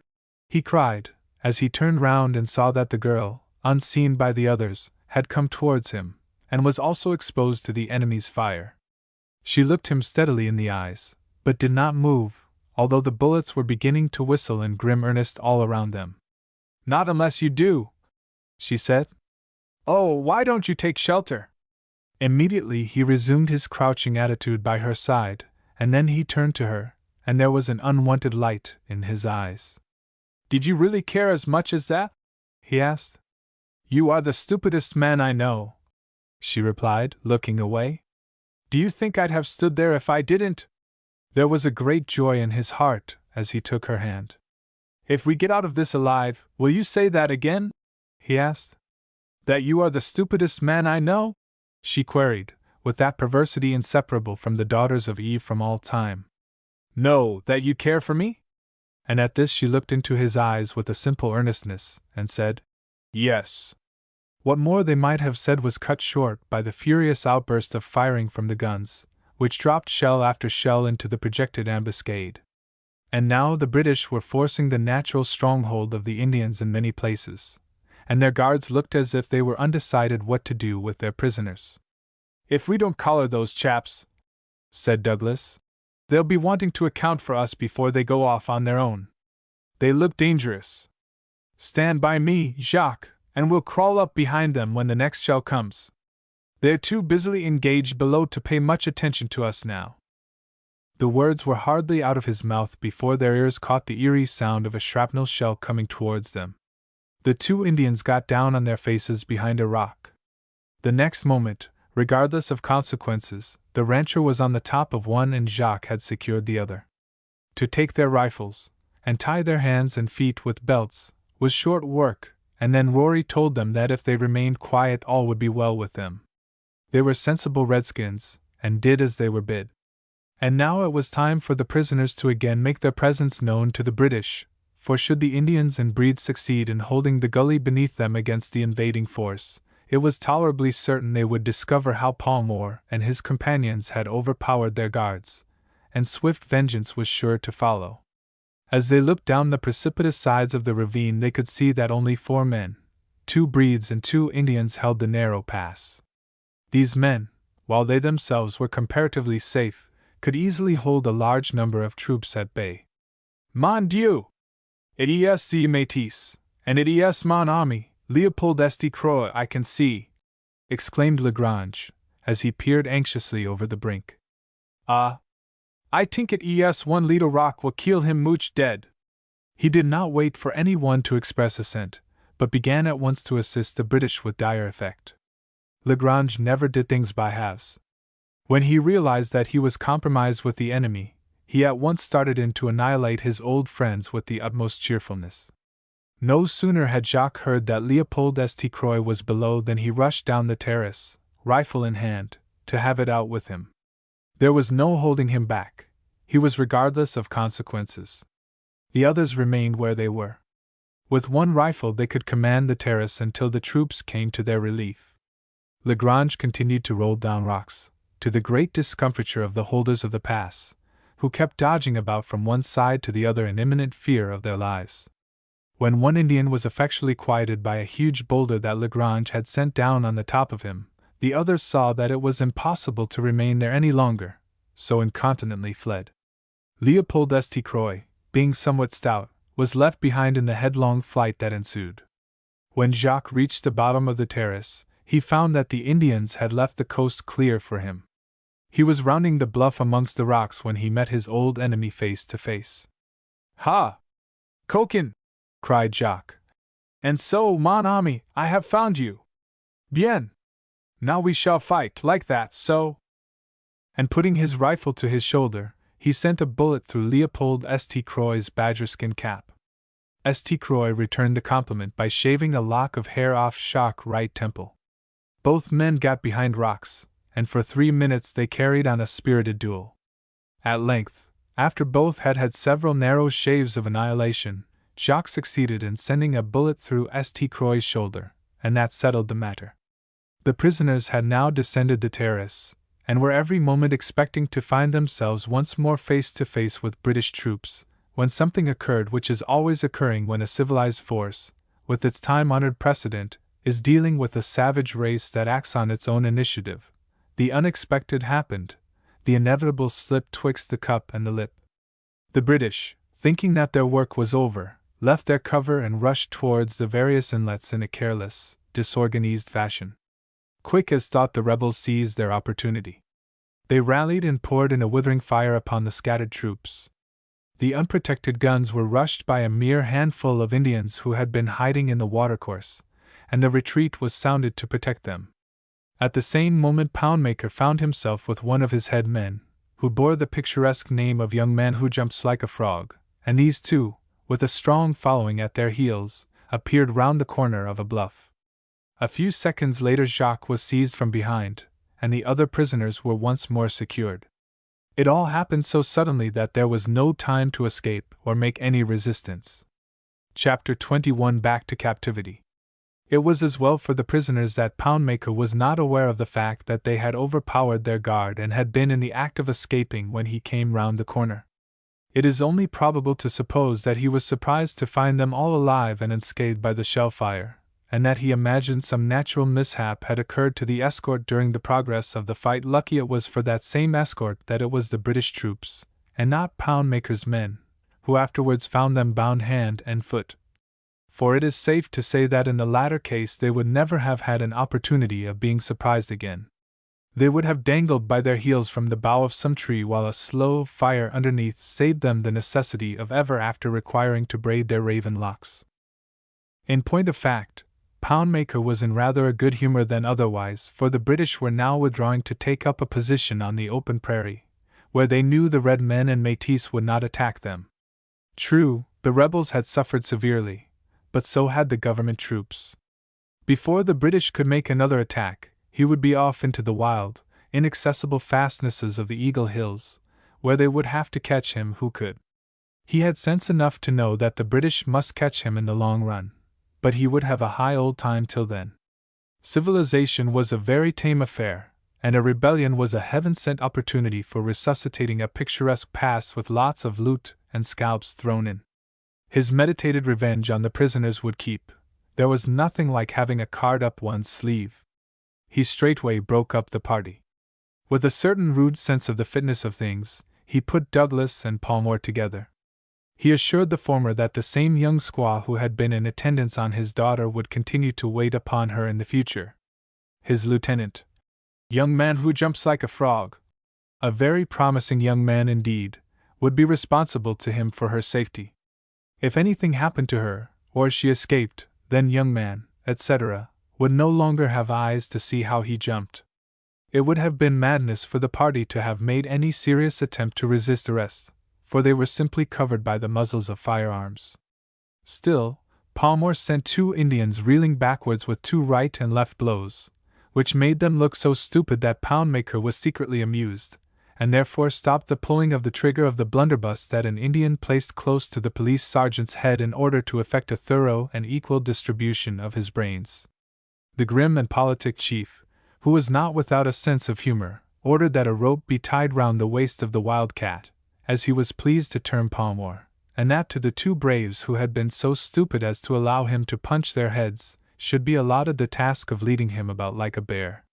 He hinted that if Palmore occasionally amused himself by testing the powers of resistance of their skulls with his hammer-like fists, no difficulties would be thrown in his way by the others. Douglas had begged to be allowed to accompany his daughter, but Poundmaker said that was impossible, and assured him that no harm would come to her. Dorothy went over to her father and said good-bye, and then they were forced apart. To Palmore she said, "You need not fear for me. I feel sure that, now they know the strength of the British, they will take care of us so as to save themselves. It is madness for you to resist. If you wish to help me, go quietly with them." "Yes, you are right," he said. "But it is so hard. Still, I feel that we shall pull through yet. Goodbye." He was too much a man of action and of thought to be prodigal of words. And she knew that a facility in making pretty speeches is in 9 cases out of 10 merely the refuge of those who desire to conceal indifference or shallowness of heart. In another minute the men were hurried away. An Indian pony with a saddle was brought for Dorothy, and she was told to mount. The young squaw who had her in charge, and who was called the Star That Falls by Night, mounted another pony and took over a leading rein from Dorothy's. Poundmaker, after giving a few instructions, rode off to direct operations and to see that his sharpshooters were posted in such a way that it would be impossible for the British to advance until his main body had made good their retreat into the more inaccessible country. Of course, it was only a matter of time before they would be starved out of those hills, but much might occur before then. The middle-aged brave, who was handicapped with a name that suggested froggy agility, proudly took his place at the head of the little cavalcade, and a few minutes later they were threading their way through deep, narrow gullies, crossing from the head of one little creek on to the source of another, and choosing such places generally that the first shower of rain would gather there and wash out their tracks when they passed the main camp. Dorothy saw that the lodges had been pulled down, and were being packed on travois, footnote, 2 cross poles with cross pieces trailing from the back of a pony, preparatory to a forced march. She noted that the sleighs had been abandoned, as, of course, there were no wheels there to take the place of the runners. Her own slender belongings were secured on the back of a pack horse, and the squaw saw to it that she had her full complement of provisions and camp paraphernalia such as suited the importance of her prisoner. Poor Dorothy! There would, however, be no more tea or sugar, or other things she had been accustomed to, for many a long day, but, after all, that was of no particular moment. There was pure water in the streams, and there would soon be any amount of luscious wild berries in the woods, and plants by the loamy banks of creeks that made delicious salads and spinaches. And they would bring such a measure of health with them that she would experience what the spoilt children of fortune, and the dwellers in cities, can know little about: the mere physical joy of being alive, the glorious pulsing of the human machine. They kept steadily on their way till dusk, and then halted for a brief space. The party was a small one now, only some half-dozen braves and a few squaws. Dorothy wandered with her jailer, whom she had for shortness called the Falling Star, to a little rise, and looked down upon the great desolate, purpling land in which evidently nature had been amusing herself. There were huge, pillar-like rocks streaked with every color of the rainbow, from pale pink and crimson to slate blue. There were yawning canyons, on the scarped sides of which nature had been fashioning all manner of grotesqueries, gargoyles and griffins, suggestions of many-spired cathedrals, the profile of a face which was that of an angel, and of another which was so weirdly and horribly ugly, suggesting as it did all that was evil and sinister, that one shivered and looked away. All these showed themselves like phantasmagoria, and startled one with a suggestion of intelligent design. But it was not with the face of the cliff alone that nature had trifled. The gigantic boulders of colored clays, strewn about all higgledy-piggledy, resolved themselves into uncouth antediluvian monsters, with faces so suggestive of something human and malign that they were more like the weird imaginings of some evil dream than inanimate things of clay. And over all brooded the mysterious dusk and the silence as of death that had been from the beginning, and which haunted one like a living presence. Only perhaps now and again there was a peculiar and clearly defined, trumpet-toned sound caused by the outstretched wing of a great hawk as it swooped down to seize its prey. It was the very embodiment of desolation. It might well have been some dead lunar landscape in which for eons no living thing had stirred. But Dorothy had other things to think of. Her position was now seemingly more perilous than before. It was so hard to think that they had all been so near deliverance, and in fact, had given themselves over entirely to hope, and then had been so ruthlessly disappointed. But there had been compensations. Putting on one side the shedding of blood, for which nothing could compensate, there was that new interest which had sprung into glorious life within her, and had become part of her being, her love for the man who had more than once put himself in the power of the enemy so that she and her father might be saved. Yes, that was something very wonderful and beautiful indeed. When the moon got up, the party was reformed, and they started out again. In the pale moonlight, the freaks of nature's handiwork were more fantastic than ever, and here and there tall, strangely fashioned boulders of clay took on the semblance of threatening, half-human monsters meditating an attack. Dorothy had noticed by the stars that the party had changed its direction. They were now heading due north. With the exception of one short halt, they traveled all through the night, and in the early gray dawn of the morning came out upon a great plain of drifting sand that looked for all the world like an old ocean bed stretching on and on interminably. It was the dangerous shifting sands, which the Indians generally avoided, as it contained spots where, it was said, both man and horse disappeared if they dared to put foot on it. But Poundmaker's lieutenant was not without some measure of skill and daring, and piloted them between the troughs of the waste with unerring skill. When the sun gained power in the heavens and a light breeze sprang up, a strange thing took place. The face of the wave-like heights and hollows began to move. The tiny grains of sand were everywhere in motion, and actually gave out a peculiar singing sound, somewhat resembling the noise of grain when it falls from the spout of a winnowing machine into a sack. It was as if the sand were on the boil. There was no stopping now unless they wanted to be swallowed up in the quicksand. Dorothy noticed that the squaws, and even the braves, looked not a little anxious. But their leader kept steadily on. The sand was hard enough and offered sufficient resistance to the broad hoof of a horse, but if one stood still for a minute or so, it began gradually to silt up and bury it. It was a horrible place.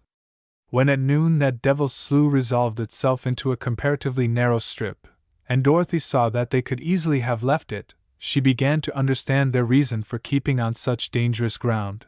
They did not wish to leave any tracks behind them. In all truth, there was absolutely nothing to show that they had ever been in that part of the country. At last they came to what looked like a high hill with a wall-like cliff surmounting it. They stepped onto the firm clay soil where the sagebush waved, and had their midday meal. As soon as that had been disposed of, they resumed their journey. They now went on foot, and steadily climbed the steep hillside by the bed of an old watercourse. Dorothy wondered what was behind the sharply cut outline of the cliffs, for it gave the impression that nothing lay beyond save infinite space. They entered a narrow ravine, and then suddenly it was as if they had reached the jumping-off place of the world, for they passed, as it were, into another land. Immediately beneath them lay a broken shelf of ground shaped like a horseshoe, the sides of which were sheer cliffs, the gloomy base of which, many hundred feet below, were swept by the coldly gleaming, blue waters of the mighty Saskatchewan. Beyond that, drowsing in a pale blue haze, lay the broad valley, and beyond that again the vast purpling panorama of rolling prairie and black pine woods until earth and sky were merged in indistinctness and became one. It resembled a perch on the side of the world, a huge eyrie with cliffs above and cliffs below, with apparently only that little passage, the old creek bed, by which one might get there. Dorothy realized that people might pass and repass at the foot of the hill on the other side and never dream there was such a place behind it. Still less would they imagine that there was a narrow cleft by which one could get through. Moreover, a couple of Indians stationed at the narrow track could easily keep 200 foemen at bay. Dorothy realized that she was now as effectually a prisoner as if she had been hidden away in an impregnable fortress. The party descended a gentle slope, and there, in a saucer-shaped piece of low-lying ground fringed with Saskatoon and chokecherry trees, they pitched their camp. For the first 3 days Dorothy was almost inclined to give way to the depression of spirits which her surroundings and the enforced inaction naturally encouraged. Though the red folk were not actually unkind to her, still, their ways were not such as commended themselves to a well-brought-up white girl. Fortunately, the falling star was well disposed to her, and did all she could to make Dorothy feel her captivity as little as possible. The two would sit together in a shady place on the edge of the great cliff for hours, gazing out upon the magnificent prospect that outspread itself far beneath them, and the Indian girl, to try and woo the spirit of her white sister from communing too much within itself, would tell her many of the quaint, beautiful legends of the Indian long ago. On the 3rd day, just as Dorothy was beginning to wonder if it were not possible to steal out of the wigwam one night when Falling Star slept soundly, and by evading the sentries, who might also chance to be asleep, make her way out through the narrow pass and so back to freedom, there was an arrival in camp that exceedingly astonished her. She was sitting some little distance back from the edge of the great cliff with Falling Star near at hand, when someone behind her spoke. "Ah, ma'amselle," said the voice. "It is good, how do you do, I will wish you." Dorothy turned, and to her surprise Bastien Lagrange stood before her. Despite the jauntiness of his speech, and the evident desire he evinced to appear perfectly at his ease, Dorothy at once detected an undercurrent of shamefacedness and apprehension in Bastien's manner. His presence urged that he was no longer a prisoner with Poundmaker's band. What did it portend? In her eagerness to learn something of her father, Palmore, and the others, Dorothy sprang to her feet and ran towards Lagrange. But that gentleman gave her such a significant look of warning that she stopped short. He glanced meaningly at the Indian woman, Falling Star. Dorothy understood, and a presentiment that she was about to be disappointed in the feeble-hearted half-breed took possession of her.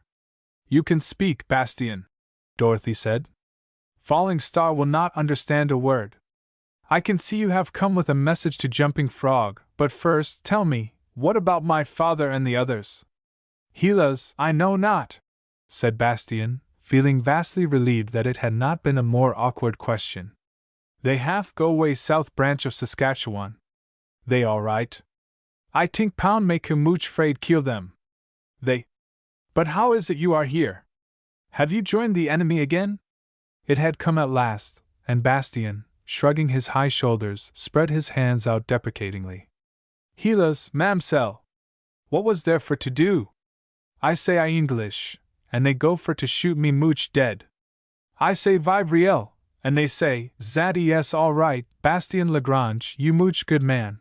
I tell them that I never lof see English, that your father and Shermaganish police she was took me pres sonar, and I was not able to get way, and that I plenty hate the English, oh! Yees, and half kill as many as 3, 4, 5, plenty times. So they say, bully for you, pardner. And you can go tell man who jumps like a frog to sit down here more long and as tings. Comprenez? The peculiar and delicate line of policy the unstable breed was pursuing was obvious. Lagrange was one of those who wanted to run with the hare and hunt with the hounds simply because he did not particularly care for either, and it was incumbent upon him that he should do one or the other. When the proper time came, he certainly wanted to be with the side that got the best of it, and he had a shrewd suspicion that that would be the English. He was delightfully immune from any moral prejudice in the matter, and already a brilliant scheme was developing in his plastic brain that promised both safety and entertainment. He, however, resolved to do whatever lay in his power to assist this charming young lady and her father. Bastien, observed the girl, after a pause, you'd better take good care what you do. Take my word for it that all the rebels, both half-breeds and Indians, who have done wrong will have to answer for it. I do not ask you what message you carry to the Indians here, but it is unlikely that you will stay with us. Now, I know that Battleford is not so very far away. Will you go and tell Pepin Quesnel to come to me?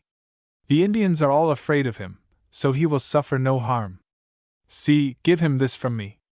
She turned and plucked a little bunch of blue flowers that grew close at hand, which in the Indian language signify, come to me. Then she produced a little brooch which she had worn at her throat that night she had met the dwarf, and wrapping both in a small piece of silk, gave them to the half-breed. Chapter 22 Antoine in Trouble. 4 nights later Pepin Quesnel and his mother were having their supper in the large common sitting-room, which also did duty as kitchen and workshop. The tidy, silver-haired old dame had set out a place for Pepin at the well-scrubbed table, but the petit maître, much to her regret, would not sit down at it as was his wont. He insisted on having his supper placed on the long, low bench, covered with tools and harness, at which he was working. He had a government job on hand, and knew that if he sat down to the table in state, there would be much good time wasted in useless formality. His mother therefore brought some bread and a large steaming plate of some kind of stew, and placed them within reach of his long arms. Pepin, she said with a hint of fond remonstrance, it is not like you to eat so. If anyone should happen to come and catch you, my sweet one, eating like a common Indian, what would they think? Take care, apple of my eye, it is ver hot. She hastily put down the steaming bowl, from which a savory steam ascended, and Antoine the bear, who was sitting on his haunches in evident meditation behind the bench, deliberately looked in another direction. What mattered the master's dinner to a bear of his high-class principles? Thank you, my mother, said Pepin, without lifting his eyes, and sewing away with both hands as if for dear life. What you say is true, ver true, but the general he will want this harness, and the troops go tomorrow to catch Poundmaker. And after all, what matters it where I sit? Am I not Pepin Quesnel? Antoine, still looking vacantly in another direction, moved meditatively nearer the steaming dish. Why had they not given him his supper? He had been out for quite a long walk that day. His appetite was excellent. Mother, said Pepin again, that young female Douglas, who was here some time ago, I wonder where she may be now. Since then I have been many times think that, after all, she was, what the soldier officers call it, not half bad. Ah, Pepin! And the old lady sighed. She was a sweet child, and some day might even have done as wife for you. But you are so particular, my son! Of course, I do not mean to say she was good enough for you, but at least she was more better than those other women who would try and steal you from me. Mon Dieu, how they do conspire! So, that is so, commented Pepin resignedly, but at the same time not without a hint of satisfaction in his voice. They will do it, you know, mother. Bah! If the shameless females only knew how Pepin Quesnel sees through their little ways, how they would be confounded, astonished, and go hide themselves for the shame of it. But this girl, that is the thing, she was nice girl, I think, and if perhaps she had the airs of a grande dame and would expect much, well, after all, there was myself to set against that, eh? What? Don't you think that is so, my mother? Yes, Pepin, yes, of course that is so, my sweet one, and what more could any woman want? And that girl, I think she was took with you, for I see her 2-3 times look at you so out of the corners of the eyes. While this conversation was proceeding, Antoine had more than once glanced at his master without turning his head. The plate of stew was now within easy reach of his short grizzled snout, and really it looked as if it had been put there on purpose for him to help himself. When Pepin happened to look round, he thought his mother, in a fit of absent-mindedness, must have put down an empty plate, it was so clean, so beautifully clean. But when he looked at Antoine, who was now sitting quite out of reach of the plate, and observed the Sunday school expression on the bear's old-fashioned face, he understood matters. He knew Antoine of old. "Mother," he said in his natural voice and quite quietly, "my dear mother, don't let the old beast know that you suspect anything. Take up that plate, and don't look at him, or he will find out we have discovered all. What have you got left in the pot, my mother? 2 pigeons, my sweet one, but that will do, mother. Do not excite yourself. Your Pepin will be avenged. The Biard shall have the lot, ma foi. The whole lot, and he will wish that he had waited until his betters were finished. Take down the mustard tin, and the pepper pot, and yes, those little red peppers that make the mouth as the heat of the pit below, and put them all in the insides of 1 pigeon. Do you hear me, my mother dear? Now do not let him see you do it, for his sense is as that of the evil one himself, and he would not eat that pigeon. Oh, my poor wronged one, and to think that. Hush, hush, my mother! Can you not do as I have told you? Pick up the plate quietly. Bien, that is right. Now do not look at him, but fill the pigeon up. So, that is so, mother dear. Oh, Antoine, you sweet, infernal Biard, but I will make you wish as how the whole Saskatchewan were running down your crater of a throat in 2-3 minutes more. But there will be no Saskatchewan, non, not one leetle drop of water to cool your thieving tongue.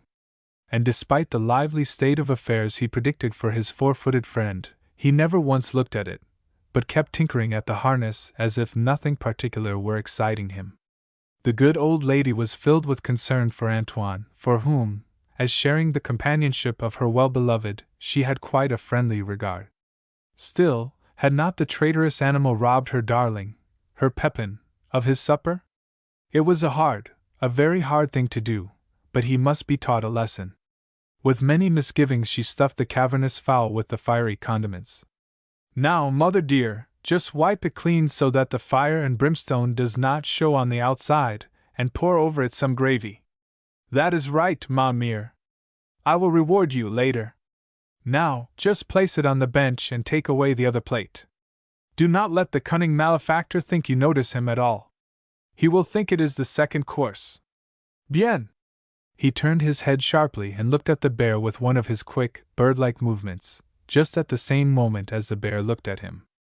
But there was nothing on the artless Antoine's face but mild, sentimental inquiry. Ha! He is cunning, muttered Pepin. Do you remember, my mother, how, mon Dieu! He's got it! That was very apparent. Antoine had nipped up the fowl, and with 1 or 2 silent crunches was in the act of swallowing it. So pressed was he for time that at first he did not detect the fiery horrors he was swallowing. But in a minute or 2 he realized that something unlooked for had occurred, that there was a young volcano in his mouth that had to be quenched at any cost, so he sprang to his feet and rushed at a bucket of water that stood in a corner of the room, and went so hastily that he knocked the bucket over and then fell on it. The burning pain inside him made him snap and growl and fall to worrying the unfortunate bucket. As for Pepin, he evinced the liveliest joy. He threw the harness from him, leapt from the bench, and seizing his long stick, danced out on the floor in front of the bear. The good old dame stood with clasped hands in a far corner of the room, looking with considerable apprehension upon this fresh domestic development. "Aha, Antoine, mon enfant!" cried the dwarf. "And so my supper you will steal, will you? And how you like it, mon ami? Now, for to digest it, a dance, that is good. So, get up, Get up and dance, my sweet innocents! Hoopla! But just at that moment there came a knock at the door. It was pushed open, and the unstable breed, Bastien Lagrange, entered. Antoine, beside himself with internal discomfort and rage, eyed the intruder with a fiery, ominous light in his eyes. Here surely was a heaven-sent opportunity for letting off steam. Before his master could prevent him, he had rushed open-mouthed at Lagrange and thrown him upon his back. Quicker than it takes to write it, he had ripped the clothing from his body with his great claws and was at his victim's throat. The dwarf, with a strange, hoarse cry, threw himself upon the bear. With his powerful arms and huge hands he caught it by the throat, and compressed the windpipe, until the astonished animal loosed its hold and opened its mouth to gasp for breath. Then, bracing himself, Pepin threw it backwards with as much seeming ease as when, on one occasion, he had strangled a young cinnamon in the woods. Bastien Lagrange lay back with the blood oozing from his mouth, the whites of his eyes turned upwards. He tried to speak, but the words came indistinctly from his lips. He put one hand to his breast, and a small packet fell to the ground. "From the daughter of Douglas," he gasped. And then he lay still. Chapter 23: The Departure of Pepin. After all, Bastien Lagrange had been more frightened than hurt by Antoine the bear. When Pepin Quesnel had satisfied himself that there were no bones broken, and that the wound from which the blood flowed was a mere scratch, he, as usual, became ashamed of his late display of feeling and concern, and again assumed his old truculent attitude. He gave the breed time to recover his breath, then roughly asked him whom he thought he was that he should make such a noisy and ostentatious entry into his house. "It is me, Pepin, your dear friend Bastien Lagrange," whined the big breed, with an aggrieved look at the dwarf and an apprehensive one at Antoine. "What villain coquin, I your dear friend? May the good Lord forbid! But sit up, and let me once more look upon your ugly face. Idiot Antres! Sit up, and take this for to drink." So spoke Pepin as he handed Bastien a dipper of water. In all truth, the shifty breed had an expression on his face as he tried to put his torn garments to rights that savored not a little of idiocy. He had been for the last 3 hours working himself into a mood of unconcern and even defiance, so that he might be able to repel the attacks of the outspoken Pepin. But now, at the very first words this terrible mannequin uttered, he felt his heart sinking down into his boots. Still, he bore news which he fancied would rather stagger the dwarf. "And so, mon ami, tenez-vous la villain? You will pardon me, but I am not the friend of a turncoat and traitor. Dis donc, you will bear this in mind. Now what is it you have for to say? Bien? Parbleu! What est the matter with Antoine?" exclaimed the breed uneasily. "What for he look at me so? Make him for to go away, Pepin." Pepin caught up his stick and changed the trend of Antoine's aggressive thoughts. The big brute slunk to the far end of the room, sat upon his haunches, and blinked at the party in a disconcerting fashion. Then Pepin again turned upon Bastien with such a quick, fierce movement that the latter started involuntarily. "Bah! Blockhead, pudding-head!" cried Pepin impatiently. "Antoine has only that fire in his mouth that you will have in the pit below before 2-3 days, when you have been hanged by the neck or been shot by the soldiers of the great Queen. Proceed! Aha! You're a funny man, Pepin, but do you know that Poundmaker has been catch what they calls ze convoy, 16 wagons with ze drivers and ze soldiers belonging to your great Queen, and now they have no more food and they perish? Have you heard that, Monsieur Pepin?" Pepin had not heard it, but then he had heard some awkward things about Bastien Lagrange, and he immediately proceeded to let him know that he was acquainted with them. The soldiers, with their great guns, were now swarming up the Saskatchewan, and it was only a matter of a few weeks before Poundmaker and Big Bear would be suing for mercy. This and more of a disquieting nature did the dwarf tell the unstable one, so that by the time he had finished there was no hesitation in Bastien's mind as to which side he must once and for all definitely espouse. So he told of the capture of the Douglas party by Poundmaker, and of the fight at Cut Knife. Then he called Pepin's attention to the packet he had dropped, and explained how it had been entrusted to him. The mannequin examined it in silence. A strange look of intelligence came into his face. He shot a half-shy, suspicious glance at the breed, but that gentleman, with an awe-stricken expression, was watching Antoine, as with sinister design that intelligent animal was piling up quite a collection of boots, moccasins, and odds and ends in a corner preparatory to having a grand revenge for the trick that had been played upon him. He would chew up every scrap of that leather and buckskin if he wore his teeth out in the attempt. The old lady, fortunately for him, had left the room. Pepin opened the packet, and the sight of that plain little gold brooch and the bunch of prairie forget-me-nots moved him strangely. After all, his heart was not adamant where youth and beauty were concerned. He only realized the immense gulf that was fixed between a man of his great parts and graces and the average female. He abruptly ordered Bastien into the summer kitchen to look for his mother and get something to eat, and then, when he realized he had the room to himself, he literally let himself go. He sprang to his feet, and waving the flowers and the brooch over his head, advanced a few paces into the middle of the room, struck a melodramatic attitude, and, with one hand pressed to his heart, carried Dorothy's tokens to his lips. Then he turned and observed Antoine. This somewhat absent-minded follower had already begun operations on his little pile, but he had been so taken aback by the unwonted jubilation of his master that he stopped work to gaze upon him in astonishment, and quite forgot to remove the half-torn moccasin from his mouth. When he saw he was caught red-handed, he dropped the spoil as he had dropped the hot potato, and crouched apprehensively. His master made a fierce rush at him. "What ho! Antoine, you pig, you!" he cried. "And so you would have revenge, you chuckle-pate!" And then he punched Antoine's head. Just at that moment his mother and Bastien re-entered the room. The former set Lagrange down at a small table in a far corner with some food before him. The dwarf lounged towards the fireplace with an assumed air of indifference and boredom, and, leaning against the chimney-piece, stroked his black mustache. "What is it, Pepin, my son?" asked the old lady anxiously. "Oh, nothing, nothing, my mother, only that they are at it again. The shameless wretches!" she exclaimed. "Will they never cease? Who is it this time, Pepin?" "Only that young Douglas female we have spoke about." He tried hard to infuse contempt into his voice. "She wants me to go to her. Just think of it, mother! But she is a prisoner, and perhaps it is also my help she wants. And she was a nice girl, was it not so, ma mère?"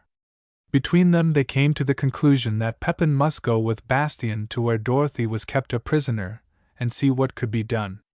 They also wisely decided that it was no use notifying or trying to lead the Imperial troops to the spot, for that might only force the Indians to some atrocity.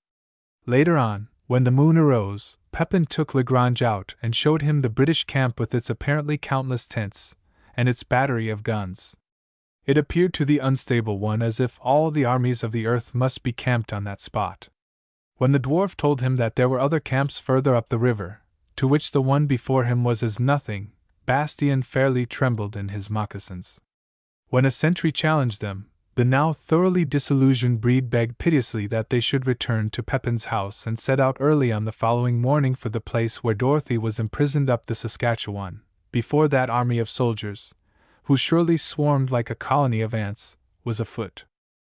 Pepin knew that the approach of an army would only be the means of preventing him from finding Dorothy. He must go to her himself. He would also, for the sake of the proprieties, take his mother along in a Red River cart. His mind was quite made up upon that point. If he did not do so, who could tell that the Douglas female, with the cunning of her sex, would not lay some awkward trap for him? The girl had plainly said, "Come to me," and he was secretly elated, but his conviction of old growth, that all women were after him, made him cautious. So next morning, before break of day, the Red River cart was packed up and at the door. Pepin and his mother got into it, Antoine was led behind by means of a rope, and Bastien rode alongside on a sturdy little Indian pony. It was indeed an outre and extraordinary little procession that started out. Chapter 24 The Indian's Awakening.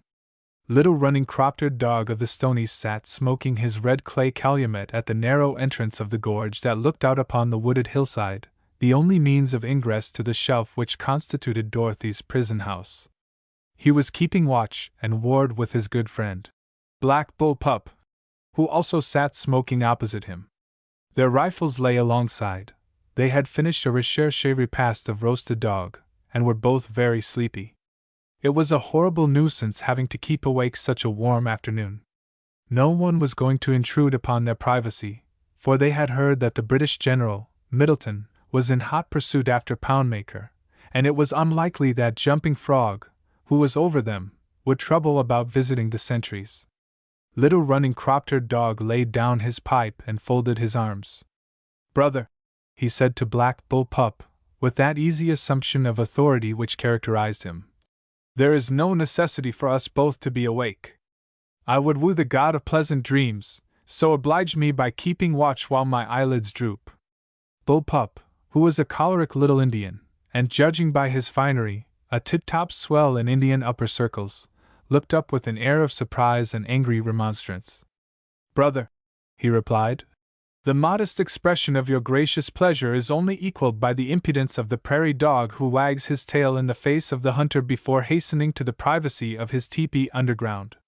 You slept all this morning, O crop-eared one! It is my turn now." But Little Running Dog was renowned among the Stonies for his wide knowledge of men and things. Moreover, he loved ease above all, so, by reason of his imperturbability and honeyed words, he invariably disarmed opposition and had his own way. On the present occasion he said, "Black Bull Pup will pardon me. He speaks with his accustomed truthfulness and fairness of thought. I had for the moment forgotten how, when he took Black Plume of the Sarcies prisoner, and was leading him back for the enlivening knife and burning tallow, he watched by him for 4 days and 4 nights without closing an eye, thus earning for himself the distinction of being called the Sleepless One. There is no such necessity for his keeping awake now. Let his dreams waft him in spirit to the happy hunting grounds. As for me, I am getting an old man, whose arrow hand lacks strength to pull back the string of the bow. It can be but a few short years before I enter upon the long, last sleep, so it matters not sleep, brother." But Black Bull Pup, as is often the case, was tender of heart as well as choleric, and hastened to say that his venerable comrade must take some much-needed rest, so that within 5 minutes the ugly crop-eared one was making the sweet hush of the summer noon hideous with his snores, whilst Black Bull Pup was beginning to wonder if, after all, he had not been got at again by his Machiavellian friend. It was not a pleasant reflection, and it really was a very drowsy sort of afternoon. 4 minutes later he was sound asleep himself. Slowly toiling up the stony, sun-dried bed of the tarn came Pepin the dwarf, and alongside him, showing unusual signs of animation, he had scented brother bears, came Antoine. Behind them walked the unstable breed, Bastien Lagrange, with a huge pack upon his back. The pack was heavy and the hill was steep, so that the human beast of burden perspired and groaned considerably. He also showed much imagination and ingenuity in the construction of strange words suitable to the occasion. Pepin's ears had just been assailed by some extra powerful ones when he turned to remonstrate. "Grumbler and discontented one," he said, "have your long legs grown weak at the knees because you are asked to carry a few pennyweights on your back?" The breed was resting his several hundred-pounds pack upon a rock. "Bah! It is nothing compared to the load of things you will have to carry and answer for when you have to appear before the great court, when the bolt has been drawn and you are launched into space through the prison trapdoor, and your toes go jumpity-jumpity-jump. Blockhead!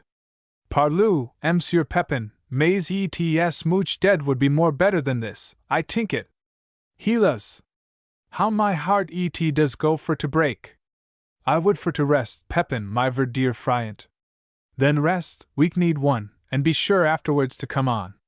It is good I did leave the good mother with the Croisettes down the river. Au revoir, pudding-head." Pepin held Antoine by the neck while he surveyed the slumbering forms of Little Running Crop-Eared Dog and Black Bull Pup. "Mais, they are beautiful children of the teepees," he murmured. "It would be easy to kill, but that would not be of the commandments. He who lives by the sword shall perish by the sword. No man's blood shall stain the hands of Pepin Quesnel. Ah! Now I have it. So! If the dwarf drew the line at killing, he was still as full of mischief as a human being could well be. He had an impish turn of mind, and hastened to gratify the same. He took the 2 rifles and at once proceeded to draw the charges. Then, with a smartness and lightness of touch that was surprising, he possessed himself of their sheath knives. He placed Antoine on its haunches between them, and threatened him with dire vengeance if he moved. He himself clambered onto a rock over their heads, at the same time not forgetting to take a few stones in his pockets. His eyes gleamed and rolled in his head, and he chuckled in a truly alarming fashion. Then he dropped a stone on to the pit of Black Bull Pup's stomach, and the other on to the head of the croppered one. Antoine watched the proceedings with much interest. Black Bull Pup sat up and was about to remonstrate angrily with his comrade for having roused him so unceremoniously, when the latter also raised himself full of the same matter. Their eyes fairly started from their heads, and they were nearly paralyzed with horror when they beheld a huge bear sitting within a few feet of them. It must be a very ogre of a bear when it could sit there so calmly waiting for them to awake before beginning operations. Pepin, unseen on the rock above them, fairly doubled himself up with delight. But they were both Indians who had borne themselves with credit in former encounters with bears, so, snatching up their rifles, they both fired at Antoine at the same moment with a touching and supreme disregard to the other's proximity. Antoine seemed interested. There were 2 flashes in the pan, and 2 hearts sank simultaneously. They searched for their knives in vain. Antoine appeared amused and looked encouragement. It was a very nightmare to the 2 warriors. Then, from the rock over their heads, they heard a deep bass voice of such volume that it sounded like half a dozen ordinary voices rolled into one. "Canaille!" it cried. "Cutthroats! Villains! Blockheads! Pudding-heads! Maize, you are nice men to sleep at your posts, truly, that is so! Shall I make this bear for to devour you? Eh? What?" When the 2 men looked up and beheld the weird form of Pepin perched on the rock, it nearly finished them. They had heard of many strange monsters, but here was something beyond their very wildest imaginings. Of course, this bear was his attendant evil spirit, and it was a judgment upon them. The croppered one and the Black Bull Pup grovelled in an agony of terror. Pepin never had such a time. What would have happened it is hard to say had not Bastien Lagrange appeared upon the scene. For Antoine, imagining that the movements of the Indians were generously intended as an invitation for him to indulge in frivolity, at once reared himself on his hind legs preparatory to dancing all over them. Pepin slid from the rock and called his absent-minded friend to attention. Bastien came forward wiping his forehead, declaring that he was all but dead, and the 2 worthy savages rose wonderingly to their feet. The unstable breed, who at once took in the situation, and, as usual, derived a secret pleasure from observing the abject discomfiture of the Indians, at once proceeded to explain to them that the strange gentleman before them, whom they had mistaken for a celebrity from the ghost world, was no other than the celebrated Pepin Quesnel, of whom they must have heard, and that the bear, whose magnanimity and playfulness they had just been witnesses of, was his equally distinguished friend and counselor. He also explained that, of course, no one in the land ever questioned Pepin's right to do what he liked or to go where he chose. There was no doubt that, in a different sphere of life, Bastien would have risen to eminence in diplomatic circles. The 2 warriors, having been handed back their knives, swore by the ghosts of their illustrious grandfathers and grandmothers that, so far at least as they were concerned, the little but mighty man, with his servant the bear, might go or come just as he pleased. Pepin and Bastien left the 2 now sleepless sentries at their posts, and passed through to the great wide terrace that overlooked the Saskatchewan, which, here describing a great half-circle, rushed like a mill race between vast gloomy walls of rock. When they reached the camp in the hollow, Jumping Frog came forward to meet them. Pepin he had heard of, but had not seen before. It was quite evident he resented his presence there. He turned angrily upon the breed, whose joy at now having come to the end of his journey received a decided check from the reception he met with from the head man. Jumping Frog looked at Bastien scornfully and asked, "Brother, did I not send you on a mission? And what is this thing you have brought back?" The unstable breed, whose mercurial condition was influenced by every breath of wind, shook with apprehension, but Pepin came to the rescue. To be called a thing by an Indian was an insult that cut into the quick of his nature. He had taken off his slouch hat, and was leaning forward with his two hands grasping the long stick he usually carried. Antoine was squatted meditatively on his haunches alongside him. Pepin now drew himself up. His face became transfigured with rage. He took a step or two towards the head man, and shook his stick threateningly. "Black-hearted and cross-eyed dog of a Stony!" he fairly screamed. "By the ghost of the old grey wolf that bore you, and which now wanders round the teepees of the outcasts in the land of lost spirits picking up carrion, would you dare to speak of me thus? I have a mind to take the maiden whom you now hold as a prisoner away from you, but the time is not yet ripe. But I swear it, if you molest her in any way, or speak of me again as you have done, or interfere with my coming or going, you shall swing by the neck on a rope, and your body shall be given to the dogs. Moreover, your spirit shall wander forever in the bad lands, and the happy hunting grounds shall know you not." "Oof! Oof!" exclaimed Jumping Frog uneasily. "But you use big words, little man. Still, there is something about you that savors of big medicine, and I do not wish to offend the spirits, so peace with you until this matter rights itself." He turned to Lagrange. "And you, O one of seemingly weak purpose, tell me what news of Poundmaker and Thunderchild?" What Bastien had to tell was not calculated to encourage Jumping Frog in his high-handed policy. His face fell considerably, and Pepin, taking advantage of his preoccupation, walked off with Antoine to find Dorothy. When the dwarf was looking into one of the teepees, Antoine created quite a flutter of excitement by looking into another on his own account when the four Indians who were solemnly seated therein, handing round the festive pipe, beheld a huge cinnamon bear standing in the doorway. Evidently eyeing them with a view to annexing the one in best condition, they bolted indiscriminately through the sides of the lodge, leaving Antoine in possession. But when they gathered themselves together outside, they were confronted by Pepin, whom they took to be some terrible monster from the ghost world, and the last state of them was worse than the first. Pepin enjoyed their discomfiture for a brief space, and then explained who he was and why he came to honor them with his presence. Calling Antoine off, he left them in a still more dubious and confused state of mind. He had wandered almost half a mile from the camp on to the broken edge of the Great Canyon, where, nearly 1,000 feet below, the ice-cold waters of the mighty Saskatchewan showed like a blue ribbon shot with white. Right in front of him was infinite space, and the earth fell away as if from the roof of the world. It seemed to Pepin that he had never before so fully realized the majesty of nature. Standing on the edge of the nightmarish abyss, with the Indian girl near her, he saw Dorothy. Neither of them observed him, and he stood still for a minute to watch them.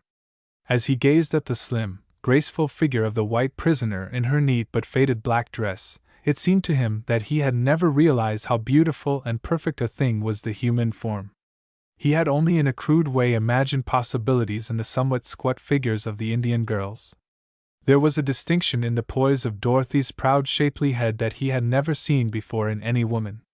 When she turned and saw him, her face lighting up with welcome and her hands going out in front of her, he experienced something that came in the light of a revelation.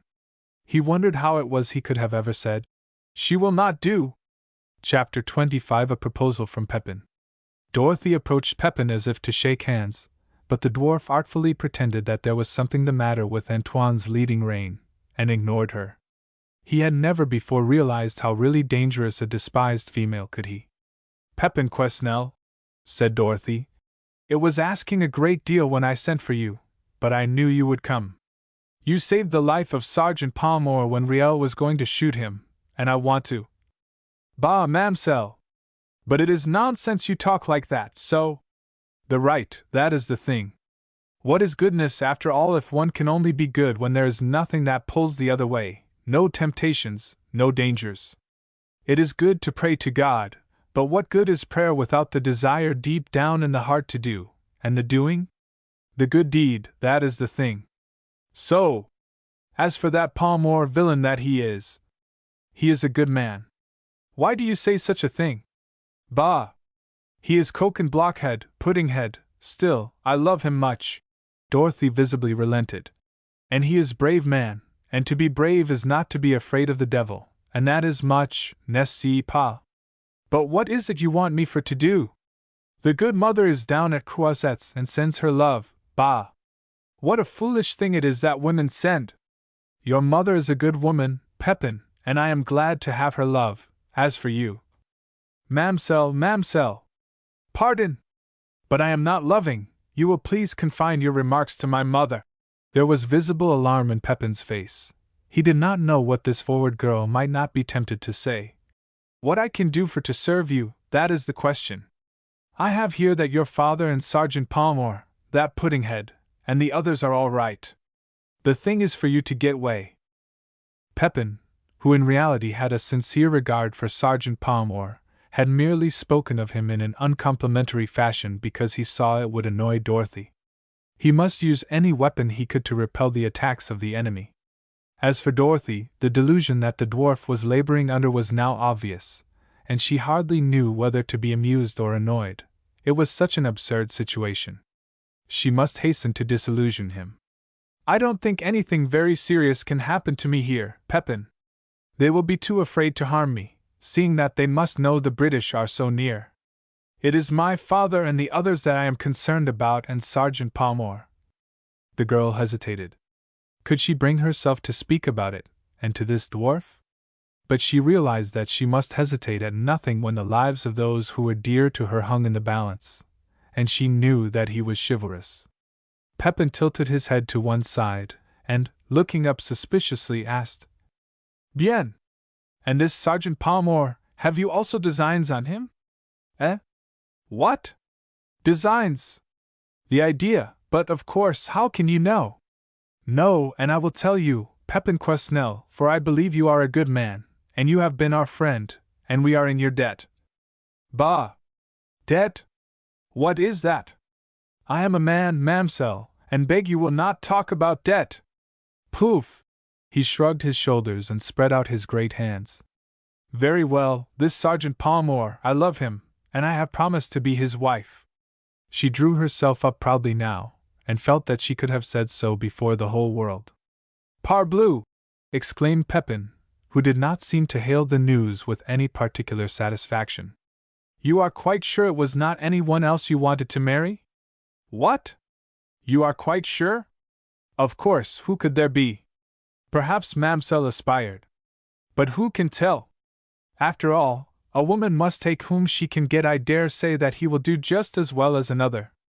Pepin Quesnel, now that his own safety was assured, did not seem to value it as he thought he would. After all, if the girl's nose did stop short too soon, it was by no means an unpretty one. Its sauciness was decidedly taking, and if he saw mischief lurking away back in her eyes, he admitted it was an uncommonly lovable sort of mischief. Being only human, he now began to wish for what he had despised. As for Dorothy, she could have rated Pepin roundly for his conceit and his sentiments. But it was all too absurd, and she must bear with him. She continued, Pepin Quesnel, you have a good heart, I know, and you can understand how it is. If I had not known that you were not like other men, I would hardly have dared to ask you to come all this long distance to me. I know what you do is not for reward, so I am not afraid to ask you. Will you find out about my father and Mr. Palmore and the others, and will you do what you can to save them? I feel sure there is no man on the Saskatchewan can do more than you. Pepin drew himself up to his full height, smiled complacently, and stroked his black mustache. His dark eyes twinkled as he turned to gaze encouragingly at Antoine, who with his tongue out was seated on his hindquarters, watching him meditatively. Mamselle has spoken the truth. I would be sorry to be like other men, particularly your Palmore. He grinned impishly as he saw the indignation on Dorothy's face. But that is not the thing. Palmore is all right, in his own way. He is even, what you might call, good fellow. But why is it you should fret for him? He is all right. And even if anything should happen to him, it is not Pepin that has the hard heart. He might even console Mamselle. He will not exactly promise that, but he may come to it. Perhaps Mamselle will remember in the house when the good mother told how you would like to marry Pepin, and he said you would not do. Well, Pepin has considered well since then, and he has thought that if you tried to suit him, you might. It is too great an honor, Pepin. If you expect anyone in this world to be as good and kind to you as your mother, you will find you have made a great mistake. Believe me, Pepin Quesnel. I am a woman and I know. Bien. Oui, the mother she is good, ver good, and I know there is right in what you say. So. Still, I think you have improved since we first met, and the mother likes you, so you need not think too much of that you are not good enough, and if you should think better of it, all may yet be well. But Dorothy assured him that, seeing she had given her word to Palmore, and moreover, seeing she loved him, it would be a mistake to change her mind upon the subject. This, however, was not exactly clear to Pepin, who could not understand how any woman could be foolish enough to stand in her own light when he, the great Pepin, who had been so long the catch of the Saskatchewan, had graciously signified his intention to accept her homage. Perhaps she was one of those coy creatures who must have something more than mere conventionalism put into an offer of marriage, so under the circumstances it might be as well for him to go through with the matter to the bitter end. Mamselle, he said, the honor Pepin does you is stupendous. He is prepared to accept you, to make the great sacrifice. He lays his heart at your feet, he means you have laid your heart at his feet, and he stoops to pick. You'd better do nothing of the kind, Pepin Quesnel. It's all a mistake, you utterly misunderstand. But Dorothy could say no more, for, despite her alarm, the situation was too ludicrous for words.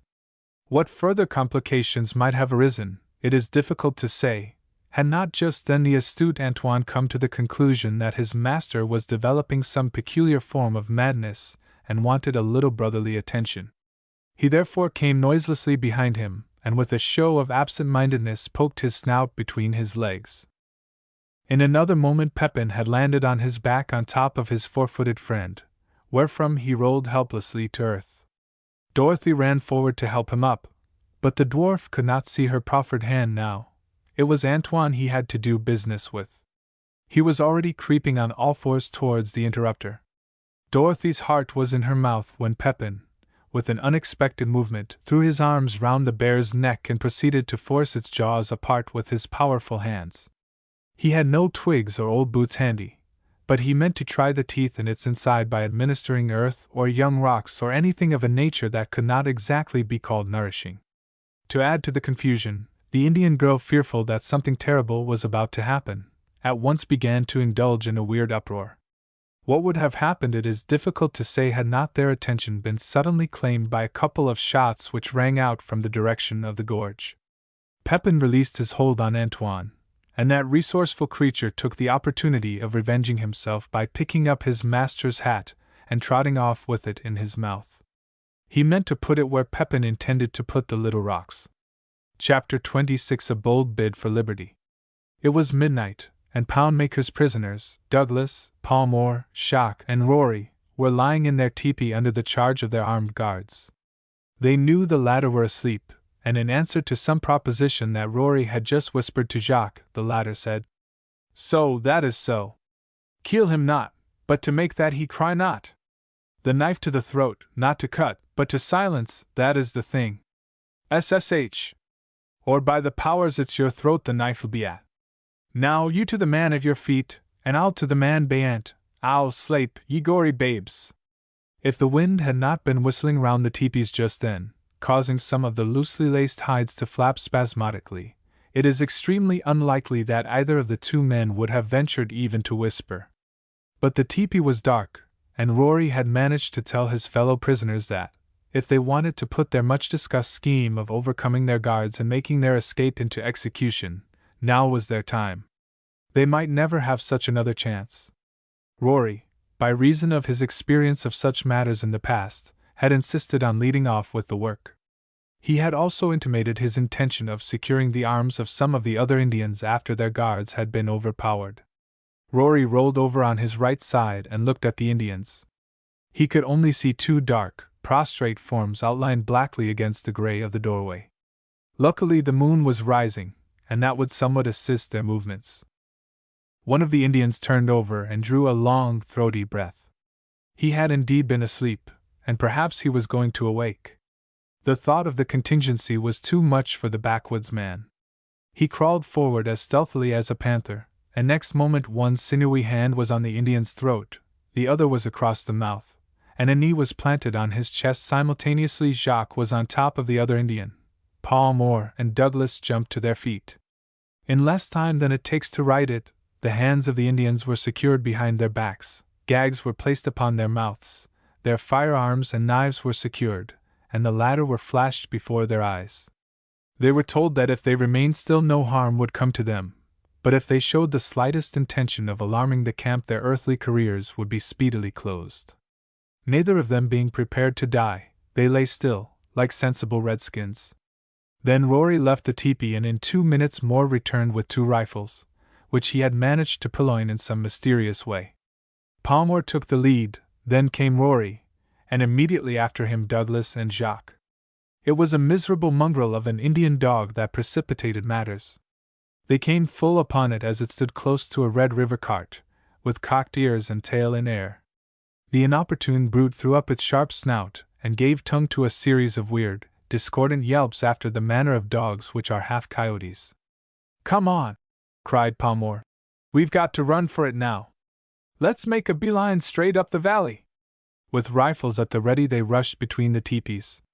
It was run for it now with a vengeance. Next moment the startled Indians came pouring out of their lodges. Red spurts of fire flashed out in all directions, and the deafening roar of antiquated weapons made night hideous. Luckily for the escaping party they had cleared the encampment, so the result was that the Indians, imagining that they were being attacked by the Blackfeet or the British, at once began to blaze away indiscriminately. The results were disastrous to small groups of their own people who were foolish enough to leave their doorways. It would have been music in the ears of the fleeing ones had not 3 or 4 shots whizzed perilously close to their heads, thus somewhat interfering with their appreciation of the contretemps. But their detection was inevitable. Before they had gone 200 yards a score of angry redskins were at their heels. It seemed a futile race, for the Indians numbered some hundreds, and it was a moral certainty it could be only a question of time before they were run down. They knew that under the circumstances there would be no prisoners taken. It was not long before the pace began to tell on them. "I'm afraid I'm played out," gasped Douglas. "Go on, my friends, for I can't go any farther. I'll be able to keep them back for a few minutes while you make your way up the valley. Now then, goodbye, and get on." He plumped down behind a rock, and waited for the advancing foe. Palmore caught him by the arm and dragged him to his feet. The others had stopped also. It was not likely they were going to allow their friend and master to sacrifice himself in such a fashion. "Let's make up this ravine, sir," cried Palmore. "Come, give me your arm, we may be able to fool them yet. There's lots of big rocks lying about that will be good cover. There's no man going to be left behind this trip." High walls of clay rose up on either side, so that at least the Indians could not outflank them. At first the latter, thinking that the troublesome escapers were effectually cornered, essayed an injudicious rush in upon them, but the result was a volley that dropped 3 and made the remainder seek convenient rocks. Taking what cover they could, the white men retired up the narrow valley. It was becoming lighter now, and they could distinctly see the skulking, shadowy forms of the redskins as they stole from rock to rock. Suddenly they made a discovery that filled them with consternation. They had come to the end of the valley and were literally in a cul-de-sac. They were indeed caught like rats in a trap. "I'm afraid we're cornered," exclaimed Douglas. "But we've got some powder and shot left yet." "Yes," remarked Palmore. "We'll keep them off as long as we can. I can't understand why the troops are not following those fellows up. There's no getting out of this, I fear." He looked at the crescent of unscalable cliff. "But I don't believe in throwing up the sponge. I've always found that when things seemed at their worst they were just on the mend." He did not say that there was a very powerful incentive in his heart just then that in itself was more than sufficient to make him cling to life. It was the thought of Dorothy. Half an hour more and the Indians had crawled up to within 50 yards, and might rush in upon them at any moment, and then all would be over. As yet, thanks to their excellent cover, none of the little party had been wounded, though the redskins had suffered severely. There were few words spoken now. Only 4 determined men waited courageously for the end. And then something happened that paled their cheeks, causing them to look at one another with startled, questioning eyes. There was a growing fusillade of rifle fire over their heads and the sound of British cheers. "Hurrah!" exclaimed Douglas. "It's the troops at last. They've come up overnight to attack the camp, and they haven't come a minute too soon." "So, that is so," said Jacques, as he took deliberate aim at his late enemies, who, realizing the situation, were scuttling in confusion down the ravine. "Mais, it is the long road that knows not the turn." But as for Palmore, as on one occasion when he had been snatched from the Valley of the Shadow, and realized how beautiful was the blue between the columns of the pines, he now saw the sweet face of a woman smiling on him through the mists of the uncertain future. Chapter 27. An Only Way. When Antoine the Bear so far forgot himself as to interfere in his master's affairs, he, as usual, had occasion for after regret. Pepin saw to that. The Indians seized their rifles and ran up the slope to the narrow slit in the cliff that led to their eyrie, and which on the other side looked out upon the far-stretching prairie. Pepin, calling Antoine all the unpleasant names he could think of, told him to follow, and waddled uphill after the redskins as fast as his late exertions and his short legs would allow him. The Indians did not attempt to interfere with his movements. Once there, he immediately saw the reason of the interruption. Hurriedly retiring down the hill were 3 or 4 men, but whether whites or breeds it was difficult to determine. He rather thought he recognized one burly form, and determined to make sure of the fact that very night. He thought, however, it was quite excusable for any small party to retire. 20 men could have been picked off by one before they got halfway up. It was as well for the strangers that the Indians had opened fire so soon, otherwise some of them might have been left behind. That night Pepin disappeared without saying a word to anyone. The strange thing was that none of the Indians saw him go. 2 days passed, and there was no sign or trace of him.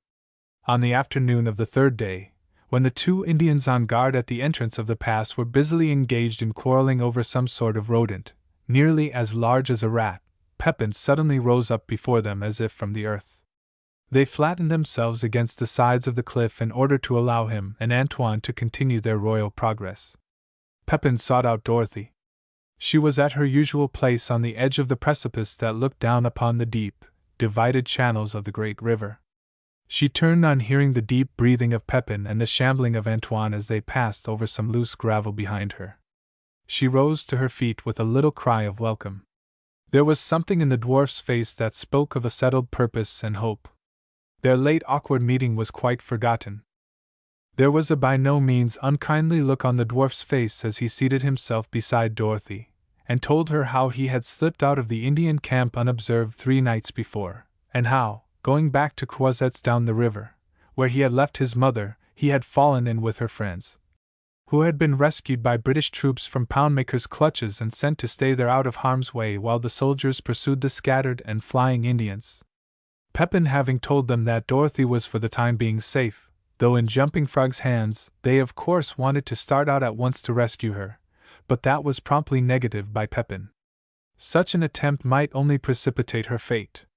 It had come to his ears that Poundmaker's scattered band was at that very moment making back to the strange hiding place in the cliff, and that as it would be impossible for them, Douglas and party, to force the position, they must get Dorothy away by strategy. He had been to that wild place years before. There was a steep footpath at the extreme western end, close to the cliff, which led directly down to the water's edge. If a canoe could be brought overland on the other side of the river to that spot, and hidden there, it would be possible for him and Dorothy to get into it and escape. They could drift down with the current and land just above Croiset's. They would, however, have to take care to get into the proper channel, as one of them was a certain death trap. It led through a horrible narrow canyon, which for some considerable distance was nothing more than a subterraneous passage. There were rapids in it, through which nothing could hope to pass in safety. To be brief, the canoe had been taken to the desired spot, but Pepin had been enjoined not to resort to it unless things became desperate. Jacques and Rory had gone off in search of the British troops, while Douglas and Palmore remained where they were in case they would be required. Dorothy was jubilant over the scheme and would have started off at once, could she have got her own way, but Pepin told her she must retire as usual to her teepee, where he would come for her if necessity arose. 1 hour before dawn and 100 horrible, pealing echoes rang out from the mouth of the pass. The British had attacked without considering what results might follow their precipitancy. In point of fact, Bastien Lagrange, the unstable breed, alarmed by Pepin's unpleasant prognostications, had developed a sudden fit of loyalty to the British, and gone off ostensibly to carry a message to Poundmaker, while in reality he went to search for the former in order that he might lead them to Dorothy's prison. Hence the present attack. Dorothy heard the firing and rose quietly from her couch of skins. For 5 minutes she waited in a condition of painful uncertainty as to the true state of affairs. Then someone lifted aside the flap of the doorway and Pepin entered with Antoine close at his heels. He was evidently perturbed. Mamselle, he cried. You must come with me now. I have heard that jumping frog say something to 2 of his cutthroats of redskins. Come quickly! Without any interruption the dwarf and the girl headed down the gully that sloped westward. It was terribly rough traveling, and but for following an old and tortuous path, it would hardly have been possible to steer clear of the rocks and undergrowth. Suddenly the gully stopped abruptly on the brink of the terrace, looking down which brought a thrill of terror to Dorothy's heart. It was as if a great waterspout had burst on the hillside and washed out for itself an almost precipitous channel. A wan dawnlight was creeping on apace, and Dorothy could see that it was at least 600 feet to the bottom of this appalling chute. Pepin muttered something to himself as he regarded it. Have we to go down there? Dorothy asked, with white lips. So, that is so, observed Pepin soberly. If we go back there is the death that is of hell. If we go on, there is the death we know or the life which means your father or your palm for you, and the good mother, and the home for me. There is the canoe at the foot of this hill, and those we have spoken of down the river at Croisettes. It is for you to make up your mind and choose. Come, Pepin, let us go down, she cried. Chapter 28 Through the Valley of the Shadow. The dwarf seized her hand, and stepping over the brink, they began their perilous descent. They lay on their sides, feet downwards, and at once the loose sand and fine pebbles began to move with their bodies. Down the long slope they slid at a terrific pace that fairly took their breath away. To Dorothy it was as if she were falling from an immense height. The earth rushed past her, and for one horrible moment she feared she was losing her senses. It was a nightmare in which she was tumbling headlong from some dizzy cliff, knowing that she would be dashed to pieces at its foot. Courage, my dear! It was Pepin's voice that brought her to her senses. She felt the grasp of his strong hand upon her arm. Soon she became conscious that their rocket-like flight was somewhat checked, and noted the reason. Pepin, who lay on his back, had got his long stick wedged under his arms, and with the weight of his body practically upon it, made it serve as a drag on their progress. Dorothy felt as if her clothes must be brushed from her body. She hardly dared look down to see how much of the fearful journey there was yet to accomplish. Suddenly the sand and gravel became of a heavier nature. Their pace slackened. Pepin threw all his weight onto the stick, and they pulled up. Dorothy saw that they were now about halfway down. They must have dropped about 300 feet in a matter of seconds. Then something that to Dorothy seemed to presage the end of all things happened. There was a roar as of thunder over their heads. Looking up as they still lay prone, they beheld a terrifying spectacle. A huge rock was bounding down upon them from the heights above. It gathered force as it came, rising high in the air in a series of wild leaps. Debris and dust marked its path. It set other stones in motion, and the noise was as if a 15-pounder and a Vickers Maxim gun were playing a duet. For the moment a species of panic seized Dorothy, but Pepin retained his presence of mind. Bah! He exclaimed. It is that cutthroat and blockhead, jumping frog, who has been thrown down that stone. But what need to worry? Either it will squeeze us like to the jellyfish or the flatfish, or it will jump over our heads and do no harm. He pressed her to earth with one strong hand as the great rock struck the ground a few feet short of them and bounded over their heads. A warm, sulphurous odor came from the place of concussion. An avalanche of small stones rattled all around them. It was a narrow escape truly, and the very thought of it almost turned Dorothy sick. She saw the rock ricochet down the steep slope and plunge with a mighty splash into the blue waters far below. How they got to the bottom Dorothy was never able to determine. She only knew that when she got there her boots were torn to pieces, and any respectable dealer in rags would hardly have demeaned himself by bidding for her clothes. Pepin was a curious sight, for his garments looked like so many tattered signals of distress. The two found themselves in a great gloomy canyon with frowning sides and a broad, leaden-hued river surging at its foot. But the canoe, where was it? Had it been sunk by the rock from above? If so, they had absolutely no hope of escape. But Pepin's sharp eyes saw it riding securely in a little bay under a jutting rock. Dorothy and he hurried down to it. There was a narrow strip of sand, and the water was shallow just there. The painter was wound round a sharp rock, and they pulled the canoe to them. Just at that moment a shower of rocks and debris passed within a few feet of them and plunged into the water, throwing up a snow-white geyser. "Jump in, my dear!" cried Pepin. "We will escape them yet, and that fool of a jumping frog will swing at the end of a long rope or die like a coyote with a bullet through his stupid head." Dorothy got in, and Pepin rolled in bodily after her. He seized the paddle, seated himself near the bow, and dipped his blade into the eddying flood. "Now then, ma'amselle, have the big heart of courage and the good God will help. 1, 2! The canoe shot out into the stream. Like a child's paper boat or a withered leaf it was caught up and whirled away. There was a look of exultation on the dwarf's face. His dark eyes flashed with excitement. "Courage, my dear!" he cried again. "Move not, and do not be afraid. Think of the good father and the sweetheart who will meet you at the croissettes lower down. Think of them, dear heart, the father and the lover." Dorothy did think, and breathe a prayer that God would nerve the arm of Pepin and give them both faith and courage. But the river was in flood, and the current rushed like a mill race. Dorothy fairly held her breath as the canoe rode over the surging waters. The river seemed to narrow, and great black walls of rock wet with spray and streaked with patches of orange and green closed in upon them. They came to a bend where the water roared and boiled angrily, its surface being broken with great blue silver-crested furrows. Suddenly Pepin uttered a strange, hoarse cry. There had been an immense landslide, and the entire channel had been altered. Right in their path lay a broad whirlpool. Pepin paddled for dear life, while the perspiration stood out in beads upon his forehead. His face was set, and there was a strained look in his eyes. Dorothy clasped her hands, praying aloud, but uttering no word of fear. "Courage, courage!" Pepin cried. "The good Lord will not forsake. Courage!" The muscles stood out like knots on his great arms.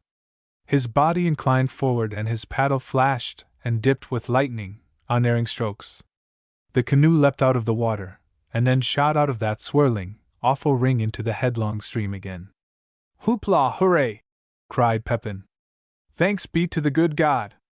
Courage, mon ami!" And then the words died on his lips, and Dorothy perceived a sickly gray overspread his face as he stared ahead.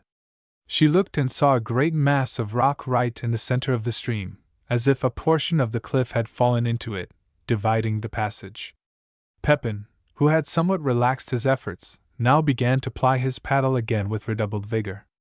His hair stood on end, the veins swelled on his forehead, and his body was hunched forward in a grotesque fashion. Once he turned and, looking swiftly over his shoulder, cried something to Dorothy. But the thundering of the waters was now so great that his voice was drowned. The canoe was heading straight for the rock, as an arrow speeds from the bow. Dorothy closed her eyes and prayed. There was a lurch, the canoe heeled over until the water poured in, she opened her eyes and clung to the sides for dear life, and then it shot past the menacing death, just missing it by a hand's breadth. But what was the matter with the river? It had contracted until it was not more than 20 yards in width. It flowed between smooth, slimy walls of rock, the vasty heights of which shut out the light of coming day. There was no roaring now, only the rapid, deep, tremulous flow of the sea-green waters. Dorothy looked upwards, but all she could see was the black, pitiless cliffs and a narrow ribbon of sky. Pepin had ceased to ply his paddle, and was gazing fixedly downstream. A presentiment that something was wrong took possession of Dorothy. When the dwarf turned round, and she saw the look of pity for her upon his face, she knew he had something ghastly to tell. His expression was not that of fear. It was that of one who, seeing death ahead, is not afraid for himself, but is strangely apprehensive about breaking the news to another. And all the time the thin ribbon of sky was getting narrower. The girl looked at the dwarf keenly. "Pepin Quesnel," she said, "you have been a good, dear friend to me, and now you have lost your life in trying to save mine." "Pardon, mamselle, my dear, what is it you know? You say we go for to meet the death. How you know that, eh?" "What?" Despite the tragedy of the situation, and the great pity for her that filled his heart, he would not have been Pepin had he not posed as the petit maître in this the hour of the shadow.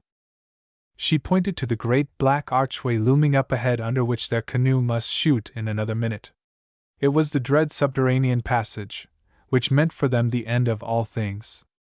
It was a tragic ending to all her hopes and dreams, the trials and the triumphs of her young life. It was, indeed, bitter to think that just when love, the crowning experience of womanhood, had come to her, its sweetness should have been untasted. Even the lover's kiss, that seal upon the compact of souls, had been denied her. Her fate had been a hard one, but Dorothy was no fair-weather Christian. Was it not a great triumph that in the dark end she should have bowed to the higher will, and been strong? And her love, if it had experienced no earthly close, might it not live again in the mysterious hereafter? She thanked God for the comfort of the thought. She had been face to face with death before, but now here surely was the end. She would be brave and true to all that was best and truest in her, and she felt that somehow those who were left behind must know. The dwarf faced her, and his hands were clasped as in prayer. His face was transfigured. There was no fear there, only a look of trust in a higher power, and of compassion. "Pepin," cried Dorothy, "you have been a good, dear friend to me, and I want to thank you before—" "Bah!" interrupted the dwarf. "What foolishness is it you will talk about thanks? But, my dear, I will say this to you now, although you are a woman, there is no one in this wide world, save, of course, the good mother, that I would more gladly have laid down my life to serve than you. I am sure your Palmer would forgive me if he heard that goodbye, my dear child, and if it is the Lord's will that together we go to knock at the gates of the great beyond, then I will thank heaven that I have been sent in such good company. Now let us thank the good God that He has put the love of Him in our hearts." And then the darkness swallowed them up. Back from the land of dreams and shadows, back from the valley of the shadow and the realms of unconsciousness, Dorothy opened her eyes. At first she could see nothing. Then there fell upon her view the shadowy form of a human figure bending over her, and a slimy roof of rock that seemed to rush past at racehorse speed. It seemed to grow lighter. The canoe swayed, she heard the rush of water, then there was darkness again. It was the splash of cold water on her face from a little wave that dashed over the side of the canoe that roused her. She opened her eyes. In the bow she could see Pepin kneeling. His hands were clasped before him, his deep voice ran above the surge of the current, and she knew that he was praying aloud. The roof over her head seemed to recede. It grew higher. Pepin turned and seized the paddle. He dipped it into the water and headed the canoe into the center of the stream. "Mamselle, my dear," he cried, "the good God has heard our prayer. He has guided us through. Have heart of courage, and all will be well." Dorothy raised herself onto her hands and knees. It was as if she had been dead and had come to life again. The stream opened out. Suddenly there came a break in the roof. "Courage, mon ami!"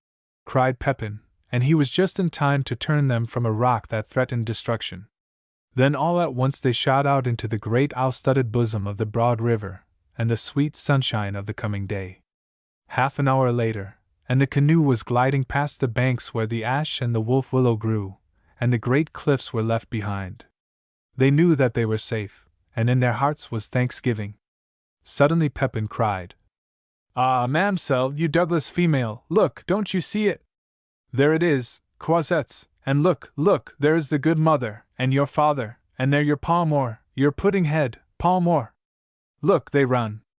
Do not you see them? But Dorothy could not see, for her eyes were full of tears, like Pepin's. End of Project Gutenberg's The Rising of the Red Man, by John Mackie.